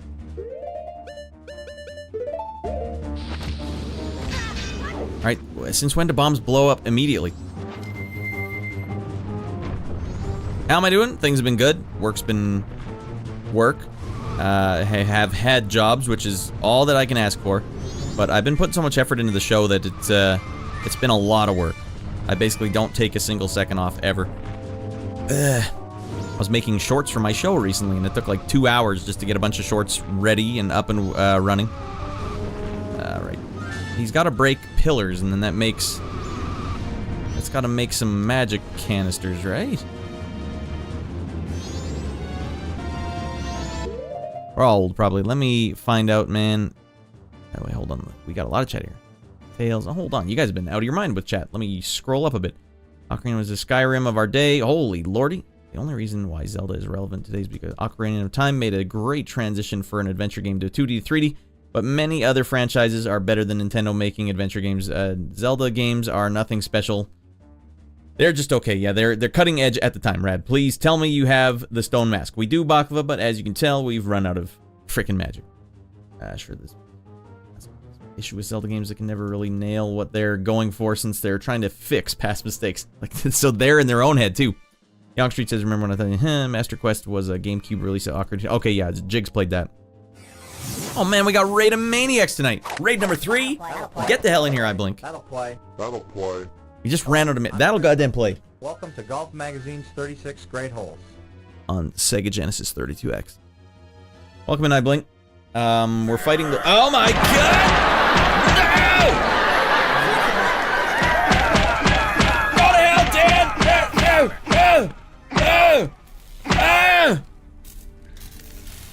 Alright.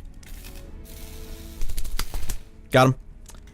Let's see what you were up to. I was just scrolling through the chat trying to read the chat because there's a bunch of chat.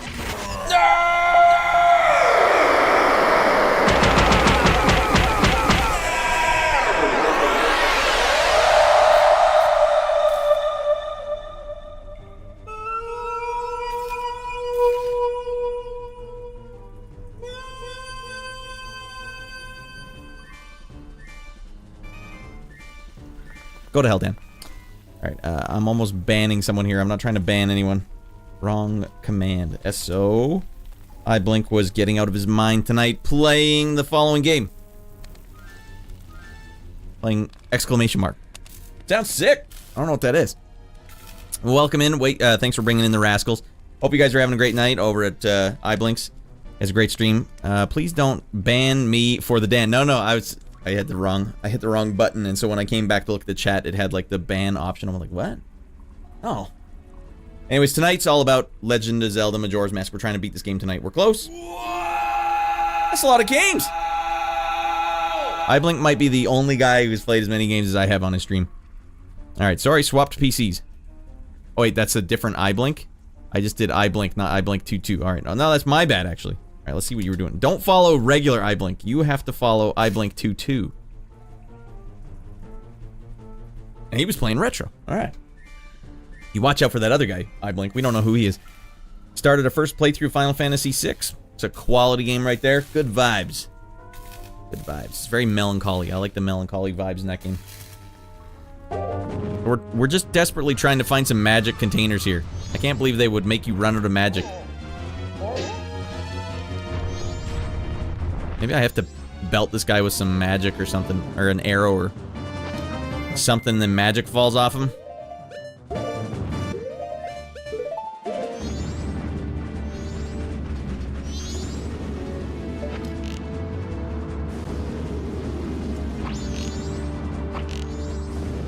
It's not looking good, everyone. If only I'd grabbed that one piece. Whoa, whoa, whoa, whoa, whoa, whoa, whoa. Did you guys know you could do that?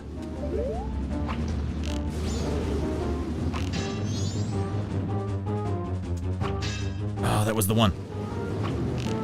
Only 25 shots left until I'm 100% hosed.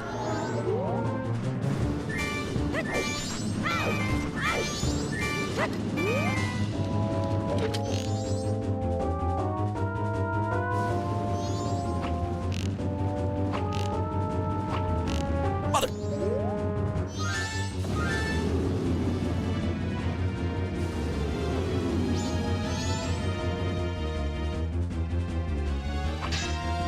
Penis.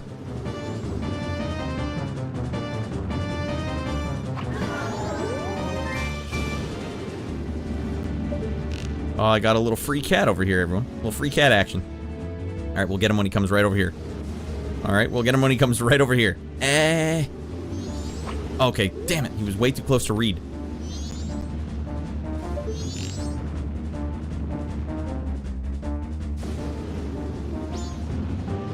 Ah!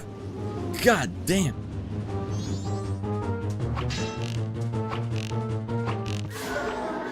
Go to hell, you old bastard! Boom, boom, boom, boom, boom, boom, boom, boom, boom, boom, boom, boom, boom, boom, boom, boom. Oh man, get him a body bag. We don't need this stone mask. I don't need Jack Frick. Like Aeolus. Bah, bah, bah. I don't know what, Argolis? Ah, ah. Beat his ass. No, love me. There he is. Oh wait, does he have a wet crotch? Can you guys tell? Is that a wet crotch? Something was wet on him. I don't know what the hell it is. Free cat. That's a free cat right there. All right. I don't know what the hell that was. All right, the floof. The floofster. He just wanted to cheer us on, everyone. I can't believe we had to come down to the damn arrows. Whew. Honestly, what are you supposed to do? Was it a thing where they're like, oh, you're going to have to restart the game, obviously. You're going to have to 100 restart this game. Go to hell, Dan!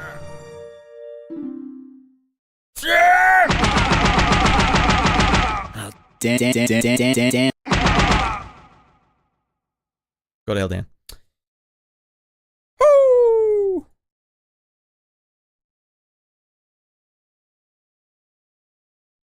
Maximum heart container. Where's the corpse? We need to eat it. Yeah, that'll feed you for a couple days, shorty. Oh, man, am I going to put this thing on now?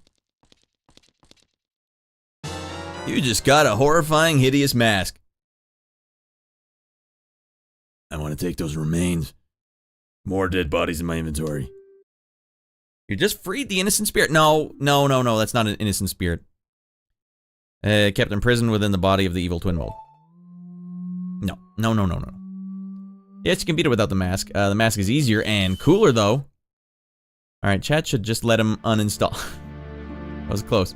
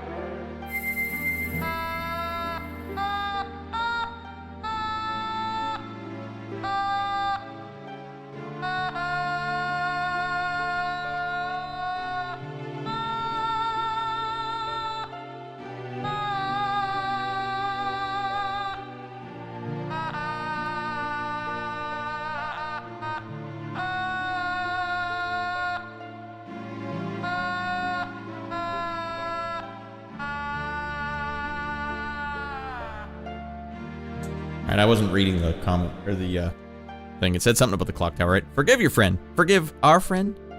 What do you mean by forgive, huh? What friend? You mean the mask, the skull kid?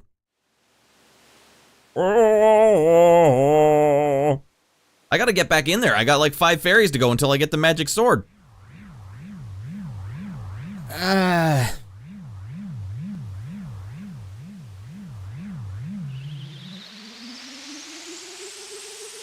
Oh, I only have like 3 fairies. We can do this. So the 4 giants were imprisoned by badass gnarly monsters in the temples. And that's why Don't Touch the Door, you were saying there was 4 instruments in the temple, right? Now the moon has something, I don't know. You don't finish the game in this size in a year without drugs. You don't finish a game of this size. I can attest. Not worth it. The Gilded Sword is the best. It's not worth it? Is that what it is? That's the big Ron sword? I had to do a lot of drugs to finally finish. Hard drugs. Nothing but heroin. Zelda is gaslighting us to try and convince everyone that we play the good guy. Where the hell did I just go flying off to? I don't want to be inverted anymore. I want to be uninverted. That doesn't even matter. I'm out of magic. This game, I tell you. Let's, Song of Soaring, go back. Go into the uninverted castle. Regular castle. Get our 3 fairies that I think are still in there. Right?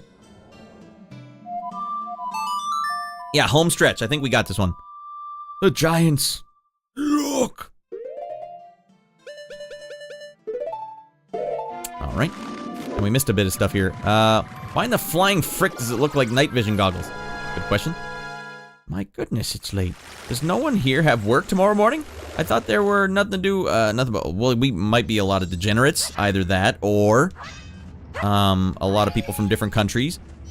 Or, you work weird hours, like I do. Oh.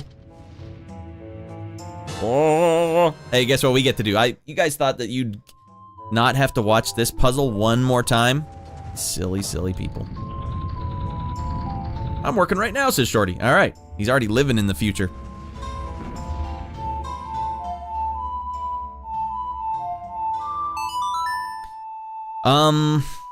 Yeah, Sunday, it's just a holdover from when I was streaming during the pandemic, but it's become the inadvertent home of Radland. Is there a better day? Is there a better day? Because I've tried Friday streams, and most people are busy partying their balls off on Friday, so it doesn't work. But maybe Saturday's a better day? Because I scooted on Saturday the other day and noticed, like, man, there's tons of people streaming, and there's, like, big numbers of people watching. Maybe that's the right night, because it makes sense, because you don't have to get up early the next day. Whoopsies. Damn it. But honestly, we know that the best time to stream is during the weekdays, during work hours of whatever country you're in, and I just can't do that. I can't do that. Look at those blocks. They're clearly in the shape of weird creature things. Looks like a regular weird freaking skull creature to me.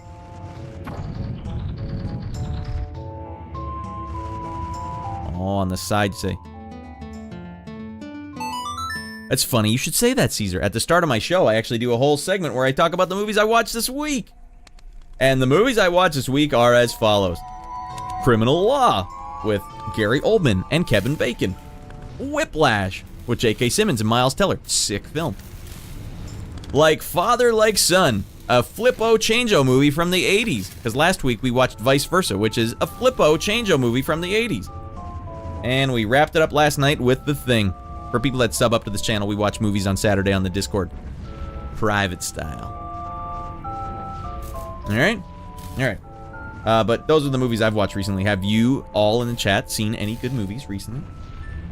At least on par with Like Father, Like Son. Don't come at me with anything that isn't at least as good as that. I think you're talking about this thing on the side here. Oh. Oh. Those are buttholes or ears? I didn't know about movie night. Yeah, Bale, every Saturday, well, it's either we game it up or we watch a movie together. And we were gaming it up. We were playing Titanfall 2 for a while there as a crew. But I didn't feel like loading up Titanfall, and no one else really did either, so we watched a movie last night, and it ended up being The Thing. And this Saturday at around 10 p.m., or sorry, 9:30 p.m., 10:30 my time. 9:30 p.m. is when we get started on Saturdays. We're going to watch Prince of Darkness, because we're going to just do the whole trilogy of John Carpenter's Apocalypse trilogy. All right. Now we've got a couple of treasure chests to find here. Then I don't remember where they are. How many do we need to get? 3? If we need 3, I can get them. Easy. If we need 4, that's going to be a tough ask. We need 4. God damn it.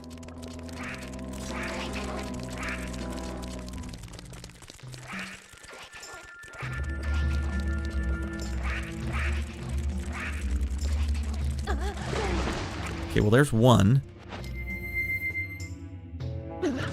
Yeah, I guess the Great Fairy Mask will definitely help.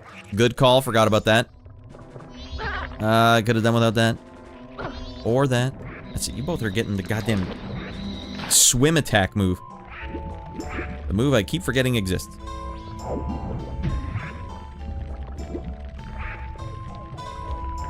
Son of a bee, you get your bum down there and you open up that treasure chest. Got it. In the jar. He's not getting in the jar. Alright, now what do we need? We need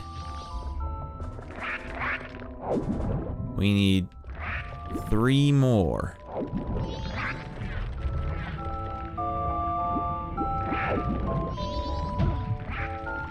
Control, even with this version of the game, is so not what you would want. Let's see if there's any over here. Trying to grab my fanny? Oh, there is one over here. We're gonna have to pull a precision maneuver. Oh wait, we already got that one, didn't we? Well, what one did we open up over here? There was one of them over here. Damn it.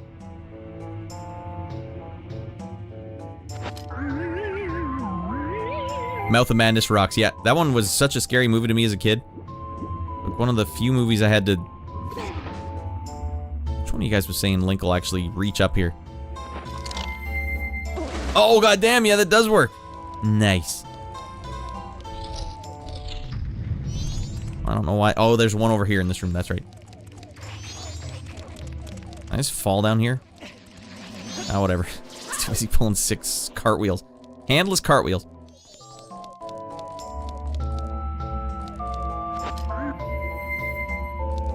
This damn well better be one.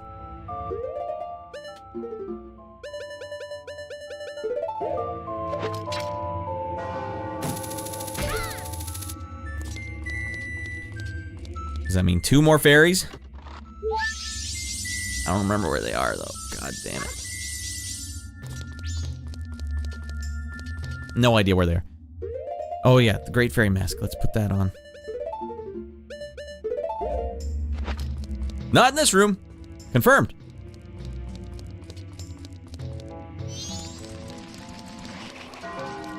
Bing bong. You're getting nibbed, sir. I had Lord of the Rings marathon in a theater yesterday. It was 12 hours long. Yeah, you were telling us, Potatoes. You guys have to bring the adult diapers to get that one completed? There's the only way you can pull off a 12-hour... And was it like the special edition version? Oops. Leaping Larry! God damn it, get in there. Just go down.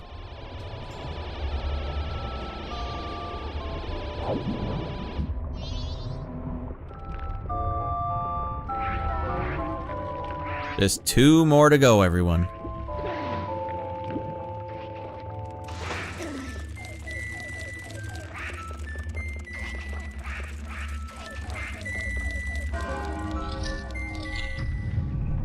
We already got this one.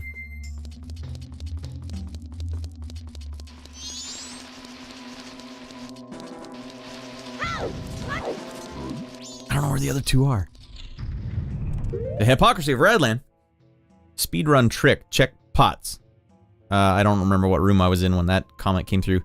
I hate musicals and really liked Wicked. Wow, that's a hard thing to pull off then. I also don't like musicals. And I would even go so far as to say I hate them. I don't like seeing people sing their dialogue. You talk it like a normal person, or I'm walking.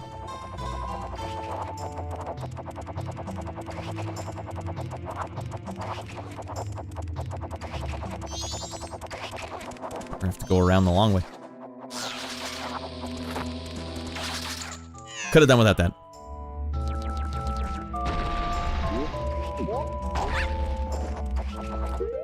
I like how you were super tired of the game, just longing for your suffering to end, and now you're collecting fairies for okay extra content. I thought this was the strongest sword in the game. Was I lied to? It was told to me that this was basically the Big Ron sword of this game. And I like Big Ron. I want more Big Ron swords in my life. Nice. Mother of frickin' goddamn. It's not even like they're doing a lot of damage. It's just like... It's just there to be a nuisance. Might be stronger by a slight margin. Oh, it's not even that much stronger? Well, what the hell? I was under the impression that this was a must-have item. Since when can I not get this? What has happened? Brad, you gotta go through the middle. That's the secret. Yes, but... I end up going backwards half the time. You're not getting the mask.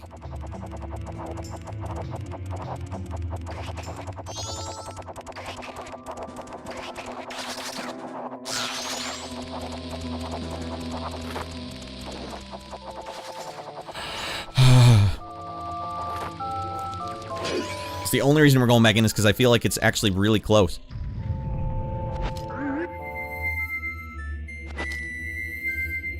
Oh, it didn't do anything.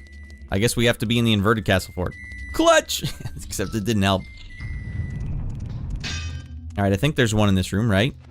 Yes, yes. Damn well better not be on the roof or something, though.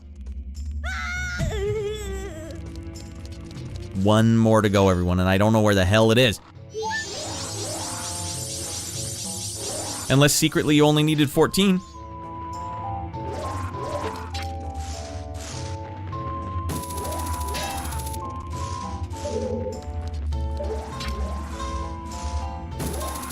Check the dungeon map. Would it show you where how would that help me in this situation?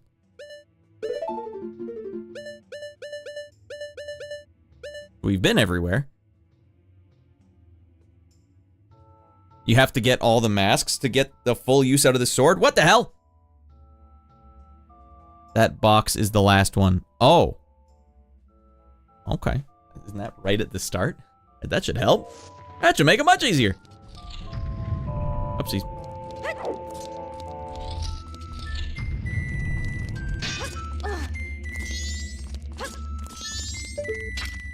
Go to hell.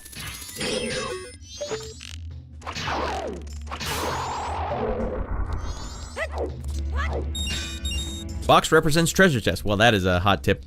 I was clearly not getting. Hey, this guy's not even here anymore. Easy money. Flipshot over on YouTube saying, I cannot believe how long this temple is. You'd think they would have just make 5 or 6 more temples instead of making you go through the same one 100 times, but then they would have had to plan it out more, see? Instead, they built one and they were like, we'll just make you keep going through it. Flippo-chango it a bit, change just a bit, upside down, roof, it's all done. We don't have to redo it. Come on.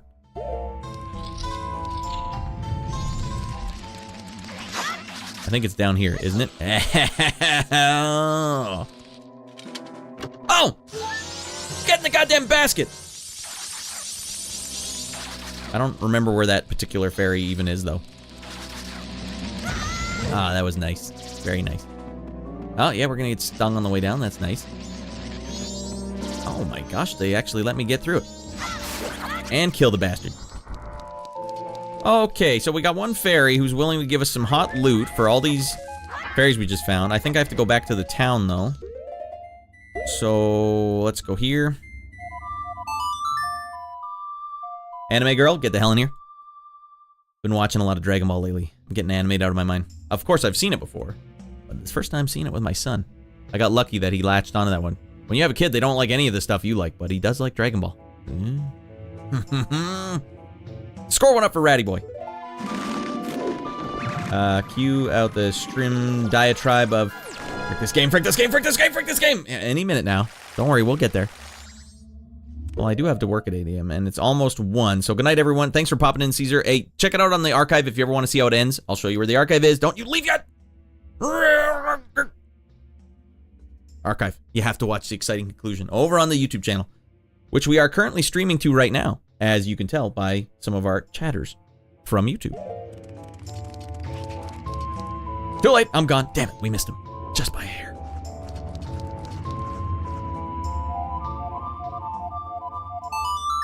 I ain't got time to play the song slow anymore. Yeah, DBZ's awesome. I know it's like the vanilla, the basic B, but it is good. Like, it's actually really, really good. And you think like, oh, come on, it can't be good. Come on, it's gotta be crappy. No, it's actually really, really good. Like the Namek Saga, I love the way it's set up. Vegeta's looking for the Dragon Balls. Frieza's looking for the Dragon Balls. They have displayed that they will kill innocent people, no problem. And they want to kill each other. And Krillin and Gohan are just scooting around going like, well, I hope we don't run into them at all. Even though they can sense our power levels, and we keep trying to avoid that. Gohan, lower your power level! Vegeta's gonna kill both of us! Oh, look at the little baby. Only 5-year-old couldn't fight me. I'm a man. I have man strength, and you can't fight me. Everyone's being so hard on Gohan. I'm 5! What the hell? Oh, the little baby can't cast Gallic guns. Did I watch it as a kid? No, as a teenager, but that's close enough. Alright, where the hell is this fairy, it gives me hot loot. DBZ has its share of filler episodes, but it's pretty good. The thing is, that I like about DBZ, the same thing with Star Trek Next Generation. The filler episodes, I actually like. I enjoy. They're like mild character development, like slice of life stuff. Oh, god damn it, go to hell! Alright, I'm gonna have to rely on you guys. Where in the holy frick is the fairy that I can give these things to? It's actually a pretty good Vegeta impression. I've been practicing it. All anime's filler. Actually, you're not terribly wrong there. Other side. Still up here, though? Alright.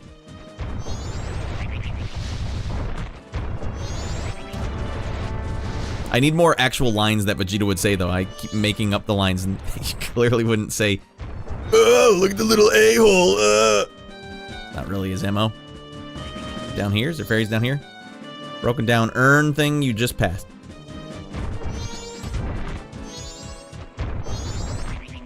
This thing? Fairies in here. Well, I have to just check them all out. I don't know what a broken down urn thing is. Nope. Then you have Piccolo. Gohan, what is your mission? Wait, we already went in here. What is your mission, Gohan? To fight the Saiyans and win! This one here? The only other one there is. Sword me up, girl! Girl, you looking fine? Have him. Take all your stinking fairies and don't let them run off into that dungeon again. What the hell's wrong with you? Oh, she's a different color than the other ones. See my hair? That's the color of the fairies. Oh, compassionate young one, I am the great fairy of kindness. Thank you for returning my broken and shattered body to normal. And as thanks, I grant you the fairy sword. Can we call it something else? Nope. The little tiny fairy sword. Alright. By the power of fairies, I grant thee great fairy sword. With black roses etched into it, the great fairy sword is the most powerful of all blades. With 0.1% more damage. Come see me whenever you are overcome by weariness. Alright.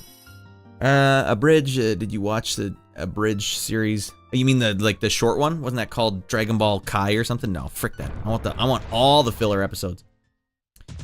Good team. Good. It was good too by Team 4-Star. I've actually been watching Super for the first time. Alright, nice meeting you. Thanks, Anime Girl. I have actually been watching Super recently for the first time. Super is red hot. I'm digging it. Been laughing at it too. Oh man, I forgot to mention some of the best lines from Super. Alright, hold on. Alright, I've been watching wait, no, I've been watching season 2 of Super. So where's season 2? Alright, I don't have season 2. What the goddamn hell? Where did it go? Alright, fine. We'll just use this one. So I've been watching season 3 of Dragon Ball Z Super. And what was it? There was a line. I just have to say this. It blew my mind. There's a character in Super. Let's see. The first thing here. Dragon Ball Super. First, Jocko had one of the... It shocked me. I was shocked. Jocko had a line where he was talking to... hold on, let me get appropriate vibes here. Jocko's been a pretty funny character. I actually like Jocko a lot. Alright, let's get some basic vibes in here. There we go. That feels right. Jocko's talking to Bulma, and he's making fun of how old she is. And I don't remember how he got onto this, but his exact quote was, because Bulma couldn't remember something, and Jocko says, "Your brain's getting as saggy as your boobs." Oh my god, that's so funny. Why would they even go there? Ricard, why would they go there? And he said it so funny, too. His delivery was just immaculate. "Your brain's getting as saggy as your boobs." And she smacked him across the face for it. Oh god, that was funny. It's St. Patrick's Day. Yes, happy St. Patrick's Day to all you rascals out there. And then, in the same episode, or the next episode, there's a character called Monaka, which Beerus, the cat guy, said is the most powerful fighter, and the one that he wanted as the anchor of their tournament. Even stronger than Goku and Vegeta combined. And Monaka is just like this little... He looks like a little dog man in like a green pullover, and he's got bulbous nipples. And Goku can't stop looking at them, and Monaka stares right back at Goku and says, "I have large, shapely nipples. I have ever since I was born." That's so funny, it's ridiculous. That's a funny show. Why would they give him big nipples? That's funny. That's funny, and I enjoy it. Dragon Ball, everyone. Dragon Ball Super. They're just going for it at this point. Ah, you gotta love that. All right, welcome in, Ricard. What's up, my dude? What's up, my dude? Makes more sense to say it that way.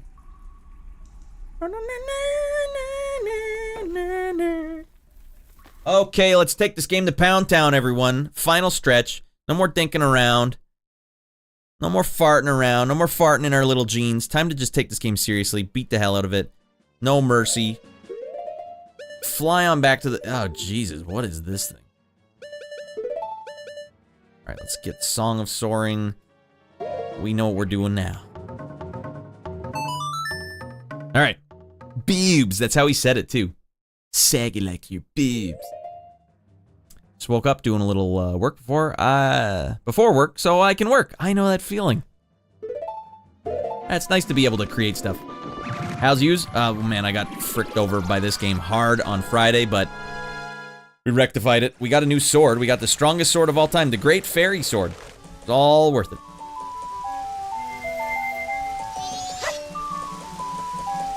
Wait, do I have to equip the Great Sword? Alright, fine.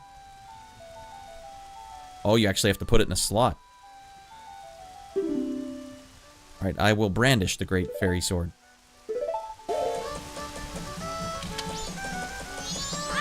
The hell do I use said Great Fairy Sword? Ah, here we go. Look at this goddamn thing. Man, I'm gonna get arrested for brandishing a deadly weapon in town. Oh, pooperoo! Good, good that you rectified it. Alright, oh, pooperoo. That's good. Alright, St. Patrick's Day, Jocko's crossover from Toriyama's other works that he had crossover into Dragon Ball's world. What up, boys and girls? Frick this game! Yeah, we had... TM base, I had to go through that dungeon twice so far in this stream. Twice. But it was all worth it, because look at this big-ass sword we got. Big Ron sword. Alright, now what did it say to do? I'm supposed to go up... I don't even know what I'm supposed to... I was busy playing the stupid automaton, and I wasn't listening to what it said to do. I believe I have to go in the clock tower, or wait for the clock tower, or do something with the clock tower. Save the clock tower! Either way.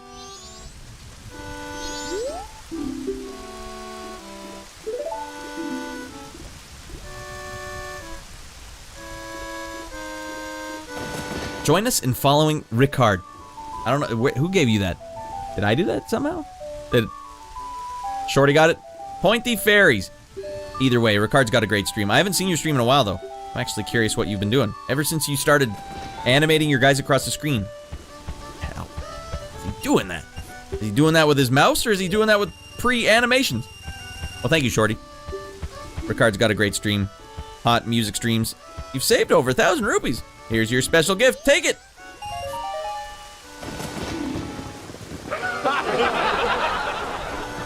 Worth it! So long as it doesn't break in half after the few slashes like the last game. Oh god, you're right. Maybe it will. I'll kill you! This thing is badass. I'm like late game loot equipped right now. Alright, we're gonna wait for the clock tower. We're gonna go up, fight the masked boy, smite him till he is smoten. Right. You got 1 heart.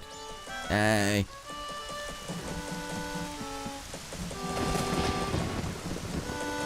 I think that's what I'm supposed to do, right? Well, it couldn't hurt to just zap to the next day. Play the melody, Song of Time. We're gonna double time. Right, AA, down, down.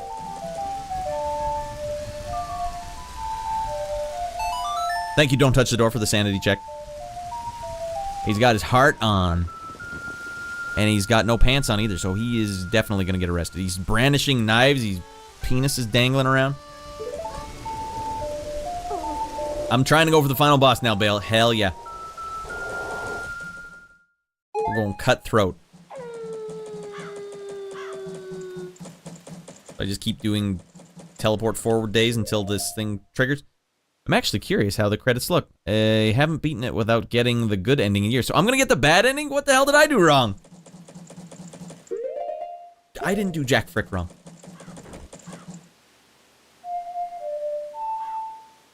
No.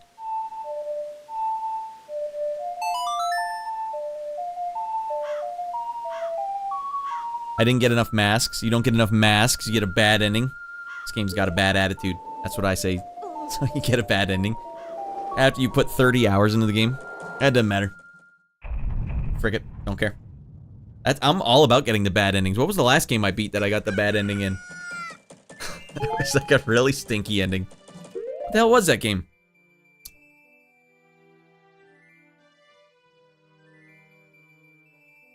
I'm blanking. It was a game, another game that many people in the chat had already played. Damn. There's no good ending, that's the point. Link has PTSD and is depressed. He's sad, alright? Alright, teleport again. You teleport too far, all your progress is erased, and you have to start over again. Don't tell me that's the way it is, everyone.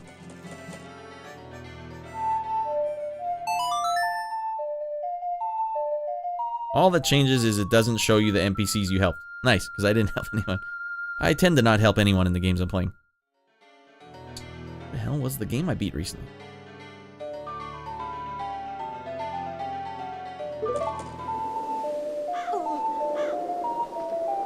Oh, that's right, Cyberpunk. Whoa. I got a mighty stinky ending in that game. Didn't even make sense what the ending was. It was so sad. They're like, he didn't do anything. All he did was drive a Maki guy the whole game. Yeah? Your point being? Alright, this is not all the way nighttime yet. So one more.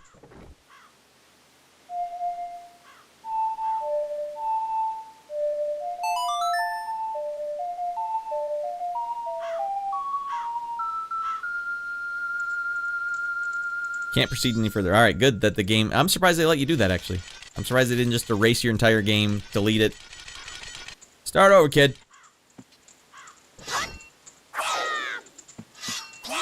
I like how you can change swords. Yeah, this is fresh. They inadvertently had a great mechanic here and didn't realize it.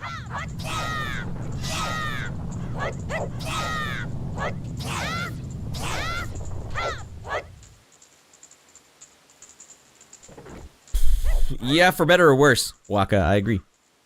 Why on earth would you help NPCs in this? Like, the moon is literally crashing to Earth. You don't have time yet. Like, hold on! I gotta help the two naked people dance. That's what we need most of all. I gotta go find mushrooms in this guy's underwear first. Heart pieces are at stake. Just... eh.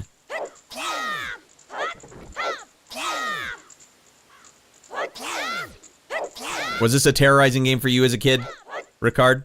Because this has been a tough one to go through. I just had to do the Stone Tower Temple 3 times in the last 2 days. And you know you have to go in and back and forward and backward many times in that castle. So the amount of times I've played the Song of Emptiness, it is truly empty. My heart is empty now. I want my heart to be full. I was this close to saying I liked this game before that temple, and it's like, no. No, no, no, no, no.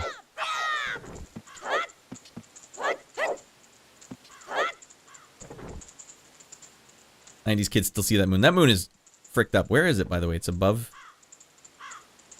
The hell is this moon? Can I see it by doing this? Oh, there's the moon. Let's have a ceremony and let's have a big parade. Guys, you should probably be a little more worried about this. Oh, look, they got the whole place all done up. Should I go talk to that guy? Is he like a guy I should talk to?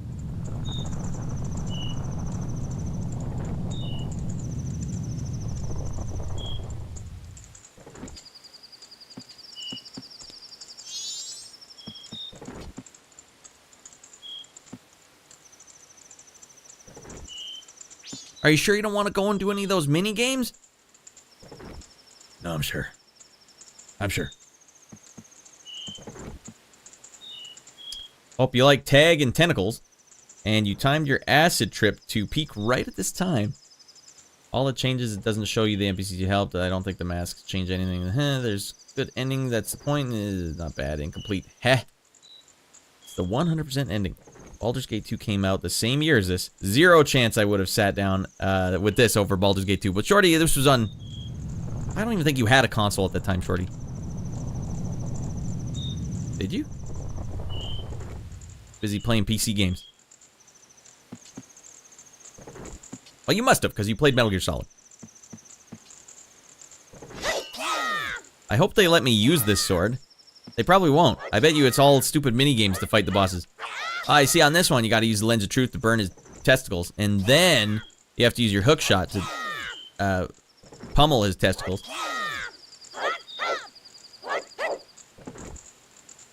You had the PS1. Yeah, you must have PS1, right? And PS2 and Xbox 3. Alright, you had more consoles than I thought. You had ample gameage.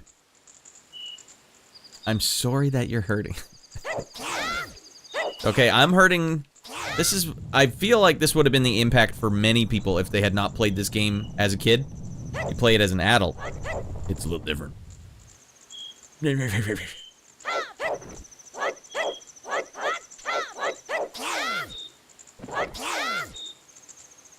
And an NES. Alright, well, hell yeah. Fuck, the images in magazines alone were haunting. Of this, yeah, even I remember this goddamn moon. But even the Skull Kid is creepy looking, too. You know how to do this move, everyone? Basically, you just have to squiggle the thumbstick and keep hitting the attack button. The way Miyamoto wanted it. Like I said, this is very important. No one liked this game. They're all lying, says Bale. What a legacy.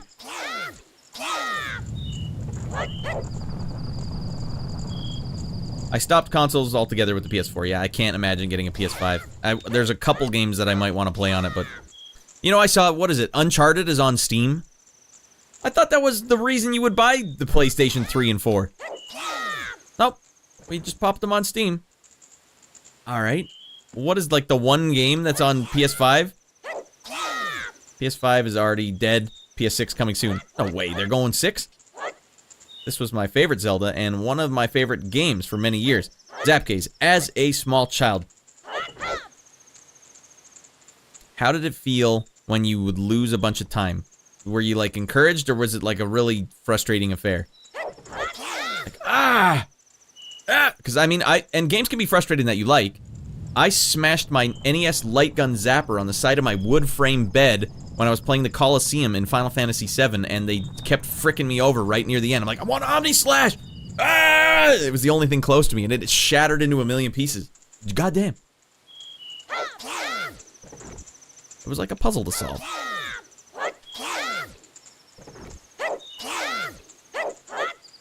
Well, there's a lot of good aspects of this game. Don't get me wrong. It's mostly, and honestly, the older I am, the more I know how games work. Like, that's more of the stuff that's getting to me. Is like, this is a conscious choice on your part. Why? Why would you choose that? Sadly, no, I never owned any handhelds. Me neither, Shorty. I would sometimes play a Game Boy at friend's house and be like, You got Omni-Slash in real life? Real life. Hell yeah. Alright, when the holy hell is this thing gonna go? Oh, it's because I have... That's right. It's because we have slow time on.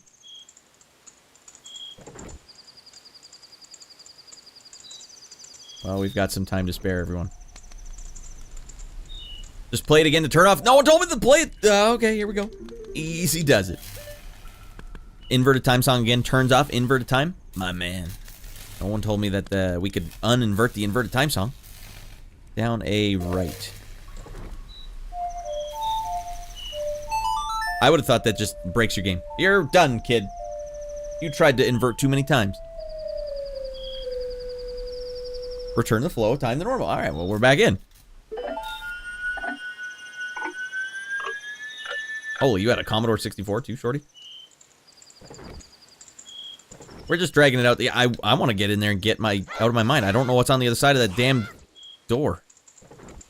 Let's go. Go time.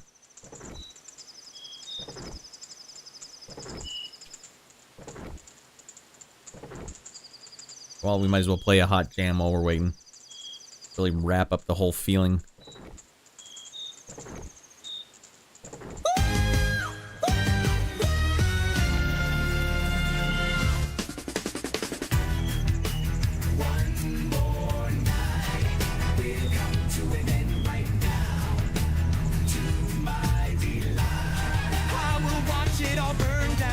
This game, history etched in stone. I want all of you to know you are not alone. This game stole from you a childhood of virtue true. It is my mission to put the final stake through the heart of this vampire on a plastic gray card. I fight for the fallen who endured this cruel fate. I fight forever to prevent anyone else being in this state. Zelda, Majora's Mask must die. This game is evil incarnate, and now it is time. A vampire of youth, a drainer of truth. Time vampire, a stolen innocence.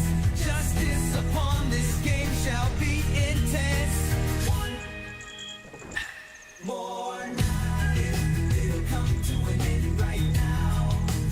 To my delight, I will watch it all burn down.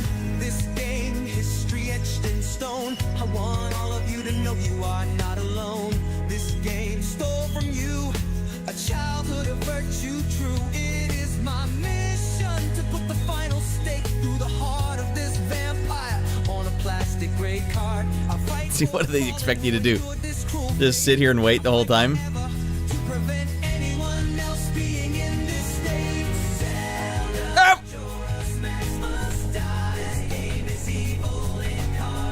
Alright, go time.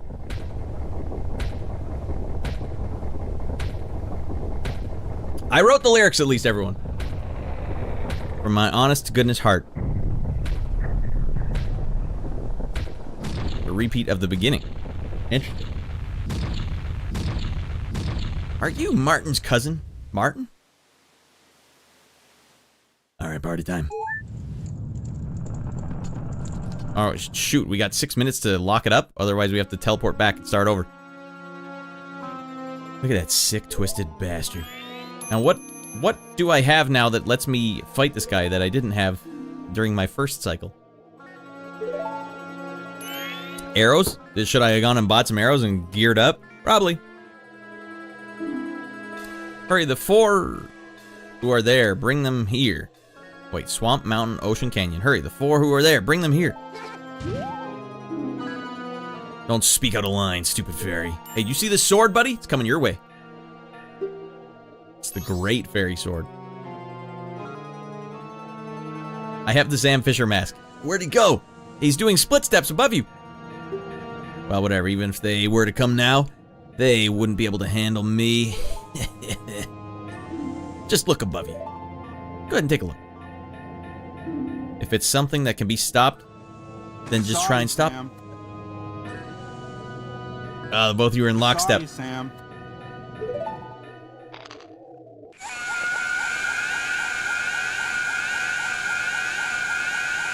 He's going Super Saiyan on us.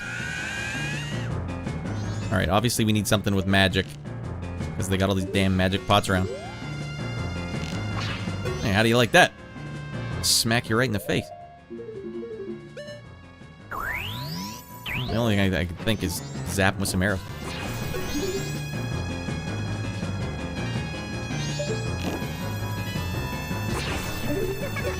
Won't do you any good. Alright, tell me what to do then, Tattle.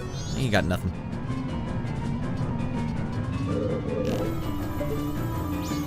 Well, fine, I'll shoot the damn moon then. What do you think of that?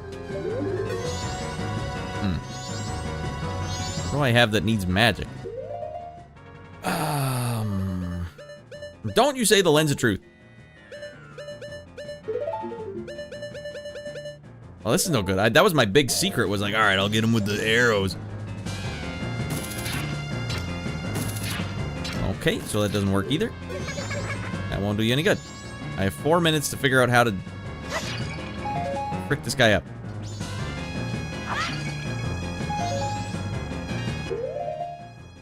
Play the giant song, Red. There was a giant song? Alright, well, I definitely wasn't thinking about that. They give me all these magic pots, but instead you're supposed to play an Oath of Order.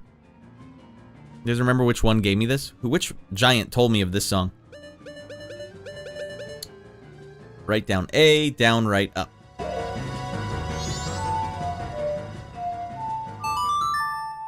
The first one. So you could technically fight this guy right off the beginning. First one gives you that after the first dungeon. Thank you for that, choosing also. First time chatter, welcome in. Oh, I didn't think he'd have sick licks on his automaton. Oh, you need all 4 to get through this, okay. All 4 of them taught me a song? Bah.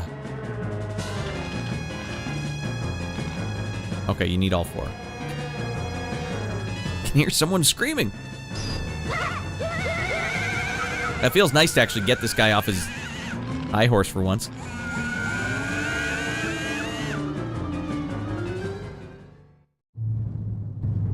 Oh. Welcome to Video Game, and welcome in Quantum Player 1. Hell of a streamer, everyone. Don't think around. If you're thinking around, then I know you're not following Quantum, because that's what someone who's thinking around would obviously be doing. That is a straight up taint shot. Oh, my taint. Oh.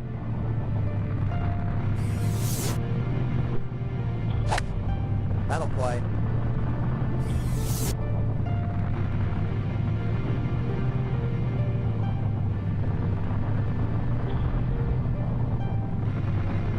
Thanks for making opponent into sausage. You freaking maniacs. Get a load of that taint.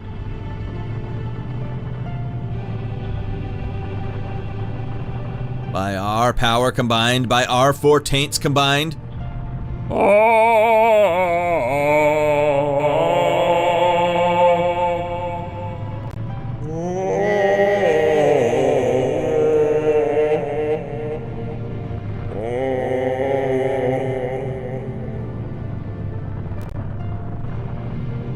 You guys are all taint. Look at these leggy sons of guns. Sick music, though. Sickest. Man, we're getting sick. Say it, taint so. Taint no big deal. They don't skip leg day, no hell no. No, not with legs like that. Come on, squat it up. Come on, let's go. So they saved the moon from crashing. Good job, boys.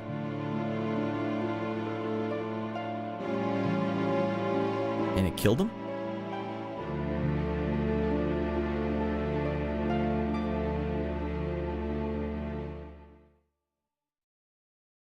This is all taint all the time. This is all taint radio. It stopped. We did it. It stopped. You know how close everyone in this town came to dying?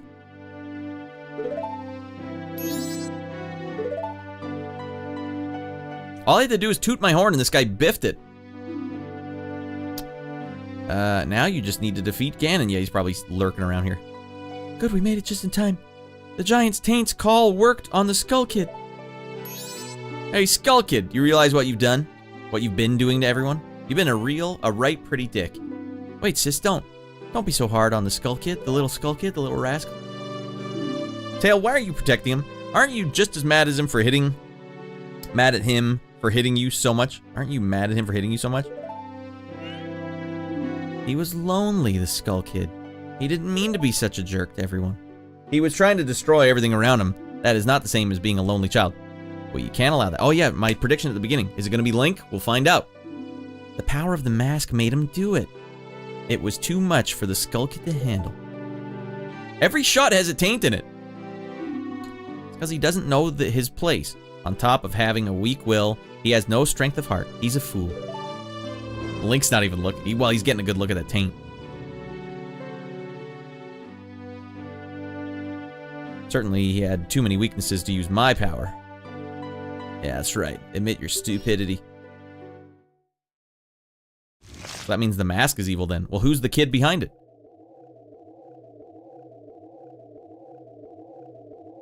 A puppet that can no longer be used as mere garbage. I told you that mask was no good. Look at this thing. This puppet's role has just ended.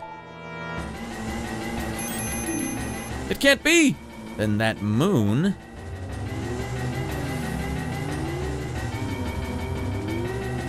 Come on, let's go. Let's go! What's up? What's up? Here you go. I shall consume everything. Oh, that's no good. Especially your taint. Wow, this isn't good. Let's go back. Let's go back. Hurry. The Song of Time. Quickly. Go back. And do this all again? No, we face this right here, right now. Ah, no, you gotta be kidding. Don't tell me you're going up there. I won't do it. You go by yourself. I'm staying here with Tail. Who's he talking to right now? I'll go. Who's the pink? Ah, right. What? What are you saying, Tail? Is something wrong with you? I don't always want to be running away. If only I'd been stronger, the Skull Kid wouldn't have... Taintomania. Great. I understand. I'll go. After all this time, Tail, you've gotten really stubborn, just like someone else I know. Probably. You guys are... You know you guys are really stupid. Who's saying that? Who's the blue dialogue? Let's go! Come on, either way, let's go up there and beat this rascal within an inch of his life. It's hardly what I was expecting to see. Of course, video game logic determines that I must rotate the camera around to see if there's any hot loot. I'll be damned if I'm gonna walk around. Blue dialogue is the white fairy, Tattle. I thought sometimes Tattle was white. Who's the white dialogue then?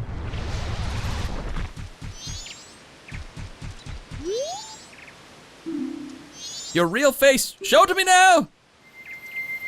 Making demands on me. Ah, nice weather, isn't it? Masks, you have a lot. You, too, will be a mask salesman. Then I'll play with you, so masks, give me some.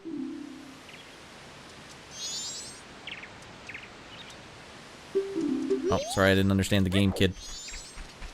I only understand one game, that's beating your ass. You can have... Oh, do I just give him any of my masks? You can have this one. No one wants this mask.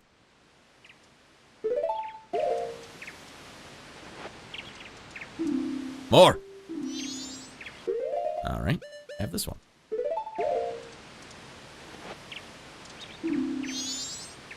I don't have them to give, so I just fight one guy? Alright, well if I don't have all the I mean, are you supposed to give this guy all your masks? Do I have my masks back? No, he's just got 2 of my masks. Ah, the hell with it. Let's go fight whatever the main guy is. Will you play with me? Hell yeah. The guy took 2 of my masks. I only have weak masks, so you'll play? Let's rock. Well, shall we go? If you give them all you got, all of them, you get the Fierce Deity mask, and that helps you with the final boss, right? Wasn't there more bosses, though? I seem to recall hearing that there was like a boss rush at the end here. Blue is Tattle, Dial, and the kids have some of my favorite quotes in video games. Hits the Erd tree. You're very right, Shorty. White Dog, there's no point in doing this part. You don't have all the masks. Alright, it's fine. It's a multi-phase boss. Well, it doesn't matter. We're just gonna go in there and beat his ass.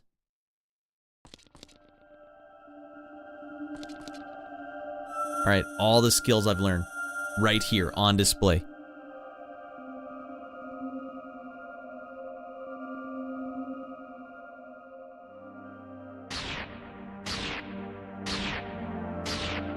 These 4 hideous masks.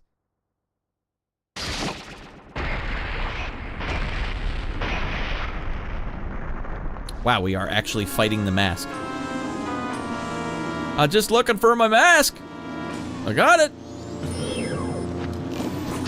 Oh, that doesn't do any damage. That's no good. That was my big ace in the hole.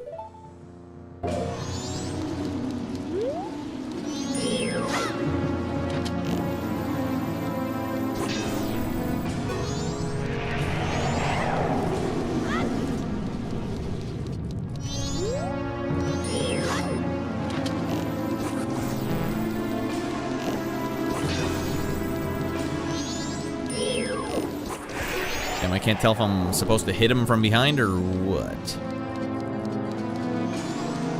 Alright, this usually gives you some indication of what you gotta do. Arrows, just like I was trying. So we're gonna keep it up. Although we're gonna stop using the magic arrows, because I don't think they're doing anything. A-hole.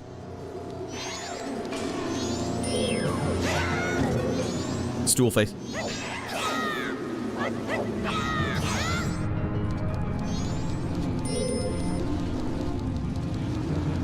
Wait, Tattle, tell me what's up. Remember your battles. When something resistant would deflect your weapons, that was its backside. Well, I'm trying, Tattle, you rascal.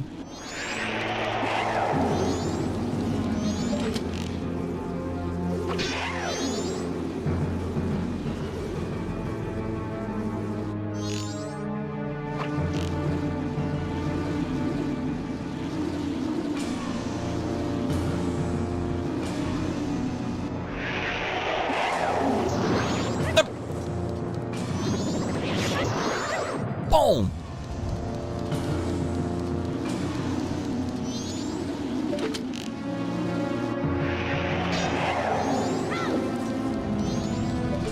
Ah, whiffed it.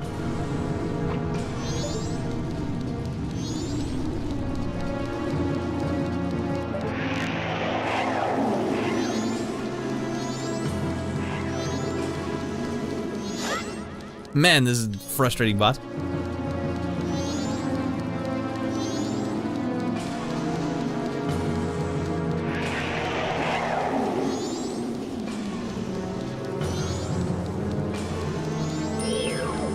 Supposed to be Z targeting. Well, I don't know what the difference is, but I will try it. Dino, you're looking smooth, buddy. Oh, okay, and then you just get boned up. All right, that's 2. 1 and done.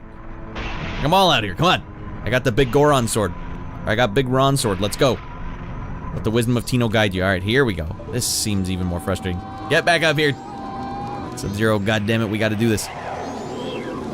You get your ass down here and you get a piece. Oh, this guy doesn't want any of this.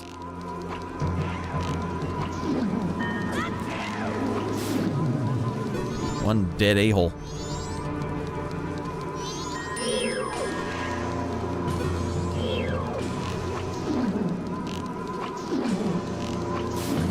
Two dead a-holes. Ah! Why don't you guys tell me then, what does the grant or the final mask actually do? Not a spoiler anymore because I'm not getting it. Ouch.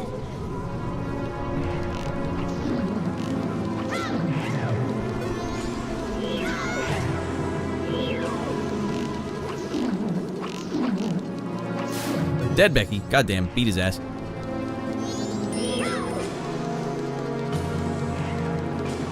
Tattle's chasing after him. Okay, what the hell? Oh god, it's like the Master Sword. That's pretty sweet.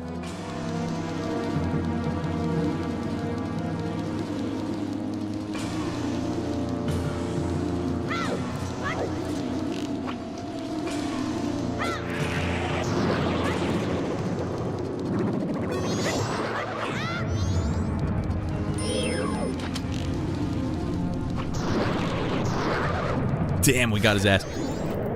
Pound Town.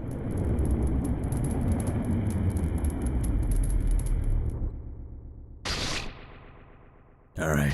Show me your real form. Doesn't skip leg day either. Look at those high top sneakers he's got too. Alright, party time. No more dinking around. What the hell is going on here? Remember your battles when you find them. Alright, we already... Navi, come on.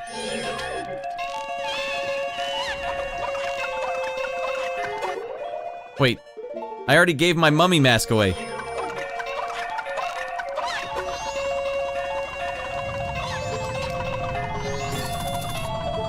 No, that's not it.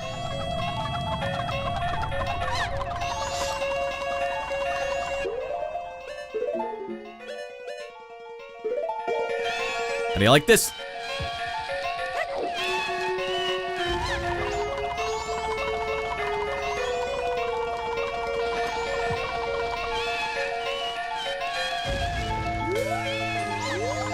Oh, this is much more annoying.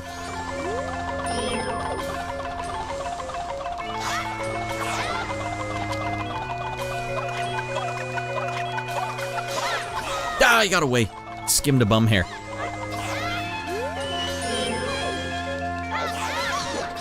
There you go. Now you're gonna get it, Bobby. Right in the taint.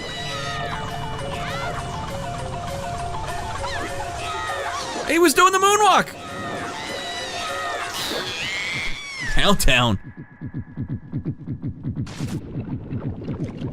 Did you guys see him doing the moonwalk? Oh, turn into the Zora, rock the guitar. Dead. Alright, hold on, I'll read the chat. Majora's Wrath, come at do it. Do it here, I'm here, do it now! Fierce DD Mask essentially turns you into an adult Link with god powers and a sick two-handed double helix sword. Makes Zelda finally show interest. It shoots lasers. Alright, I think it makes you shoot things like a sword. It turns you into a god form of Link. It makes you overpowered. Hell yeah, it does. Phase 2. Phase 3 now, shorty. Turn into Zora, rock the guitar. Hell yeah, is that actually something that... Because he was dancing, right? He probably would have stopped moving. You're right. More taint. Instead, just stab him in the taint. I went taint all the time. We're all taint all the time. With those 4 giants, though, I mean, I can't be blamed. You got taint on the brain. Oh, dear lord. We can't risk it, shorty.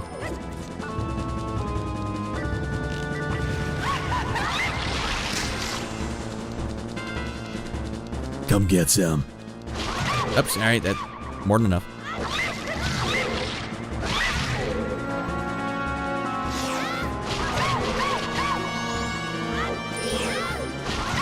That was worth a shot.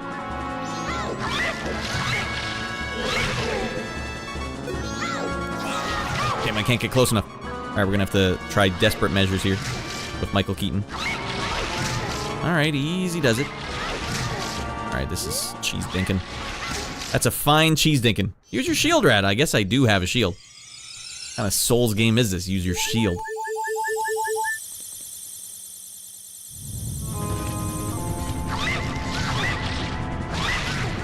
Alright, can I not use my shield while I have that sword on? No, you can't.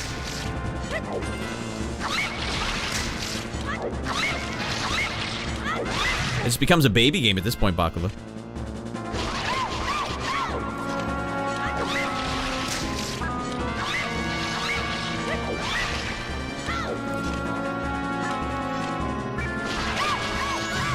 Damn it.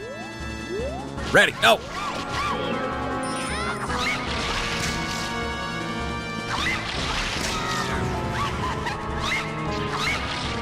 Just walk with the shield out? Stab taints fancy free all you want?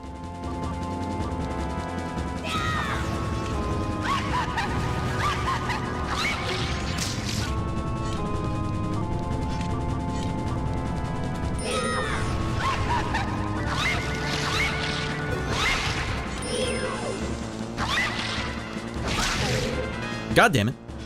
So your taint, Sam. Ah, if we could just get one hit, that would make me feel better. I feel like we're nowhere near this thing. You little dung muncher.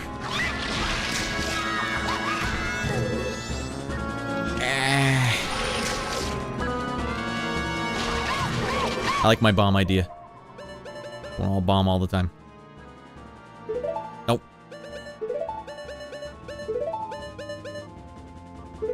Always go bombs.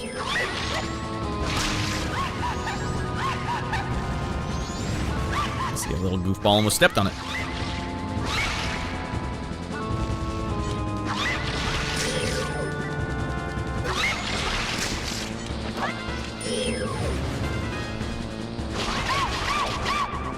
Damn it. We gotta get even closer.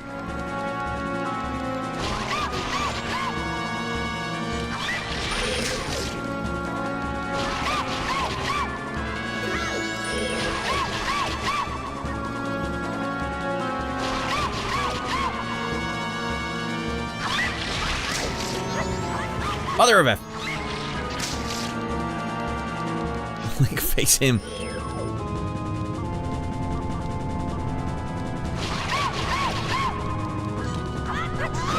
Got a piece. For the love of God, chop his ass, ratty boy! Alright, so it can be done. It's just awkward and annoying. Hookshot would actually do something here?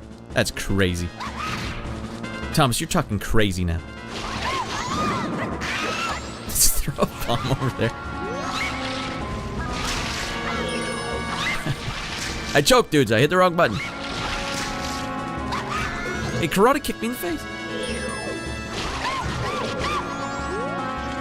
Alright, we'll try the hookshot, even though I can't take any credit for this.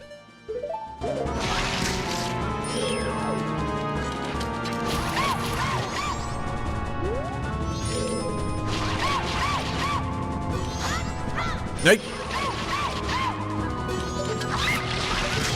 Okay, hookshot's tough to use, man.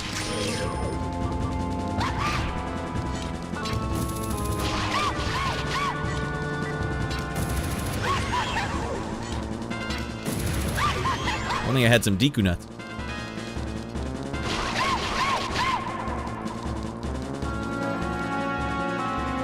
Go for ready, go! Ah, stool.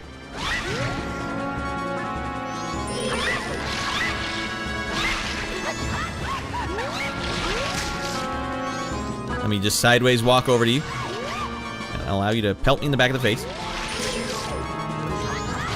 Almost got him.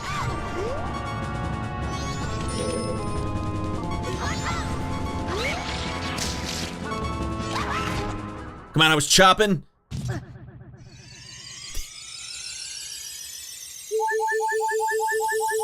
He ain't gonna get you. He gonna kill you, Rock. He'll murder you. Oh! Oh! Or something more like this. Oh! You wanna hear me say it? You wanna break me down? You wanna hear me say it? I'm afraid, alright? Well, at least this is equally annoying as a Souls boss. Like a Souls final boss. Damn.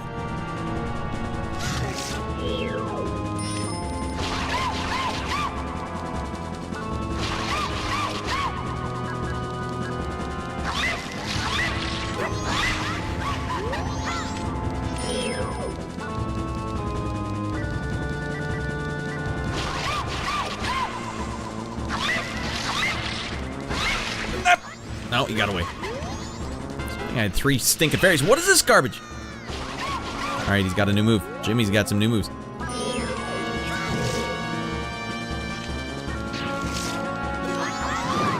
Now you're gonna get it, Bobby.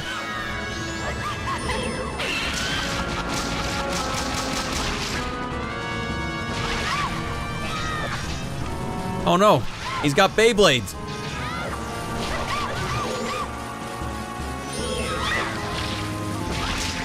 Uh-oh. Red, put your Goron sword away.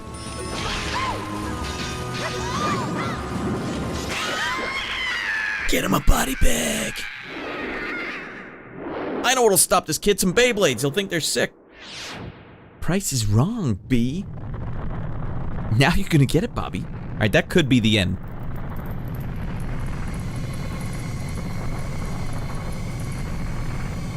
Easy, GG. GG, everyone in the chat. It's the end, GG! Wait, the moon's sitting there going like, oh, that's all I needed was to get that stupid moron out of my head.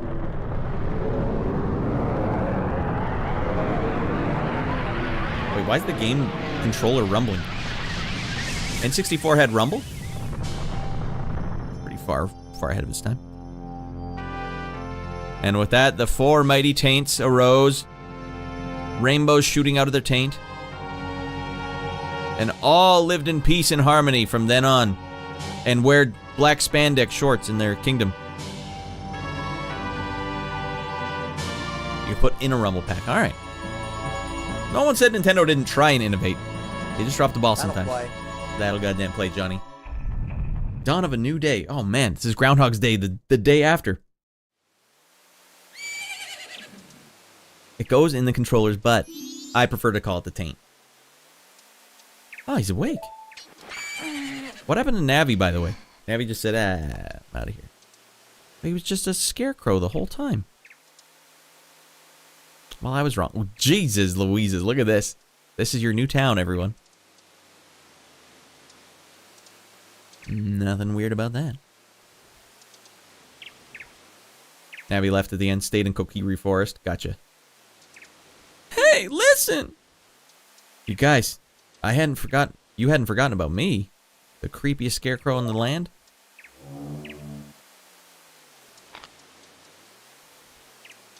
You still thought of me as a friend?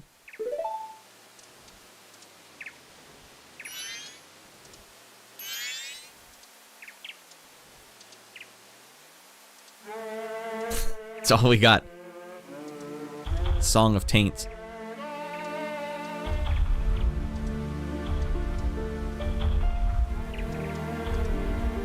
Is he supposed to be jiggling like that, or is that just weird? The way models in games worked at the time. I guess they didn't think of him as a friend. This the bad ending?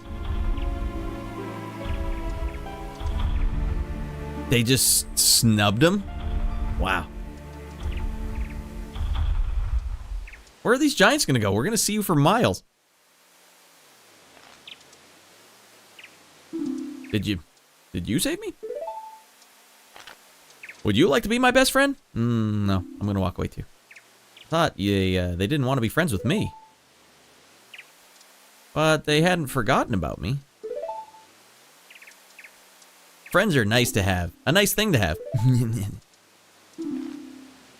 Could you be my friend too? One step back there, friend. You have the same smell as the fairy kid who taught me that song in the woods. Yeah, the one you stole my horse. You put it into slavery at Rinaldi Ranch or whatever. I know. Let's do something. Oh, so the evil has left the mask after all?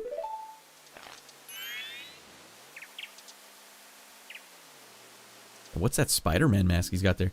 Well, I finally have it back now. Since I'm in the midst of my travels, I must bid you farewell. That's it. What is this guy? Sarah song from Ocarina of Time. Fire arrow his ass, shorty. Renegade. Shouldn't you be returning home as well? There's a 100% ending and a non-100% ending. So I got the non-100% ending. And then the good ending, what's different? This is the whole reason why Link left Hyrule and end up in the forest. He was looking for Navi. Why did... Okay, maybe you gotta fill me in. I thought, at best, I thought Navi chose to stay with the Kokiri village because there was something that still needed to be done there. Navi left in a bad way? And Link was searching for Navi? What the hell? Whenever there's a meeting, a parting is sure to follow. That is sage advice. However, that parting need not last forever. Whether a parting be forever or merely for a short time, that is up to you. With that, please excuse me. I've got to go cut some more people's faces off. A Mario mask! Is that in the game? But My, you sure have managed to make quite a number of people happy. And then it just lists off all the people you've interacted with. The masks you have are filled with happiness, especially some of these fricked up looking ones. This is truly a good happiness. Navi's last word. Hey, listen! Go to hell, Navi. Well, both of us have gotten what we were after. So this is where you and I part ways, isn't it? You talking to me or the Skull Kid? You know, it was kind of fun. Well, it's almost time for the carnival to begin. So why don't you just leave and go about your business? Are they saying this mean? Why don't you just leave and go about your business? The rest of us will have a carnival to attend to, not you. Hate you. Right. I won't even see what's going on at the carnival. Barebacking it. Wow. That's an experienced horse rider. Dumper, wait! Dumper! I thought we were going to be best friends, Dumper! You know what would have made me happy? If one of these people went and hung out with Tingle instead. Guy just wants to be a fairy. He wants a fairy. So they're going to stay with the Skull Kid? I really don't know what the hell's happening here. The Happy Mask Salesman. There are some theories out there. Alright. One of them is that he's a god of chaos. Hot fresh jams.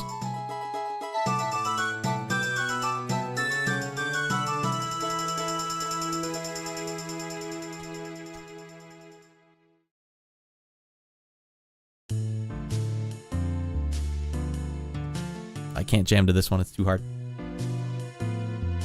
Dungeon Director. Kenta, you fricked it up, man. And you can go to hell, die, gonorrhea, I'll tell you that right now.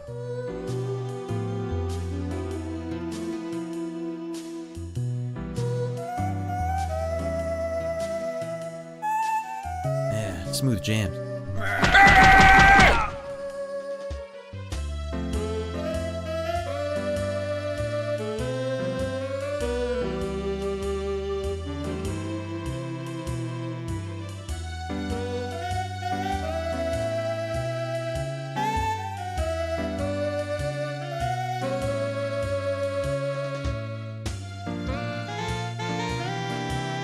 I gotta jam to this one.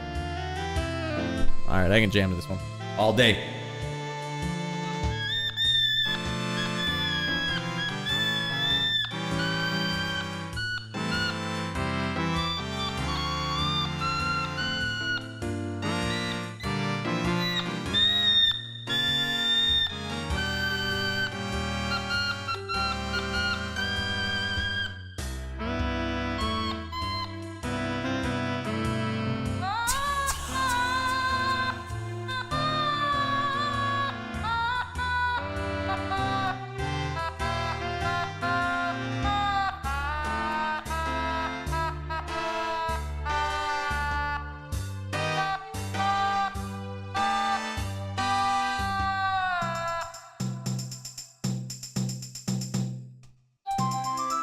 The hell is that?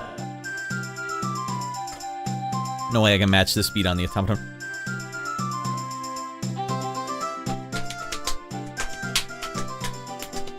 What the hell is that? Is that a mask too? That's a sewed together body part.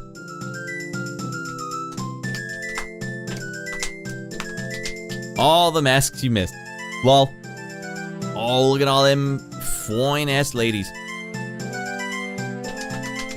Alright, so what's the good ending then? And also, what are some of your guys' favorite masks in this game? Now that we've beaten the game, there's no spoiling anything anymore. What do some of these masks do? What does this mask do? It helps you produce milk from your nipples. Oh, that was the one that helps you run fast. How much fast are we talking? Like, or like super speed?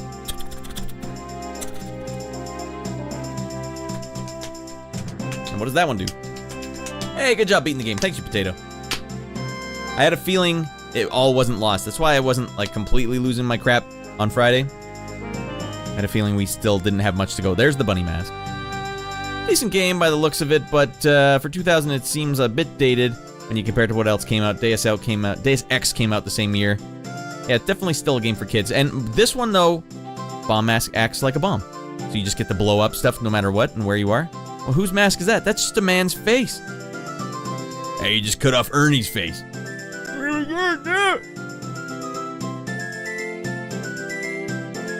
Well done, Rad. You get to keep your nipple hair, says Bakua. Ah, man. It's a close call. What does this one let you do? Did you see the UFO side quest? I did not. Counter-Strike was 2000? Well, yeah, definitely it's for kids more so. But I'll say this one felt more like a boutique film. It's like Zelda Ocarina of Time was big in the way that Aliens was big, but this one felt more like Alien 1, where it was like a weird what is that mask? This one was like smaller in scope, but it was densely packed.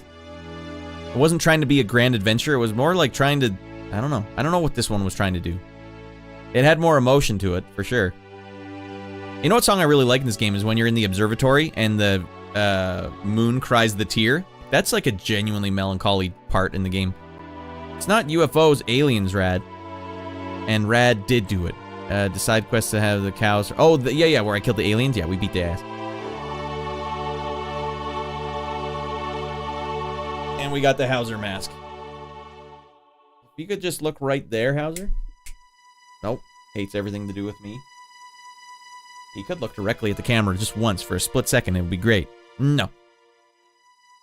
Free cat. There he is. That's exactly what I'm doing, is holding him up. Saddest part of the game. This part? Or the moon crying a tear? Well, I was a kid and I played Doom. I guess I did too, Shorty. When I was a kid in grade 1, I asked for Monster Party for my birthday. Mario 3 was the game that was coming out at the time. Mom, I want Monster Party. That game literally has dead bodies in it. The Butter finding his son dead from Link becoming the Deku. Oh, the Butter find. I can't remember how I became the Deku. I don't remember what the hell happened. Wait, but we're not friends. Okay, what the hell happened with the Skull Kid at the end? Someone's gonna have to help me understand. Where did he find Majora's mask? That's something that's confusing to me. Did the mask salesman also give him that mask?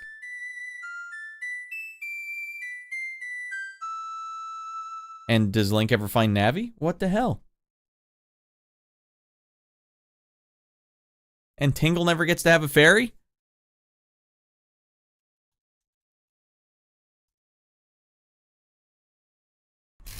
I guess that's it. We're done. I'm expecting something to happen. Nothing's happening. Maybe I have to push the start button. Nope. Select button? Nope, that doesn't do anything in this game. There's no button you can hit. Navi isn't in this game. No, I know, but Don't Touch the Door was saying that's what happened at the end, or that's why Link was going through the forest at the beginning of the game to find Navi. You have to reset the console? That's dark, man. So I don't get to keep my sword, even if I did want to come back, which I don't. You don't even get to keep your sword. Most of the questions are beyond the scope of this game. I'm gonna have to grill ChatGPT about this later. What the hell was Navi doing at the end of the first game? And why did Tattle and Tail hang out with the Skull Kid after, when it looked like everyone was walking away? Did the 4 giants walk away from the Skull Kid? Did they snub him because they don't want to be his friend anymore? Was he actually talking to them? I don't... Jan, go to hell, you die, got ramp! Damn, I always miss it. Come back in here, Dan, you're dead meat. Alright. Navi goes off to die, but Link doesn't know that. What? Navi's dead. Navi dies. That's not how I remember the end of the game. It's much darker. Still a decent game if it would have come out right after Ocarina of Time. But they did only... It was a year later, Shorty. It was like 1 year turnaround. Technically, it auto-saves with the masks you give away, and you get them all back, along with the Fierce Deity mask, if you got it, if I recall. Okay, so I guess that's the end of the game, everyone.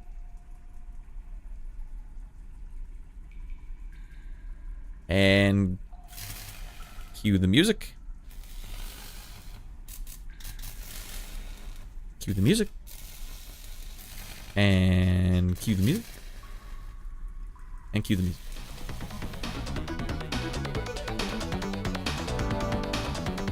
that has been another episode of Rad Goes AWOL. Oh, wait, not AWOL. Snafu! I don't know. What other military term is there? Rad lost his damn mind playing that game, but he brought it back. Sanity restored. Navi was only given a Link in the Ocarina to solve the mystery of what was going wrong with the world. Link was only given Navi temporarily, so Navi stayed behind as Link went to travel the world. Okay. You should reward yourself with some scoot now. What a good reward. Freaking 1080, 920s, 420s, whatever you got. Hey, it's been good hanging. Thanks for popping in, Ricard. That was a good one to get. Just knock it out of the park.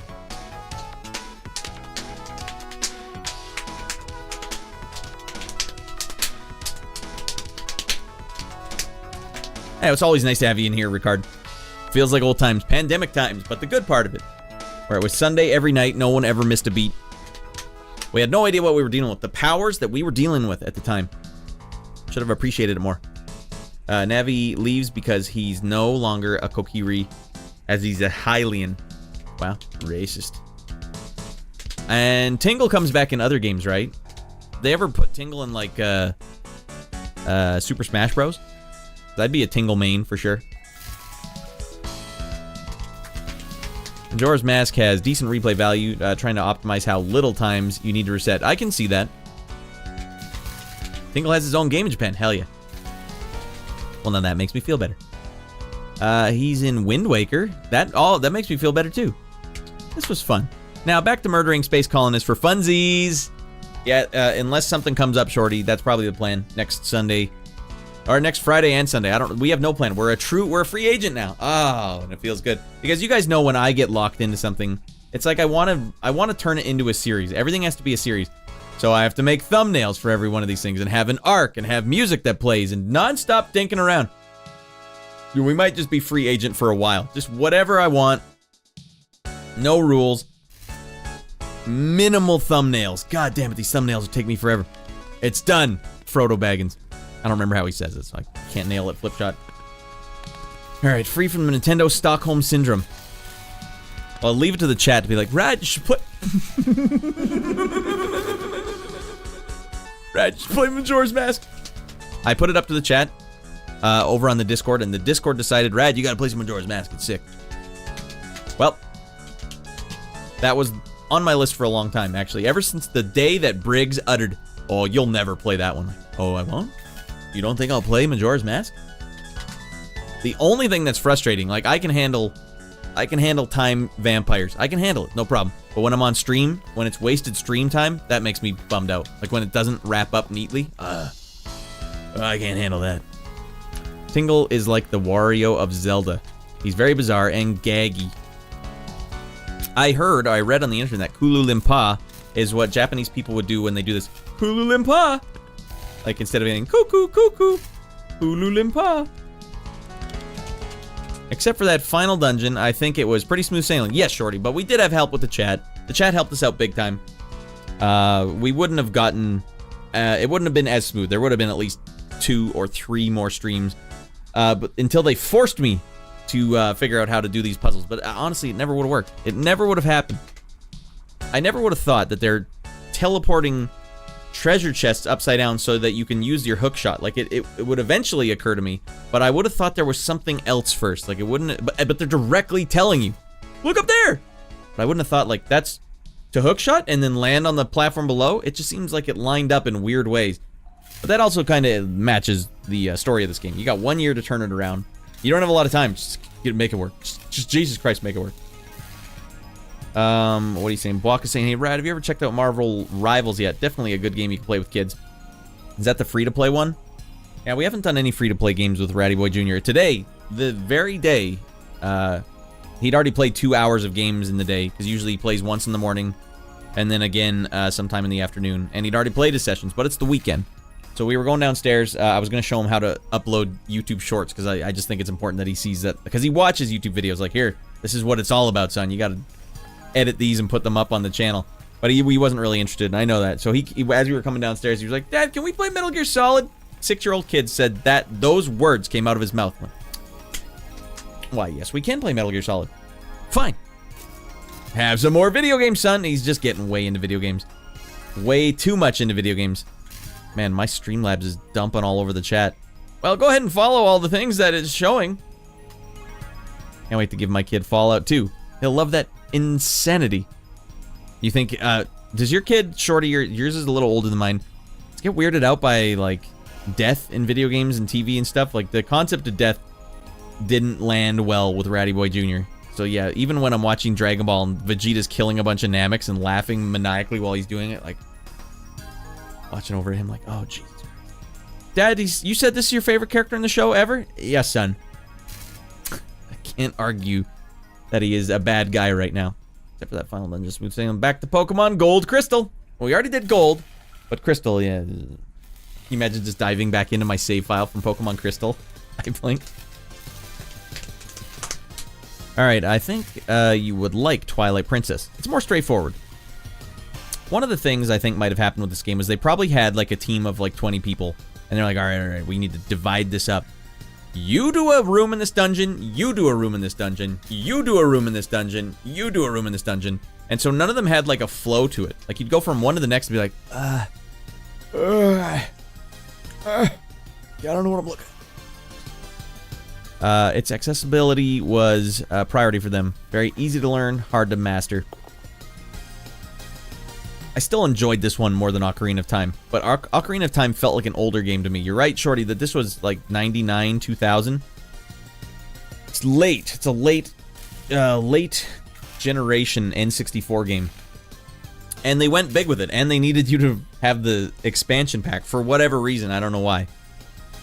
They're just sleeping, son. No, Vegeta disintegrated him. He's asleep in another dimension. So we haven't, yeah, we're not religious in my household, but we're religious adjacent. I'm not like, hey, let's go to church. I would love it if someone could just be like, hey, you want to come to our church and we'll tell you what it's all about? And sometimes we do that. We have done that. And it's never landed well. Like, what the hell's this guy saying? He's actively making me not want to come back. The hell's wrong with you? It should be a slam dunk. Hoop it up. Anyways, when you have a kid and you're not religious, like how do you address all the times pop culture references God and Jesus and all this other stuff? Like so I have to feel, well, some people believe this, son. But also that's his only reference point for what happens when you die. So it's like too late. It's already like, well, now he thinks that's canon. I don't know if that's canon. You can't know. I have to tell him sometimes like, I don't know, son. I've never died. So I don't know what that means. I think for a while there he thought you could respawn. Like, no, that's not how it goes. No cohesion. Yeah, the cohesion, I'm sure there has to be some cohesion through line in here, Sage, but I didn't discover it. But that's also the way I'm playing games. It's going to be the most brute force method always because I'm just beelining these games. Like, the thing is, to compare this to a modern game, Cyberpunk I could just zip through. Doesn't matter. Just, like, bore right through, like a horizontal bore, digging a drainage ditch under a freeway. No big deal here. Come on, we'll drill this hole, no problem. But this game was like, no, it was... There was probably a vision, but one of the fact that they had, like, the... Nothing happens, kid, you're Wormford. You can't... Waka, do you have kids? You could never say that to a kid. It would just not work. But I would also want to be like, well, son, you tapped onto a really interesting subject here. Let me bridge the gap between religion and science. And let me tell you what I believe.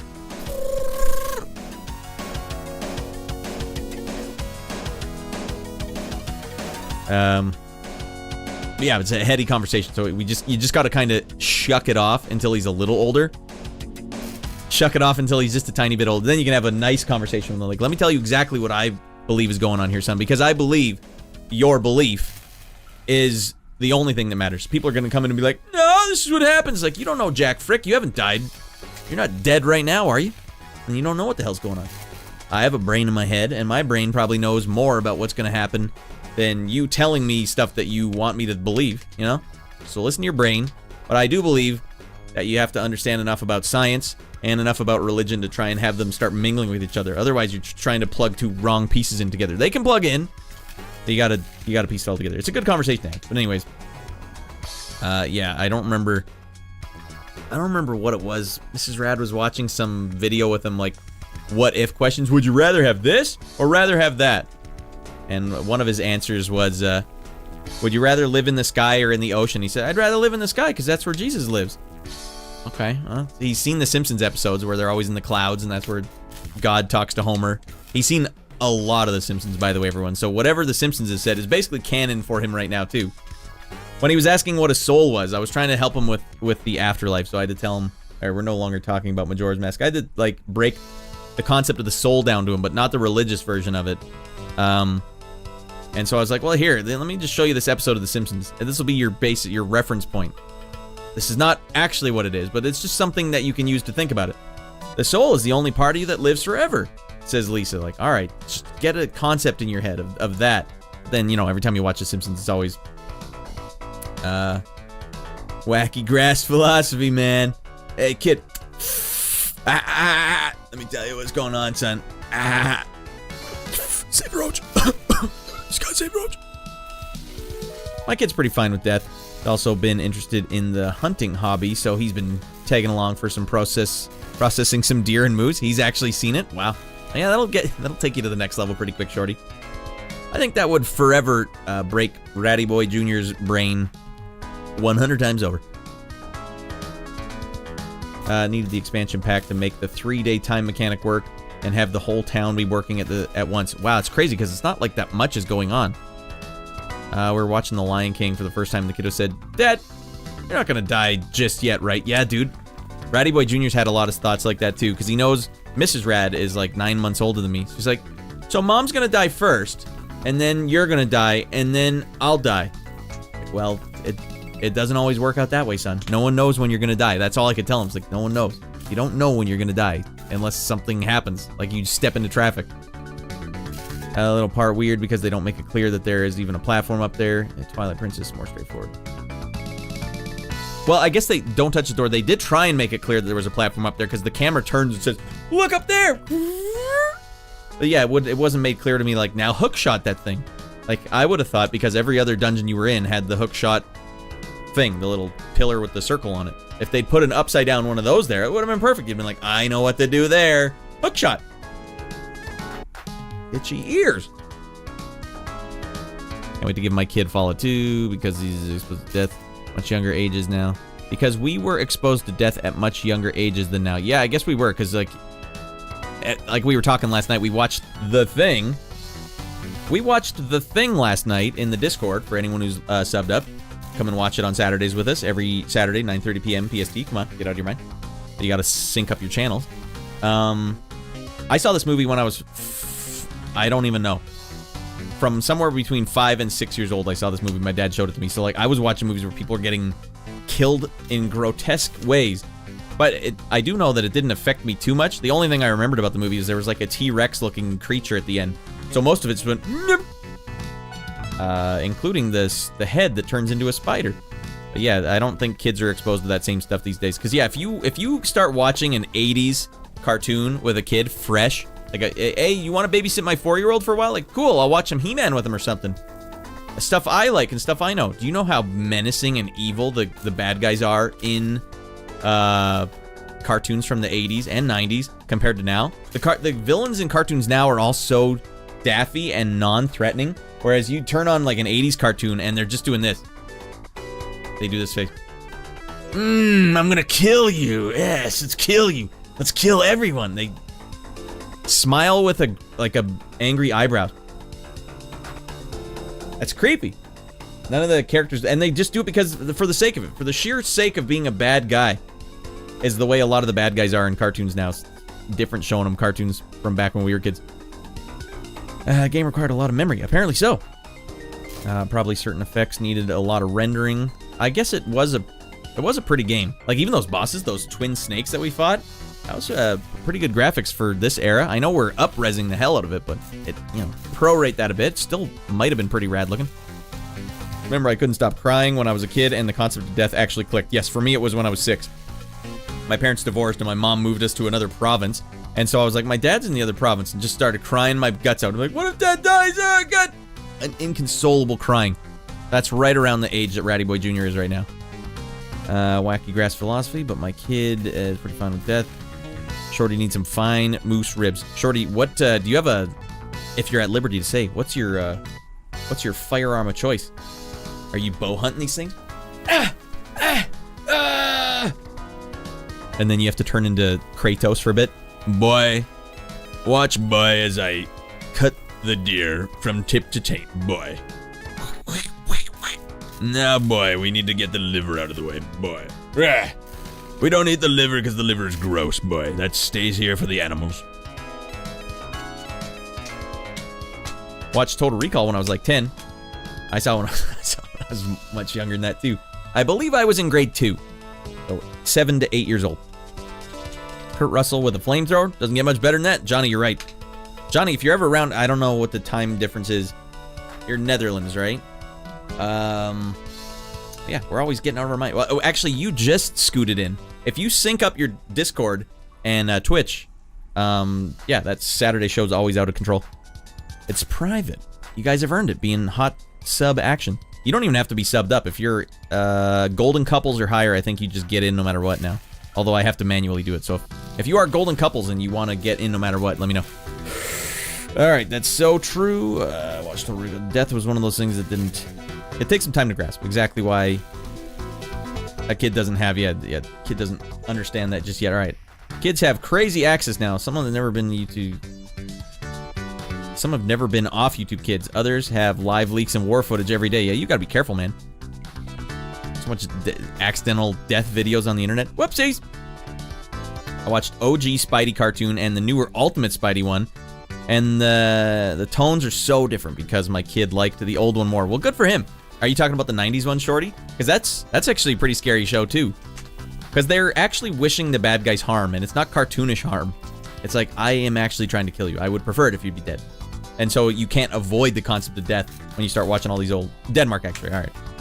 You gotta understand, for some reason, are the flags the same color? Damn it, I can't remember. No, they're not even the same color. No, just a whiff on Ratty Boy's part. I might want to join in some of that fun Discord time. It's the same time zone, right? You're really close. Hello, Blood Farts, get in here. The bloodier, the better. We just finished up beating Majora's Mask. Blood Farts feels good. And I saw Diablo 4 was on sale. And I was like this close, like, should I get Diablo 4? There's no way I should get it because I can't play point-and-click games of any sort. But, yeah. Even then, I was like, it's good enough for Blood Farts. Small game shotgun. Bigger game, 3.308 rifle. But I've only been helping out at the slaughterhouse for the past few years and get paid in meat for processing an animal. It's a good get. What's the weirdest animal you ever had to process, Shorty? We had a bunch of kangaroos come in. They shouldn't have been here. I don't know what the hell they were doing in the forests of Finland. But we took them out all the same. Hey, D4 is bad, says don't touch the door. Well, Blood Farts here would disagree with you. Don't touch the door. Did Diablo 3 go full 3D, like third-person perspective?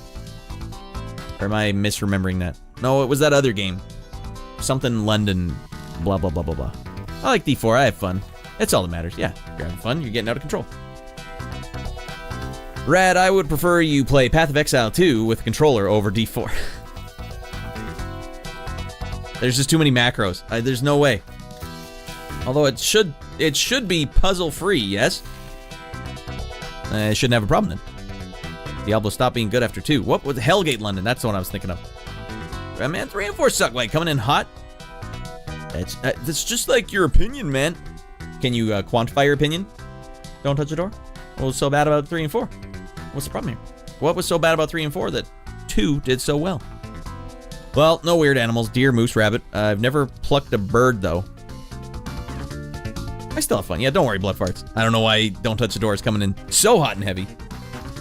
But I'm going to put them on the spot. They took away runes and complexity of characters. Like the way they play. Did they simplify the game? Simplify the game for a modern audience? Were they going after the COD bros? Come on, dude. You know you can get a 420 skin in the game, right? Does that help? You can be a whole 420 class if you want. It's called the Doobie Doobie Stoner Bro class. Save the roach. God, save the roach, please. And he just casts fart clouds on people all the time. That's true. Blizzard can't make a good game anymore. Path of Exile 2 really does now what Diablo did, but better. Bloodfarts, have you played Path of Exile 2? They did a lot of changes. It doesn't feel the same game than when it first came. When it first started. You mean like they've maybe fixed some of that, dialed it back a bit? Maybe. No Path of Exile for me. All right, Path of Exile is amazing, but I haven't tried to yet. So all the point of building a character was gear plus adjusting skills for it, says iBlink. So that's what they're not having anymore? I don't know. You know, that's why Path of Exile, when I watch you guys play it, it really does... It goes... It's like a deflector shield. Like, bing, bing, bing. I don't want to play that. Bing! Because, like, there's just too much that you'd have to customize. Like, at a certain point, I like when... Like, if you think about how Japan would handle a game... Even JRPGs, for example, compared to Western RPGs. It's a perfect example. Here, we'll go to the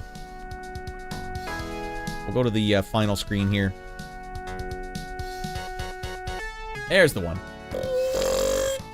All right, like consider how a JRPG would be like. All right, we got this character. Let's say Terra from Final Fantasy VI. She's good at magic, and she has like a set amount of. It's like she already has her loadout, you know.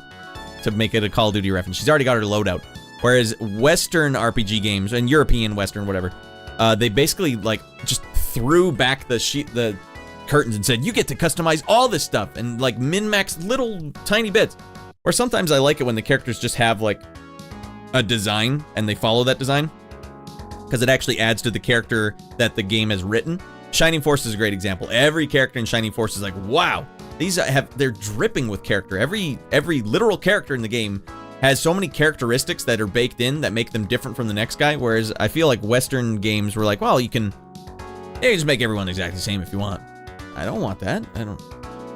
That's too much responsibility. But how do you guys know what you like or not in those type of games? Like, how do you arrive at, like, I like it when this happens. I like it when I can be this person and min-max this way. Whereas a game that's tailored where it has certain characters, you just decide, like, I like playing as this character, I like as this character for whatever reason. Like, do you guys remember way back, some of you OG members might remember this, but maybe not. I played through Mortal Shell, and Mortal Shell was like a Souls game that had loadouts in it. It didn't have all the weapons and customizability, and you can min-max in one direction. And so I liked one guy. He was the skeleton... He was like the glass jaw one-hit killer. So I had this huge sword, and he's like a skeleton that could teleport everywhere. It's like, I like the way this feels. A guy that's basically super mobile, super damage, and it's like you just have to be... You have to avoid getting hit. And that's the game become that, which is exactly how I play all Souls games. But I liked that character. I literally played as that guy the entire game. No need to change anything. Shining Force is great. Yeah, do you remember... There's a character in Shining Force. There's like 5 centaurs in the game. And one of them is the only guy in the game that's an actual guy that can use a weapon, a lance, but he can also cast spells. It's like, that's awesome. But he just doesn't get really beefed up stats. I gotta crack my leg. There it goes. Path of Exile's crazy complex. It's one of the more complex games I've ever seen for character builds and ways to play. Yeah, that is an actual like oil and water response from me at that point. Like, ah!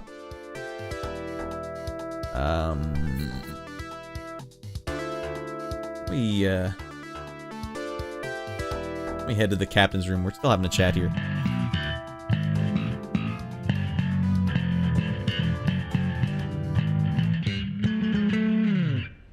Alright, and back. Alright, let's zoom it in. Oh, that's a little closer. I'm always so far away whenever I'm talking to the camera. What the hell's wrong with me? No! Wait, I floated out of the space station. Got him. Alright,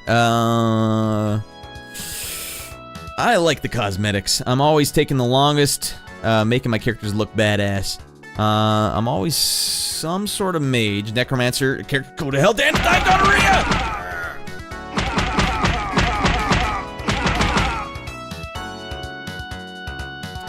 I'm always some sort of mage, necromancer, with witch characters, certain games that I'm used to. Yeah, so I guess, where the hell did I go? How about I talk over there? How about I talk over here, everyone? Hey! Now that's a stream. That's hot content. Yeah, customizing characters is, I can get down with that. I don't much like microtransactions, though. I'm pretty sure that they have a lot of those in Diablo. I'm almost positive, right? He ate you, damn it! Insatiable appetite. It's one of the more complicated. Shining Force is great. Like characters tell me, like people tell me, it's just cosmetic. That again is justifying the devs not having cool looking gear that you can find in the game. I like finding cool loot, and when in the game shop already has a list of cool looking stuff, I know that it's not added into the base game. Shorty, you gotta get playing some of these Souls games, because that's a good series where it's like you actually find cool loot out and about, and there's no dinking around. Like, hey, if you want, it's sitting right there. You just have to get past the red knight to do it. Western RPGs are known for character creators. JRPGs are known for putting you in someone else's shoes. It's a good way to put it. More succinct than I did it. My bad. I was resetting my router when you asked a question. For me, it was, it's when I can play however I want and do cool. Yeah, okay, so how do you know what you'd like to do, Sage? You come in with preconceived, like, I like it when I can cast area of effect attacks. Or something along that line. Diablo does, yes, in Diablo 1 and 2, but I think 3 did. I'm okay with free games, selling cosmetics to pay for it. Full 70%. Okay with free games, selling cosmetics to pay for it.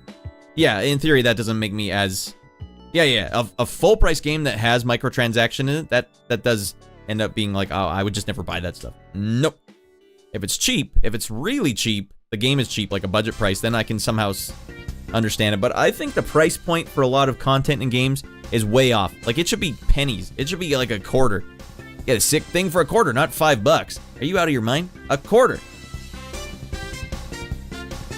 Microtransactions turn me off too. I understand why they do it. Yeah, I understand too, and I just don't play it. So to go back to Marvel Rivals, that was the free-to-play one, right? Like, it just wouldn't even been on my radar. Like, I don't know. I didn't even think to play a free-to-play game because it'd be like, I know what the gameplay loop is like. A lot of games that Ratty Boy Jr. plays are like that now too. Where if you want to unlock all the sick new content in the game, you got to play through the game non-stop to unlock the stuff. But it's not in like a cool way where hot loot aspect of it. It's more like... It's like you just have to grind, like a free-to-play loop would have you grind. That's the way a lot of games do it now, it seems like. Free games definitely okay to add microtransactions, I suppose, because you know why you're there and you don't have to pay for it.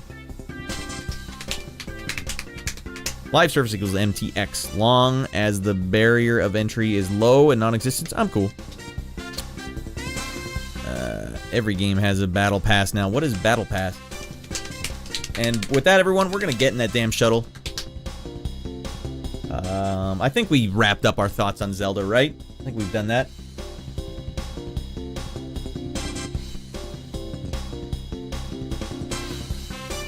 And hold on. Rivals is pretty cool about it. They don't FOMO you because the battle pass is permanent. Okay, so then battle pass is what? Is that like $99 best value?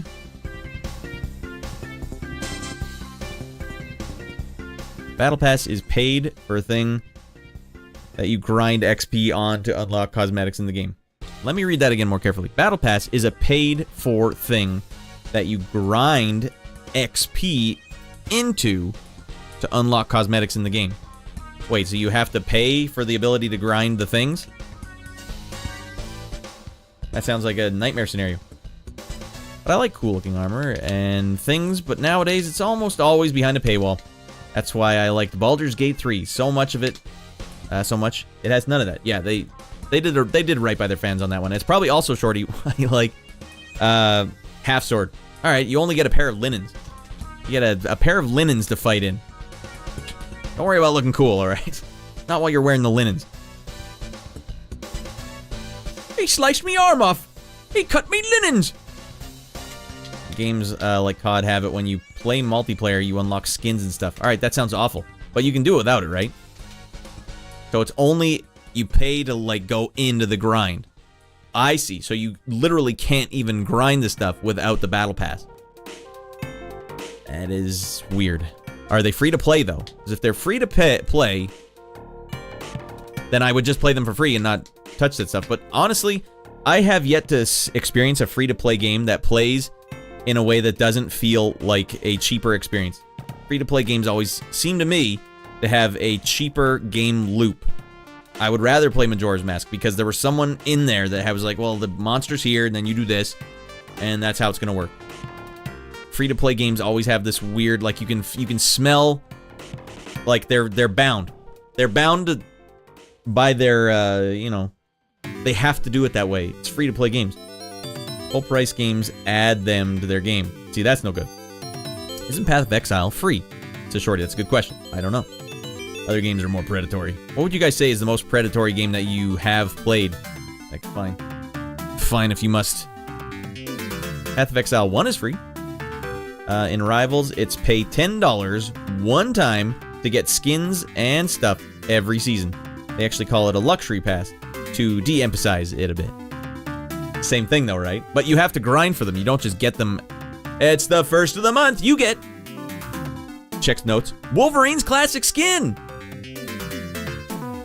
You get X-Men the animated series Apocalypse. That's just deflating. I don't know why I would play that. I would rather just literally at this point go back and play the games I've already played before. Dead Space 3 was predatory bullcrap. Yeah, Dead Space 3 was so predatory, shorty, that I didn't even beat it. And I loved Dead Space 2 and really liked Dead Space 1, but didn't love it like Dead Space 2. And it's a shame because Dead Space 2 had such, or 3 had such a good intro when you're walking in the snow. That song it plays, that's like one of my favorite intros to a game. Alright, Overwatch loot box gambling is what they would call predatory. Overwatch loot box gambling. So it's basically, you pay your money, we'll see what you get. I gotta collect them all. You know they do that with kids' toys now? This is how kids' toys work. Oh, I want the Skibbity toilet! For some reason. I saw it on YouTube, so I'm connected to the world. That's how kids connect to the world now, because I saw it on YouTube. Anyways, you gotta collect them. They're always collectors. But here, when I was a kid, they had all the G.I. Joes up on the wall, and you picked the one you thought looked the coolest, and you went and bought it. And now what they do is like, well, it's a box. You can't see what's inside it. Gotta buy it and roll the dice. Maybe you'll get the one you want. Maybe you won't. Maybe you'll actually get the same one a couple times. That's super predatory, because, like, that's gambling. That's gambling for kids. So we minimize that in this household. And whenever I see it, I avert Ratty Boy from doing it. It's mostly like presents, Christmas presents or something. That's the only time you can get that. Like, never would it be like, all right, your hard-earned money you get for all that recycling we do.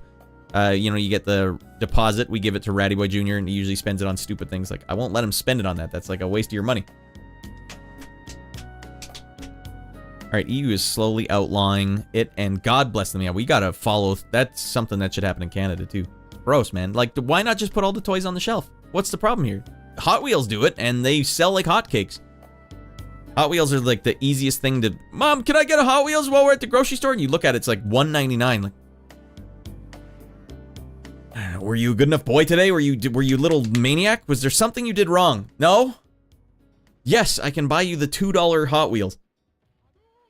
Our surprise mechanics are very fun and very ethical. Doubt. Modern day toy companies are downright abusive on stuff like that for kids. Yeah, it's tough. But you know what the problem is? Kids don't play with toys anymore. I don't know. Maybe any of you guys in the chat that have kids, maybe Shorty's the only one I know of in there right now. Kids don't play with toys anymore. It's not like, here's an action figure for Christmas. No, nothing. My son has a friend down the road that does nothing. He doesn't like to play games, video games. He doesn't like toys. He doesn't like sports. What are you into? I don't even know. Ratty Boy Jr. at least likes to watch videos. He really likes these games like BMX games, Descenders, skateboarding games, games like that. The thrilling sense of accomplishment. Their parents must be narcissists. I feel bad for that kid. I don't feel too bad for him. That kid's kind of a little dink. But he is the local friend that Ratty Boy Jr. has, so we see him once a month or so. And they can't agree on anything, and he's a little antagonist, too. I don't want to go swimming. I don't want to do that. I don't want to do this. And Ratty Boy Jr.'s just like, you want to play tag? You want to do hide and seek? You want to do anything? No. What the hell? What's up, Rad? You beat Zelda? Hey, welcome in, Simon. Did you wake up on with the phone on again? What the hell is going on? Yeah, we beat it. We took it to Pound Town. Ain't no thing. We took that game to Pound Town. We pantsed it. He's likely emotionally neglected and acts out and can't form his own decisions because he's a narcissist parents. I know his parents. They're normal. I think it's more or less little brother syndrome. He's got an older brother, and when you're a little brother, you can't like anything your brother likes. And his older brother likes sports, liked video games for a while, and his older brother's kind of mean to him, like older brothers are. I think he just took it personally, so like, fine, I'll just immolate myself out of all fun and all excitement. Like, he will occasionally do stuff. It's not like he's like a lump that doesn't do anything. I just think that's his point of reference, is to disagree with whatever's going forward. But he's actually, if a dog walks by, he's like, oh, dog, I like the dog. Or if little kids walk by, he's always like, oh, hey. So he's like a normal kid, but like trying to get along with him. It's like, just watching from a distance, I watch, go like, I can't believe what's going on right now. That's a hot take. Don't touch the door. I honestly don't think that's going on. I think it's just a character trait he has.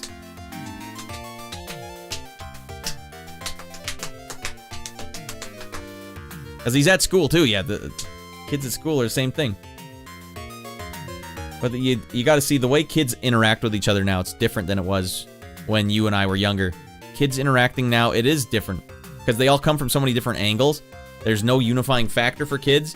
So it's like, I've seen kids not be able to start a game. They'll be like, hey, we want to play this. They always play this game called Rounders at the park. I want to play Rounders. Let's play Rounders. And then they spend 10 minutes arguing about what the rules of Rounders are, and then the game never gets started because no kid comes from the same point. Parents now are not parents, really. Mrs. Rad had a very good point that she brought to my attention the other day.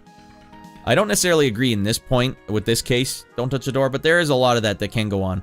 We sit there as the millennials, and we sit there going like, oh, the boomers really fricked it up, man. Boomers are the worst. Can't believe the boomers let all this happen. And, oh, man, the state of the planet right now, it's all because of the boomers. And then we sit there as millennials and be like, here's YouTube, kids. You can watch this tablet, kid. And you once again just let it happen again. You have to be involved in your kid's life. But the problem is, most parents have a 9-to-5 job. That's the one problem here. Don't touch the door. Like, you can't just get home and then be like, 100% I know what to do with my kid. They've been at school all day dealing with basically the lowest form. If there's any a-hole in that classroom, the whole class is going to be shot. And there's a lot of a-holes out there. So it's a tough situation. Now, Mrs. Rad and I, we homeschool Ratty Boy Jr. because we both work from home. So we get like a different angle on it. And we see the differences. But you can't just be like, you're not going to be like that at all, son. You can't watch Skibbity Toilet, son. We won't allow it. Like, no, I have to let you connect with your peers. But I can watch. We'll reel it in if it's getting too much. But watch from a distance going like, this is like, it's not just this kid. It's like all kids. They're having trouble connecting. There have always been bad parents. Yeah, that's also true. Here's a tablet kid. Leave me alone. There's a lot of that. I assume. But I know a lot of parents do a lot of stuff with their kids, and believe it or not, kids go outside at the drop of a hat. Kids can't wait to go play with kids outside. They don't want to just stay inside and do nothing, especially young kids. Like, if we're inside doing anything, we could be watching the best show ever. If there's the sound of children outside anywhere, Ratty Boy Jr.'s like, I gotta get out there and I gotta play. I gotta go see what's going on. I need it. All right. And with that, everyone, let's hop in the shuttlecraft. Let's find someone to raid. We've had a lot of lovely people raid us tonight for our grand Zelda Majora's Mask beating of... We took the game to Pound Town. I feel good about it. I'm feeling better about it. We had to do that temple twice in this stream, but it was good, because if I didn't have to do that temple twice, we would have beat that game in 20 minutes and then played Scoot for 4 hours. Which would have been a good stream, too. Because I know going outside was like a drop everything, we're going outside. Yeah, it was good times, man. It'll be better when he's a little older, too, because right now he's still a little too young to be left alone. There's so many fricked up weirdos in the world now, though. You can't just go outside, kid. So many fricked up weirdos. And weird stuff happening everywhere. But it's not just kids. The whole culture. If you get a whole multicultural thing, and instead of it being a nice, oh, everyone's just kumbaya, everyone's together. Instead, what it becomes is like, there's like a ghetto here, and a ghetto here, and a ghetto here. And then you get outskirts where it's like, nothing is cohesive anymore. And I feel like it's... I don't feel like it's becoming cohesive. I actually feel like it's like the kids. Nothing unifies the kids anymore. Nothing's unifying anyone anymore. What the hell's going on here? Going to the grocery store, shoveling your driveway. These are our only unifying things anymore. My favorite game was Kick the Can in the Neighborhood. Almost like people are naturally social, and the systems around us are telling us to hate and fear each other. That's a very good way to put it, Bwaka. I agree. I feel like that is the way, especially the more chronically... The more you are online, the more that is the case as well. Because online just wants you to hate each other no matter what. But then if you get in person, you're like, what the hell? I see where you're coming from. No big deal. But there is a problem. There's like literally a language barrier that I think is being developed, at least in Canada. There's very seldom a point where like the same language is spoken by everyone in a room. And it's like at a certain point, if you dilute it enough, then no one is able to communicate with anyone else. And that's isolating as well. I think Canada should pull the trigger. Say like, English, let's go. Hard on English. That's a good one to know. Anyways, help you with the world over. Everyone should know some English. That way we can communicate. I gotta go to the hospital. Where's the hospital? I don't know what you just said. All right. Thanks for stopping. Disparate communities can't unite against the establishment. I'd give you a little bit of that. I think more along the lines of like, hey, it's much easier if you think about it the natural development of a governing system. They're like, wow, it's way easier when people aren't resisting us all the time about everything. And so naturally they're just like, they slot into a position where it's like, less resistance, less problem here. But you could go the other way and say like, social engineering. We must design a perfect structured society that cannot be, that cannot overthrow the government. They? Them? The government? Get those 5-minute cities in here. Get a 1-minute city in here. We'll charge you $10 a minute for driving outside of your zone. Oh, God. A bit of column A, a bit of column Ray B's. I take offense to that statement, Red. I feel that snow must have the freedom to melt by itself and try to kill me in an icy doom. Take offense to that. Well, I'm just saying if you live in a snowy area, everyone has to snow their driveway. You're saying, no, I don't shovel the driveway at all. I just let it melt. That's what you take offense to. Shovel your driveway? We do live in a suburb, Shorty. I think we're legally responsible for our part of the sidewalk. We have to shovel the driveway and sidewalk. I got a good method, though. Right down the middle, and then you just shuck it off to the side. After you get the middle. Go down the middle. We don't need a perfect government. We just need to respond. Just one that responds to a non-rich people's needs. That's tough. There's more non-rich people than there is rich people. Open it up to that. Be like, God, there's too many people telling us to do this and that. I get it. It's kind of in a tough spot. They are in a tough spot. But I think at the very least, you should let people know where all their taxes are going. We should have a little tick box, like when you go to like a dim sum. Be like, I'll take one of those. I'll tax for that, and I'll tax for that.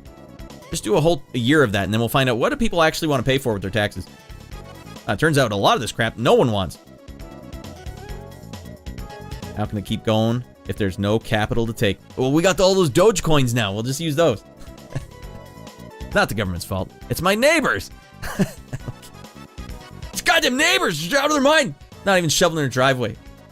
Brody's like, I'll let it melt before I drive down that clean driveway. I think people bickering amongst each other is about mundane things has been an effective means for control for as long as countries have been a thing. And imagine this now. Imagine how much easier it is now when you got the phone with you and the phone records everything you say and puts it into a database and then slots you into consultants based on like categories based on what you're saying. No one has to even look at it. And that's why the government's like, hey, like remember Obama during the Snowden days? They're like, hey, we don't look at any of your metadata. It's just metadata. We don't look at anything. We don't do anything like that.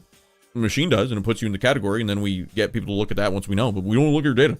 No one is looking at your data, all right? Not a single person is looking at your data. Except we do have archive of all your naked pictures because the phone is always on and it's recording that just for our purposes, you know? Do you remember that scene from Batman Begins? It's like that, but we don't need that unless there's an actual terrorist attack, in which case we will take all that data and we'll look at naked pictures of you, all right? We're not looking at your data right now. Later, we might.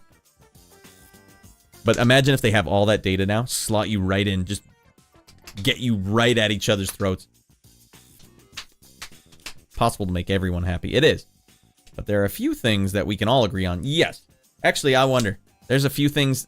I think it's gotten to a point now. You look at like some of the stuff that's going on. And America's such a great vertical slice of what's going on. You have basically two halves, 50% roughly both sides. And there's certain things that they just will not let the other side have. It goes both ways. You can't have that. If you're doing it, no way. If you're doing it, no way. That's just the way it's going to be. And it's kind of like that kid, to bring it all back around. A kid in the street that my son is friends with. When I was a wee lad his age, I would always go to family barbecues and they'd be like, "Hey, ratty boy, you want a hot dog? We'll get some ketchup and mustard on there for you." And I'd be like, I don't have anything on my hot dog. I just have it plain. I liked having stuff on my hot dog, but for some reason, for like a 5-year stretch, I always told adults I didn't like anything on my hot dog. And then I would watch their expression and be like, "Really?" Like, "Yep, that's me. Don't like anything on it." As people get into this mode, it's arrested development is what it is. A lot of people have a hard time with that. But it could also be the fact that if you get people to bicker with themselves, which they have, and people don't know how to form their own opinion in a way that won't get them in trouble with the side that they already agree with. You could imagine if there's like an issue that comes out, say a real big one that a lot of people are divided on, and you don't know the ups and downs of it, but you know you agree with this side, but then a new piece of information comes in that no one's seen before, and then that person can't make a decision whether they agree with it or not until they see what the other people are saying. Like, do we agree with this or not? I don't. No. Whoa! Oh no! I got excommunicated just like that. It's the contrarian lifestyle, Rad. If if you're contrary to everything, then you can't be a conformist.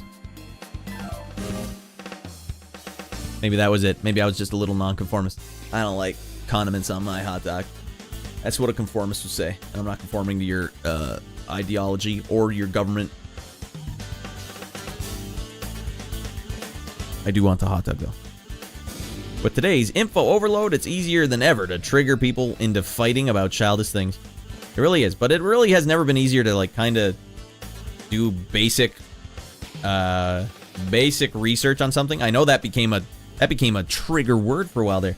Oh, look who did his research online. You mean I read the actual article, or I watched the actual speech in question, or I actually put the time in to have a thought in my head about, like, well, do I agree with this or not? Look who's doing his own research and not doing whatever the establishment's telling him to say. Alright. We can keep going forever, but I think you guys get it. You get Rad at the end of a 6-hour stream, he gets a little daffy. Laffy daffy. Let's go find someone to raid. Go raid someone up, alright? Come on, let's get out of our mind. Let's get in that shuttlecraft. Now let's go push this giant ball of oil out the window.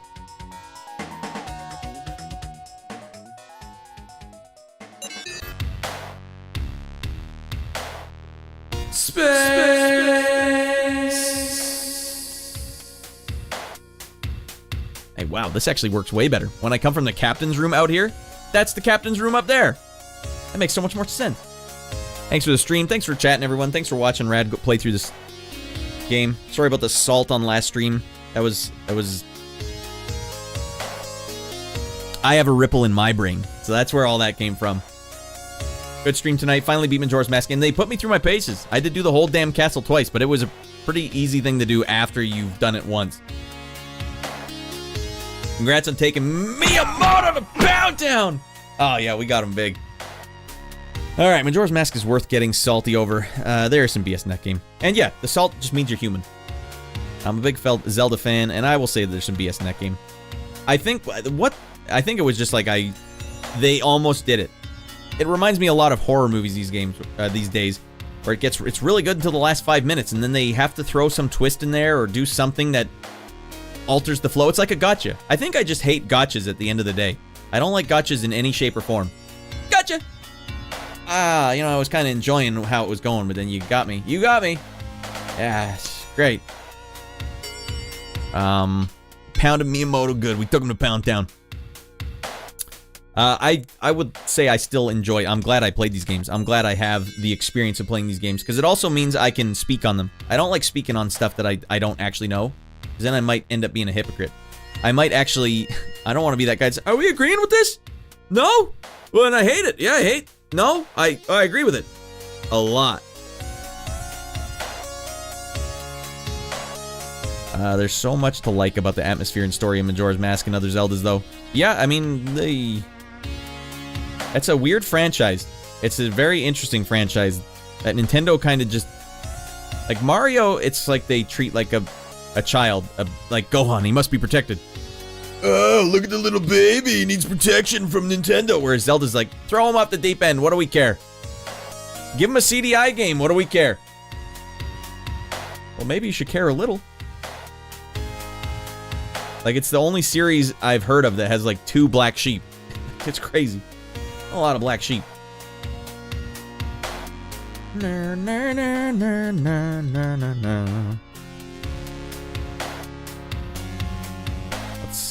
Let's see who's going. There's a lot of people playing Majora's Mask right now.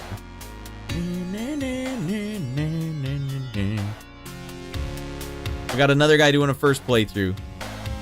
Big Bad Blakey. Says he's a cat dad. Oh no!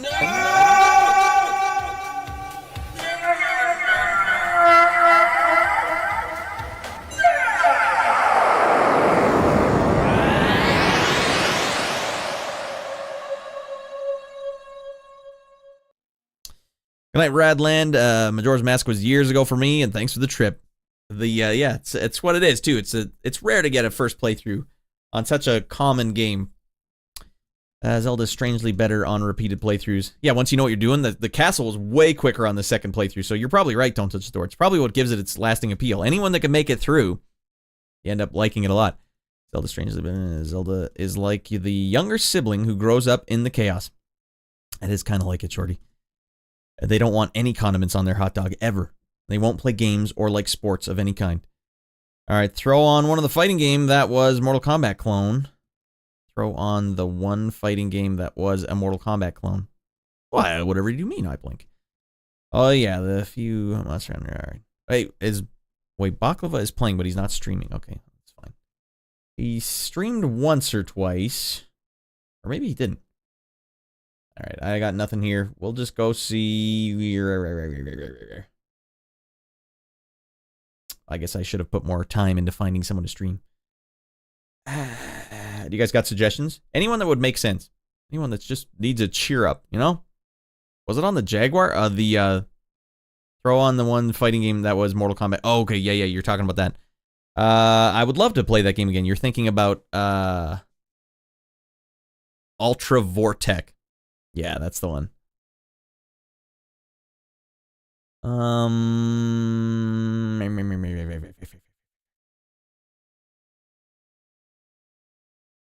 Alright, I guess we'll go see this guy. Unless you guys have a better one. Let me just make sure he doesn't have any weird political tags. No political tags. Congratulations. Big Bad Blakey, we're coming your way. Oh man, he's playing on the legit hardware because you can see the frame rate difference here. Alright, well, it'll be good to appreciate just how insane the version we were playing was.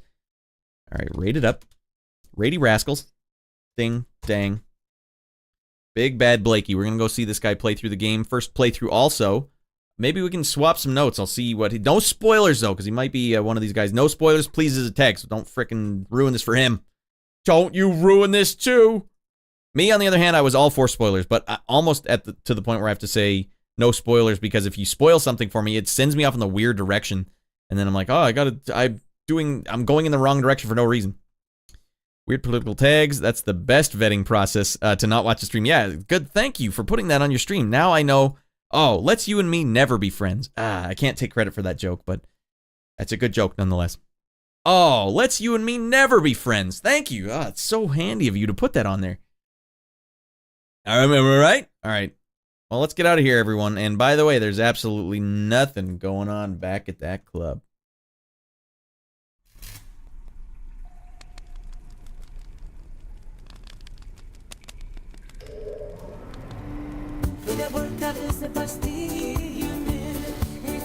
Russia has to offer. Available now at your local Radio Shack. Piece of Russian craftsmanship